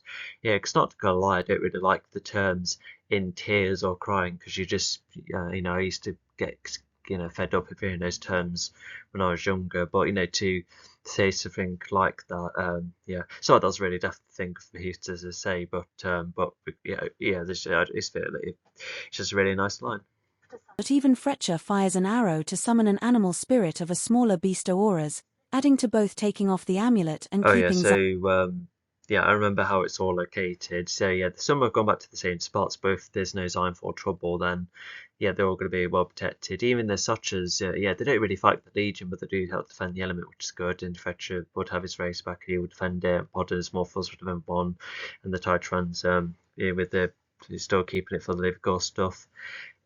Although the Titrans are still resurrecting races, with all of their liver goal stuff, making this element extremely useful, but it just makes you wonder how else the other elements could be used. Maybe it's like efficient energy sources, because if the Titrans are allowed to resurrect races, which is, I guess, is noble, but would creating like infinite energy for everyone, you know, surely that sounds reasonable.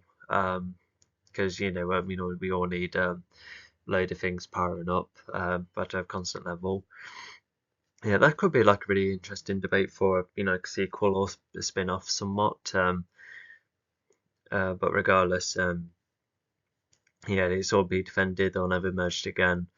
Yeah, definitely not. Yeah, imagine if there was like one case where they're like, to try and explore more elements, we could just like put them all together, but yeah, they would be extremely hesitant because yeah, if anyone else has their hands on the element and they manage to, I don't know, create like a energy device like efficient enough to do all of that, yeah, my gosh, you will be yeah, you'll be in trouble if a bad guy gets hold of the amulet once again, or at least a unifying thing of some kind.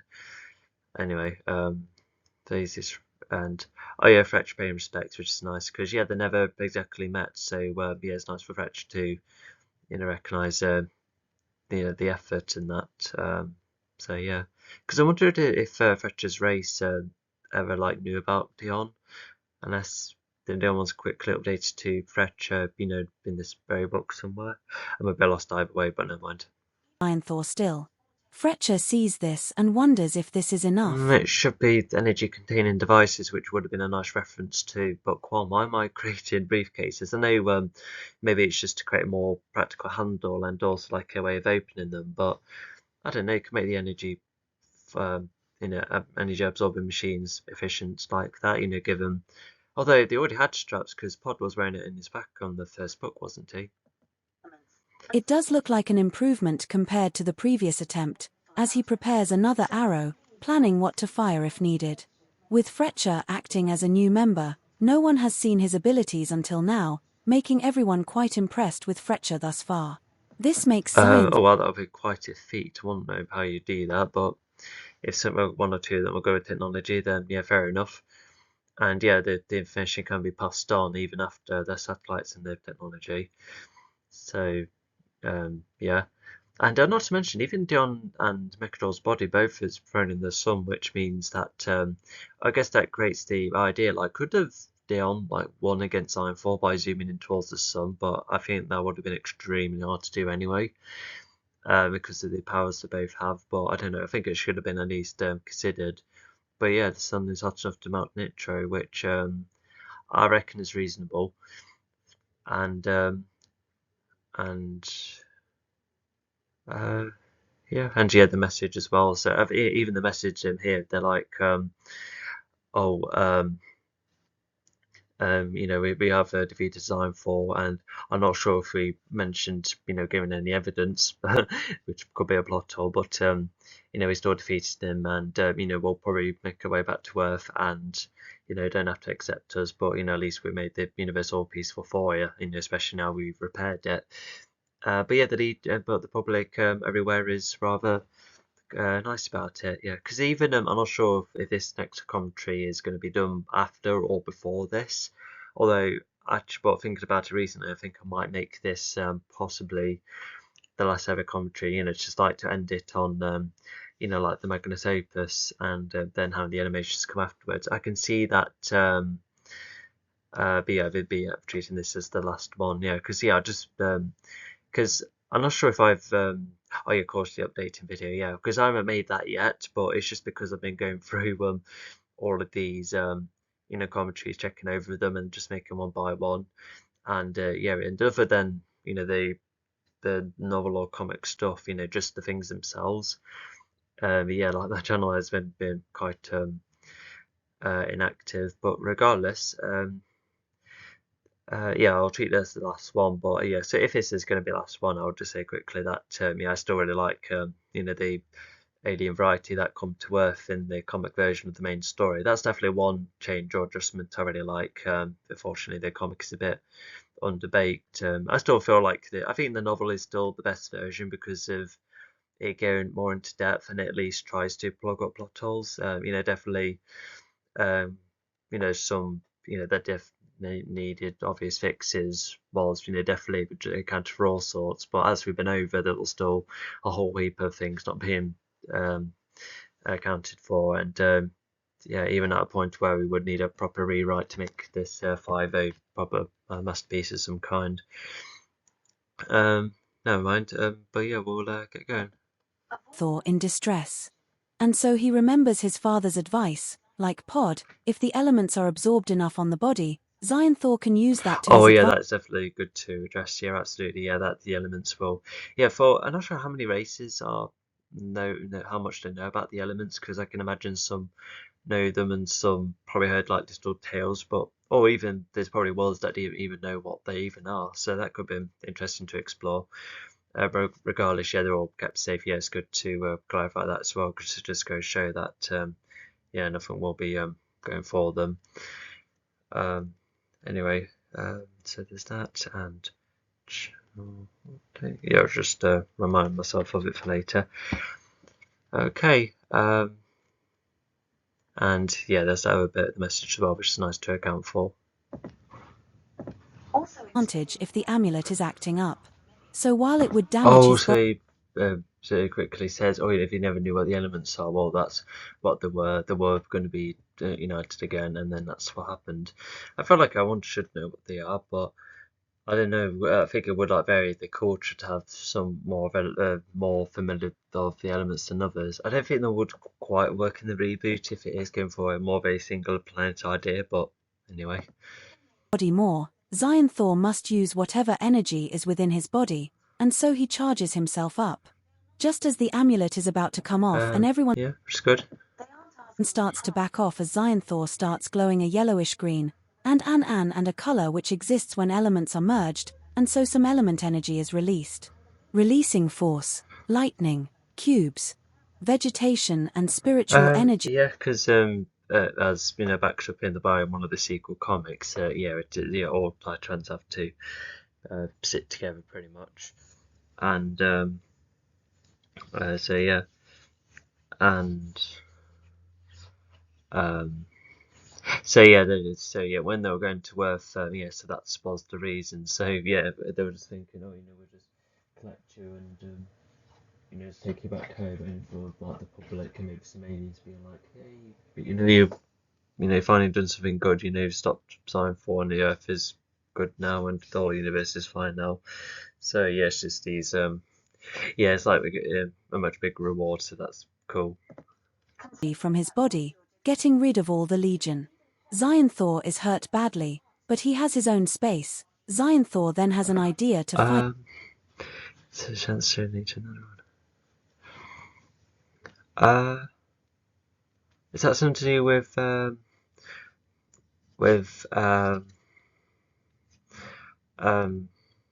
sorry, last year? Was that something to do with how Pod and the Titrans, or the Titrans and the Legion, or the Morphals come with them as well? I'm a bit lost, sorry. Each Legion member, one by one. Fletcher fires an explosive arrow which Xionthor catches. Yeah, which is good. With the chance to show off the Legion or equal levels. Oh yes, it's just a case of Pod and the Legion getting onto equal levels as well, which is very, very good, and just showed that they definitely can get on now, because even imagine that after all of this, the Legion like Pod and the Legion still want to go separate ways. Yeah, imagine that. Using telekinesis and then zooms back to Fletcher, followed by Xionthor reforming some land by happy with the Morphals, yeah, of course. And Bosnos never seen Earth, yeah, that's good to know knowledge.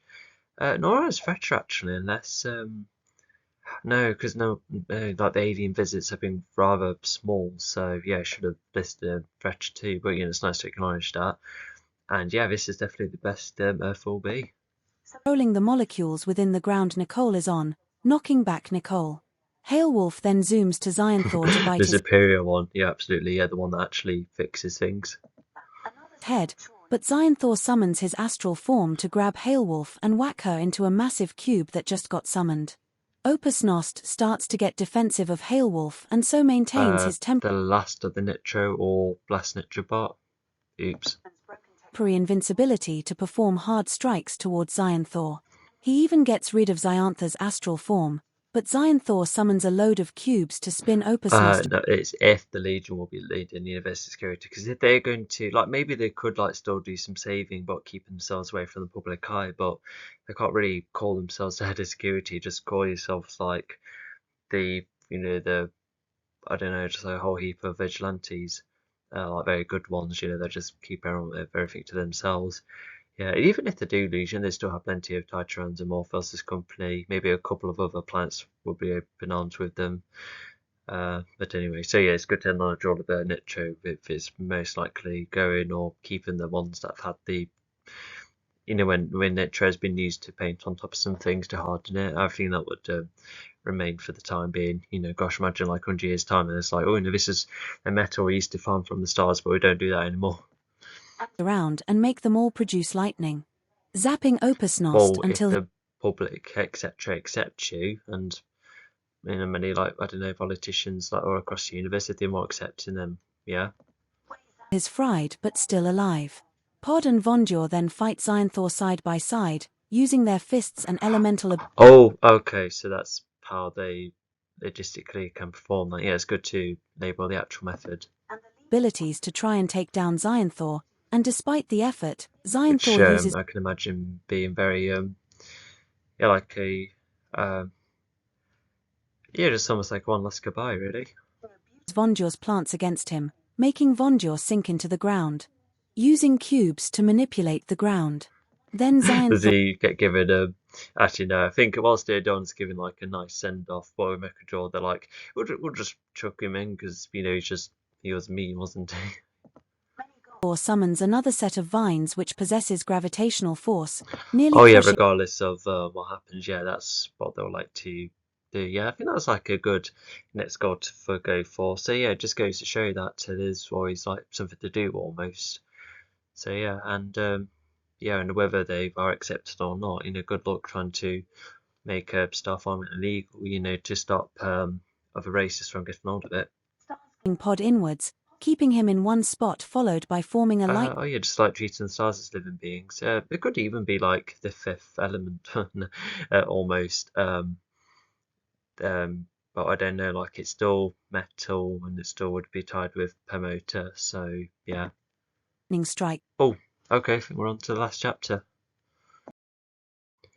Yeah, this visual pretty much matches with what happens later on. Clearly, the Beast Horse, CP Taurus lying outside. All the Legion members are there, the same residence as well, city and the environment. Yeah.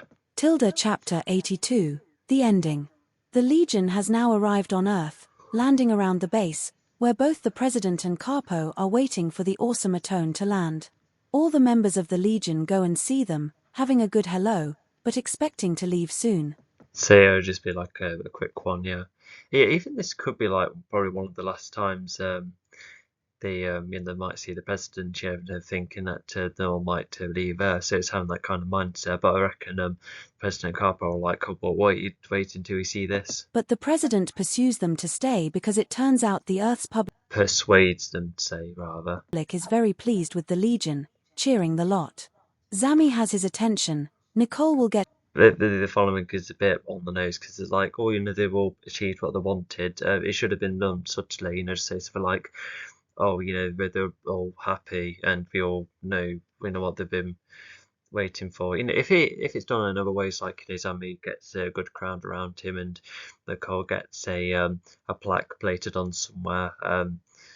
Not to mention the Legion Stone, as it's called, which is made later on. So yeah, that would have been like the more subtle ways of outlining that they've all achieved their goals. Yeah, as shown in the storybook and even the comic, yeah, it's shown like a crowd admiring the Legion. To recognition, and both Opusnost and Hailwolf have been recognized for their efforts. Even the yeah, even as Nicole are more well known, yeah, for Opusnost and Hail to be cheered too. Yeah, it's nice. Titanrans have never been thanked for their efforts, even considering how. Good. Yeah, I think they've just done normal saving, just like come and go. But I think it's just nice to appreciate the feedback. Yeah, that is really nice. How they used to be former guardians of the universe. The crowd goes from a distant collection of ants into a bunch for a festival, surrounding the Legion and shaking their hands. Even if the oh, okay. Bunch for a festival.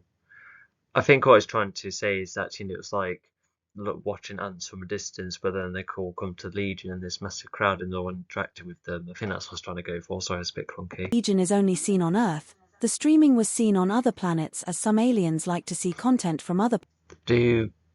I would have liked to find out how that's possible. Like there must be like a universal social media with the satellites or something to allow this, unless once again it's just all spread across maybe other aliens come to visit.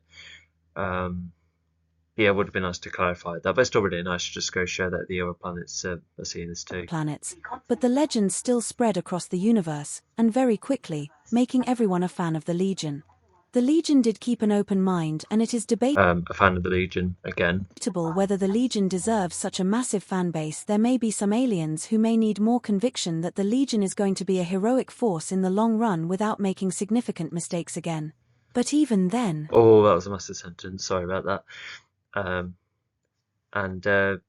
So yeah, I think that they doubt it a bit, which is just go, just it's good to be honest, but yeah, they're not just taking it for granted. They'll make sure that their efforts and work make sure this is maintained, because it's a lot more easy and peaceful that way. And of course they'll definitely will avoid massive mistakes. Even in the sequel, no mistakes were made as such. It's just more through the villains being up to their antics, and thankfully it doesn't really harm any public perception. Even the whole invasion was just not a thing, so everything was just kept between the heroes and the villains, which it's a nice change of pace. Even if book one didn't really have residents at all, but I guess it's nice to like an immediate fresh thing that the residents were kept out of the way at that point.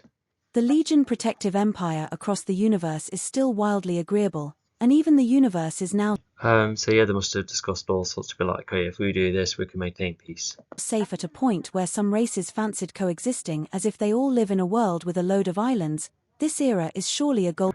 Yeah, which is a really nice analogy. Yeah, I really like that. So yeah, and also the can mix a lot more. Yeah, I bet. Yeah, that. I think things like that would have taken a long time to adjust, but still nice regardless. Golden age for everyone. A few days later, the Legion Should be like the silver, diamond, platinum era, because the golden era kind of passed earlier. When it was like it's just super, like success for the Legion, but massive downfall the Deep Fortress. But yeah, this is just like the next level. is about to have a special day. The president That reminds me, I should give my story eras. Because as far as I know, because yeah, there's like the very beginning with the gods, and then the Narvas, they come about and they cause trouble, and then the universe gets mildly affected because of them. Then 100 years later, the Legion come about, then they do all sorts of bits and bobs, and then up until the very end, Pod is like last one standing. So that's like 6 sections, which is, yeah, that's like, good to do that. It's a massive crowd of not only humans of the Earth but even many aliens fancied witnessing the day when the Legion is given their biggest and best reward. The Legion Stone, a massive... About to have a special day. Is this like the day after or a couple of days later? I don't know, I've probably missed something, but anyway, this is Legion Stone, once again a reference from the storybook. Flat cube like a statue to which on 4 sides shows carvings of all the Legion members, even including Vondur, Mike and Arvin considering their efforts for the Legion. The Legion members see this with glory. Yeah, it's good to recognise those, yeah, even if they're not the most prominent members. Yeah, it's good for them to be recognised, yeah. Did the Retron get recognised for saving the president, unless the president were just is just thankful of it, and that the Legion like, oh, if he helps save the president, then that's still a big deal. It's almost like that's almost like a payoff from book 2. Retron being able to save his friend again, with the space to himself. Anyway, so does that mean all of the carvings on all 4 sides, unless it's just flat from all 4 sides? Yeah, because the storybook was just all Legion members there. Placed within a spare grass area not far from the base. An area where the awesome Atone first got going, with the... So that's where it's located. I did wonder about that. The curtain removed from the sculpture and the crowd roars with glee, excited for the future after great success in the past. Years go by, and all sorts have been happening. Yeah, it sounds good. Firstly, the Titanrans have managed to resurrect many extinct races, including Arvin's race. Carpo and Vondur have been getting on yeah, that's a good start. So I wonder how many years later, but considering how these tiny time gaps have been happening, yeah, quite a lot of short amount of time. But yeah, now things are going by, and yeah, it's just relatively similar, which is good. Much better, on equal levels, mainly thanks to everyone working consistently. Pod is now Carpo and Vondur kind of. Gosh, anyway, it's just they had a load of personality differences and don't really agree on a couple of things, but yeah, there wasn't like a relationship worth fixing as such. So I don't know why that was said, but if they're still getting on better, then fair enough. The leader of the Morphils, while still working with the Legion. The Morphils have been a great alliance to continue peace throughout the universe. As the Legion also helps multiple planets such as... Yeah, whether it's their own little clan, or they'll probably go all sorts of planets, or help the Legion every now and again. I can see any of that happening. Repairing and resource providing. Part of it includes Pod supplying infinite clean water from his ever-melting ice. Even the Legion has been forming an empire to help over... Oh, okay, so that has a great payoff too, yeah, because that was... Yeah, I like that. I'd say the Legion help with all sorts as well. Well, anything to maintain peace. Oversee most, if not all planets, still allowing space and free will but overall keeping an eye on any threats, especially considering that the elements are all protected in their areas. Fretcher's race has Hermota back in their underground temple but with... Yes, I can imagine a good balance being done. I wonder if the story could have had like better arc idea for characters, as if knowing how much, for instance, how much input or security is needed before, like still like enough security but enough freedom as well. I feel like the Legion should have gone through that kind of lesson, because if they accidentally went too far, then it could have might as well been, Zion 4, if it being too restrictive. Far more defenses. The Sochus use their safe for Forza, which is also improved in defenses. The Titan Rands continue to keep Far more defenses, yeah, that's good. Yeah, just uh, yeah, just all defended. Yeah, it's rather good. Could have been nice to be more specific on what defenses, but never mind. Livinga in the mountain but have the time to form their defenses using vegetation, and the Morphils are to keep Viber safe, inside Mechajor's body and deep underground. The elements will continue to be researched. Oh, they've kept the body. Okay, if it's safe in there, then fair enough. Although surely would have to, I don't know, just take the chest piece out and dump the rest, because you don't like to keep a body like that. Not if it'll remind you of like loads of bad memories. No, like that's no, I don't like that. No. Considering how much is left to learn of them, but they will never be placed together again. Well, that's the elements. Yeah, I wonder what they aren't learning from it, or what they intend to learn or experiment with them. Maybe like new materials as well. But anyway. What about the Legion members? Fletcher oversees keeping track of all the elements. Joining the Legion. A bit very weird, informal. I'd be like, oh, here's the update for there, but what about the Legion? But anyway. Legion now and again when it comes to fighting crime. And yes, crime and other horrors will come and go, but never at the same level as Zion.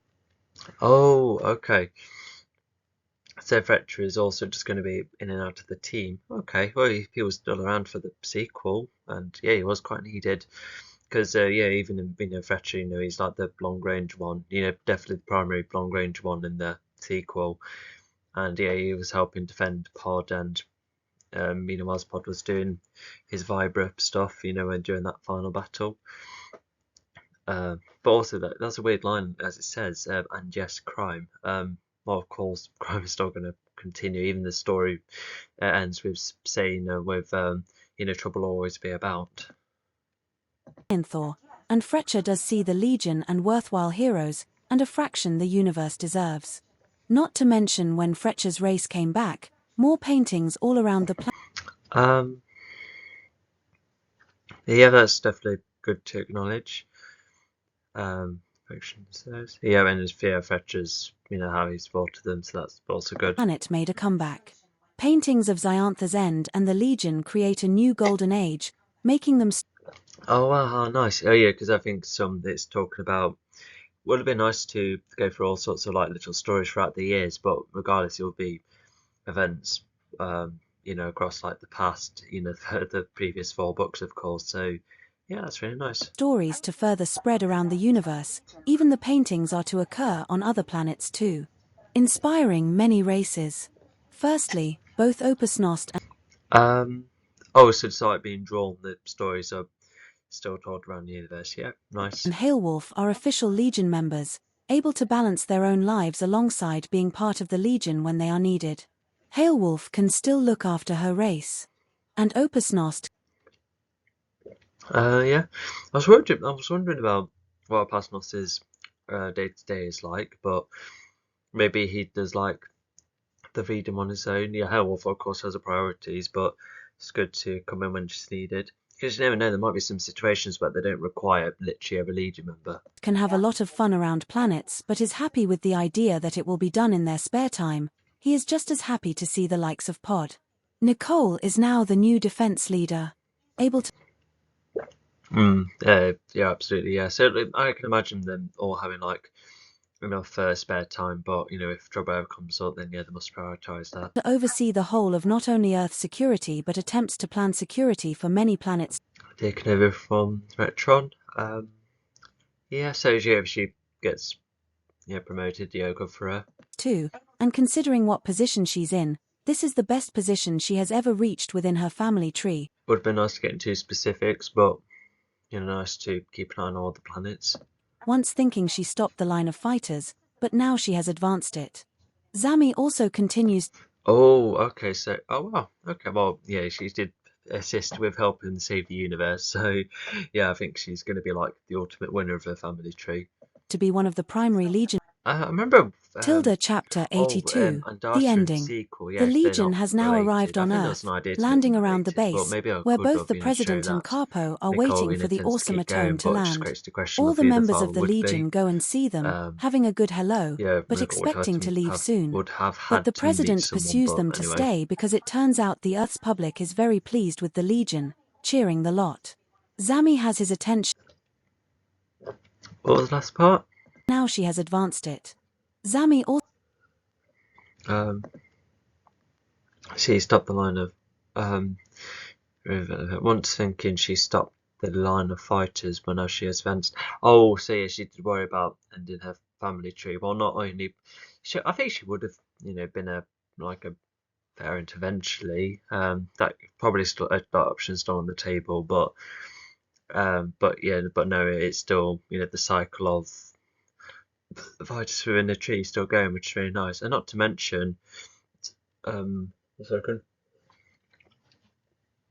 Um, Oh, well, so, other spin-off ideas, what was Nicole's ancestry like? That could be quite cool to cover one day. Yeah, although I'm not sure I said this before, but I personally find it's so weird because there's like load of like crime shows, etc. Shows that just feature just people, which I do enjoy a lot. But because I'm not always very knowing of how like policies or economics or um and how like a lot of things work on Earth, so that makes me like quite hesitant to do like things. And it's weird because if you are going to include upon the Earth, then it should be how it should be behaved. Like even if you want to do alien feature interpretation where they do encounter aliens, then cool, fine, but all of those systems have to come into play, and yeah, enough should be acknowledged. But it's just with the alien stuff. It's That's where you can do pretty much whatever, especially when don't have to worry about just like any human history. You can just come up with whatever. But yeah, I reckon this version of Earth, yeah, definitely accurate to um, yeah, normal history. Yeah, even like this the whole aspect of evolution, I would say it probably starts off with living. I can see making that connection. Um, so yeah, but yeah, I was thinking of making Earth still a bit more interesting. In the sequel, have Earth be like the tech-heavy lot, whilst the aliens are mostly supernatural. I'm interested to see what kind of technology they go for, but yeah, and also make sure there's actually a difference between aliens and humans. Make sure these aliens are far more, they stand out and do all sorts and possess like different types of items as well. Yeah, it would be good to acknowledge that. Now she has advanced it. Zami also continues to be one of the primary Legion members, and thanks to going through the turmoil and learning everything he needs to know, he becomes a far better being A bit on the nose, but at least he's made it, which is good. compared to where he first started. Getting all the attention he wants, he is a true icon like everyone else in the Legion, like any new Legion member to come. And so who knows what the Legion will Or any Legion member to come. Yeah, even that's minor foreshadowing with the sequel, yeah, with the new members. face next, after finding out that one of the Earth cities has a Beastosaurus. Oh yeah, so we've got the small setup earlier, so we would know these creatures exist. And despite being almost like the last mission of the story, it's just yeah, like a little extra, and just showing that trouble will always be about. And yeah, there's always going to be trouble. Not everyone's going to be on the side of the Legion, which is makes the spin-off and the sequel not as jarring. Because not everyone's literally going to settle and get on or agree. There's some that will attempt to push back, which is normal. But yeah, it's good to end it on here. Yeah, I'm not sure I said this before, but I'll see if I can try and find it actually. Oh, yes, you can. There's a showreel back in 2019 has a digital Beastosaurus drawing, because that was like one of those cases of me drawing something as a kid, and an acquaintance just digitized it for me, and it looks rather cool. because I'm not normally like the biggest fan of children's drawings then made to look professionally. It's just because um, I think it occasionally can be a bit too abstract for me. If I was like quite an imaginative kid, then yeah, I think I should be able to admire, what everyone else tries to come up with, see where their ideas come from. But yeah, I think with the Besaurus illustration, like I remember like the legs and the overall body's a bit dodgy at times, but I still just feel like the imagery. So yeah, do hop onto that if you are curious. Um, I think is it? Oh yeah, I think it is public. Yeah, because funny enough, that's what I used to get into uni, and it worked. Because yeah, other unis just like, oh, just come for an interview, even if you have to go all this way. But with the one I'm going for, they just wanted to show you a couple of other bits and bobs, and were like, you know what, you're in. Yeah, because when going for the animation course at the time, I was probably the one who used those softwares and probably the most familiar, thanks to going for a like a higher industry college of some kind. Yeah, because I think other colleges would have taught the software and that, but I went to a more a standout industry creative specific kind of college, which was small, but gosh, like the vibe in it, I really miss it to this day. And yeah, and sometimes vibes like that could really help inspire the the kind of ideas I go for. Because for instance, like before the updates, yeah, like some of the college buildings of mine, when I used to go to the college, they had this really nice, what was it, like ready orange, whatever the color bricks are, but just or it's just that mixture with yellow with all the other colours. There's something about that which was like really cool. I think that's my how I design buildings. Like granted, it'll be hard to try and design brick buildings, considering what the pixelated look is like, but I can always shrink it, turn it into like a pixelated texture. So that's possible. Anyway, sorry, enough about my personal history. We need to finish this off. An alien fraction sent it in the hopes of getting the Legion down, What alien fraction? but the public of Earth, alongside the alien races that are coexisting on Earth in the meantime, are very supportive Bit of a chunky. Oh yes, the line's too long, but never mind. of the Legion and are very faithful of them. The Legion is nearly flawless Okay, so this was like an effort to make the Legion seem bad again. Well, but obviously that's not going to be very easy, especially when the Legion are going to be, like very supportive, with a crowd cheering for them. and prioritizes people a lot more. So before the Beastosaurs take anyone's life, the Legion will aim to stop it and take Sorry. Um, but yeah, so the Legion are already onto it. So they're probably just as vicious as Dion. it back home. And so, everyone including Zami, Nicole, Opusnost, Hailwolf, Fretcher alongside Pod and some Morphils all join to take the Beastosaurus down quickly, and the crowd Yeah, I can imagine it being quickly, so yeah, that's all good. cheer for them. Even if peace has reached a peak, now and again, there will be haphazard. Um, Things will always be haphazard. That's what should have been said. So, oh gosh, that was it. Because it's like a really good line, even something that's been used again in the storybook. To use that line because the whole universe itself just used to be called Haphazard, but then I found out that was something else that had the same name. So I did have to state on Twitter to be like, oh, it's now called this, despite the early storybooks, just having that word alone, but at least it has been altered to change a lot. Yeah, so just have a far more unique title.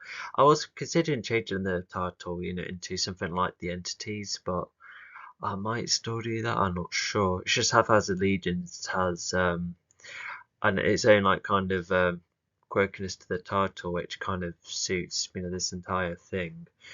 And but not to mention, yeah, if we're considering it's not the most common word, so I feel like this fictional universe can like own this word, It's just like how Christmas and mine and yours own the word gilet, and um, I don't know. I just struggle to think of other examples, but there's definitely a lot of films you watch where whenever you hear a word, you always think about that other thing. Oh, I tell you what, a lot of people associate the word Tuesday with that, that Miranda comedy show when she used to go Tuesday on the answering machine to try and emphasize the correct sound, so she's using the answering machine properly. There is that. I remember nearly going for a commentary for that just to see how that holds up, but I don't think. I don't know. It's just comedy is very subjective. If I'm not like a comedy expert, then I won't really know, how each joke works or not. I might do it as like a contingency if my fictional universe completely like doesn't work, and if there's going to be like a day where they're like, you know what, you shouldn't have never been created a creative person in the first place because everything you created sucks, and then yeah, and I'll be really sad. But hopefully it shouldn't be like that because regardless what happens, I will be pursuing my goal. Yeah, just to because. Yeah, because sometimes when I just like watch like many films of TV, I just sometimes think, oh gosh, these, the look of things or the ideas, that seem just so lame. Like if they hired me, I would be able to give them like a proper juicy idea. I have like a law, but if my universe's law, like the lot of it, whether it's like and if whether finalized or just other ideas, it would be a size of a book bigger than a later Harry Potter novel. Like it'll be that much to work with. Like people would, oh, surely they would make people absolutely like could be like, oh yes, finally something. Because sometimes you have to try and generate a idea from thin air, which is not always a bad thing, but you need enough enough time to create the idea. Like what was his face that directed Elemental? Because it came from a lot of his personal experiences, and I think yeah, the experiences he started to like look back on to help him create the Elemental story, and but I think he still had the idea in his head for quite some time. And did he manage to work in Pixar for quite a bit as well? Because he was around, in Lightyear to voice that cat. Um, so yeah, it just makes you wonder. But yeah, I don't know about anybody else. But yeah, this was definitely a story of mine that yeah, it's but yeah, it definitely started to come together about oh 2010. No. Um, 2000. I was yeah about 2011. Oh gosh, it has a long time. Yeah, where I just started coming up with these characters in the first place, and then yeah, to then just put them all together in this manner. Yeah, it's I'm really pleased with the result and with what the animation is going to look like. Anyway, so yeah, I think we've pretty much let's conclude the whole thing. So yeah, really nice um, for yeah, for book five to be coherent enough, using everything it's set up, and still leaves the story slightly open-ended, so to explore other ideas.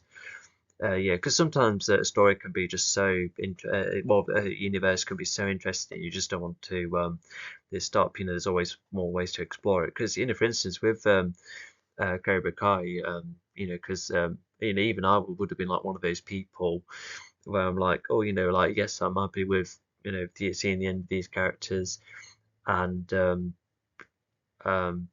accept that I probably won't be seeing them again because the actors will want to move on to further things, but I still want to see like more stories of a lot of well, just not just in the universe in general, but maybe one or two of the characters we haven't seen much of. It could be cool to see continually.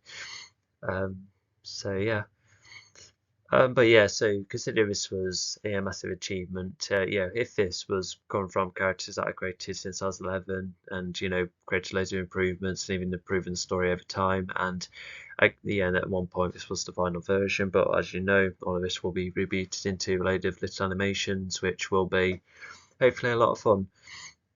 Yeah, because I'm not sure how much I remember from the update, well, the channel update video I created before releasing all of this, but yeah, trust me, it'll be worth to watch. Yeah, the lot of them, yeah, they were just like short and snappy, and yeah, just yeah, I can just it just has like great potential to be like a crowd pleaser. But yeah, I guess we'll wait and see. And um, but yeah, well, yeah, as we've grown over with the novel, yeah, there's a lot of cool bits and bobs. Yeah, I think like in other favorite stories of mine, definitely just like the imagination the best. A few bits and bobs anyway. You could definitely tell us some ideas which were kind of made up rather quickly, which yeah, stops it from being as interested as other parts. But and some of the character arcs could have been better, and there's still a whole heap of plot holes, load of rewriting to be done. There was alternative versions of the story which would have also been better too, and yeah, so there was yeah still has a long way to go. I think the whole thing will probably be rated about, I think, to be honest, a 4. Although if going for individual book rankings, I think it'll be like 6, 5, 3 or 2, 6 again, and I think, oh, is this better than book one? Oh, I'm almost tempted to say yes because a lot of the problems, world building problems within Earth are kind of out the way here. So I'm tempted to say that, but who knows? But yeah, even this, this whole universe, despite the improvements and with the ideas going over to the reboot, yeah, it still has enough of its unique charm. Having these 4 entities that possessed a whole lot of abilities, and then the races they created had their powers as well, and yeah, they all source from the same forms of energy, and how the powers can be experimented and mixed, and so the alien races as well, and even the alien races, they tend to have similar features, like snakes with arms in book 2. So there's those kind of consistent bits and bobs, and yeah, another aspects which definitely gives this whole universe an identity of some kind. So yeah, I'm still really pleased that I created all of these, and hopefully they did, entertain a couple of people. Unless, I don't know, they stopped during the opening pages of book 1. Yeah, so it'll be a real shame if nobody like has ever gone through this as a whole before. But regardless, right now it's just a version of what the story used to be, and before getting on to the arguably superior rebooted animations, which will, yeah, definitely. We've all just like improved a lot. The plotting, the ideas, yeah, and even with with make a load of short animations, it just means if they're going to be like a load of animated shorts, then I guess you don't have to worry about as many story elements. But I still want to make an effort by making a story cohesive. I don't want to create a load of abstract ones or create videos that are like an equivalent to a comedy skit where the story is just gone after the end of the video. No, I like this to be continuous where you can like all connect the dots in that. So yeah. Um, so yeah, it's just just really nice to go through all of this. I was quite surprised by a couple of bits and bobs and compliments that make me laugh, whether intentionally or not. And yeah, and I think some of the emotional moments I still really like. And yeah, I'm also just quite surprised that some of the like professional feedback, saying that this was good, and I suppose it was okay and decent on the surface, but when actually diving in, yeah, it's actually a whole heap of problems, which is unfortunate. But at least I recognise them, and I know how to move on from it. Because yeah, it's definitely cool to see me trying, but at the same time, just seeing what to improve. Yeah, because I always find it interesting when people are like, I definitely would improve this, and I'll be like, oh yeah, I probably can see where you're coming from. I'll keep that in mind for later, which is, yeah, definitely like that in education during my animation bits and bobs during college and uni. All right, so yeah, as I may have planned out, so yeah, I think this is probably going to be the definitive last commentary video. There might be other TV, film, or other topics to go for. Yeah, I think it will definitely be a good contingency if the short animations don't work. But I definitely covered what I wanted to cover, and so yeah, this is pretty much going to be like an end of an era almost. But yeah, still rather neat, and um, Oh well, but no, it's going to be neat. Yeah, because I think yeah, the commentaries have been fun to make, even if it has been quite a chore going through the lot and checking them, and making sure that um, yeah. Um, so yeah, I think we'll end it right there. So yeah, quite a journey, and yeah, I'll leave you to it, and see you. Yeah, I think it might be the last time we might hear my voice. We'll wait and see, won't we? But yeah, go and watch the animations if you haven't already. First one should be out not long, but yeah, it should be hopefully be creating one by one. So yeah, be a lot of fun in that. Yep, I'll yep, I'll see you. I'll see you whenever.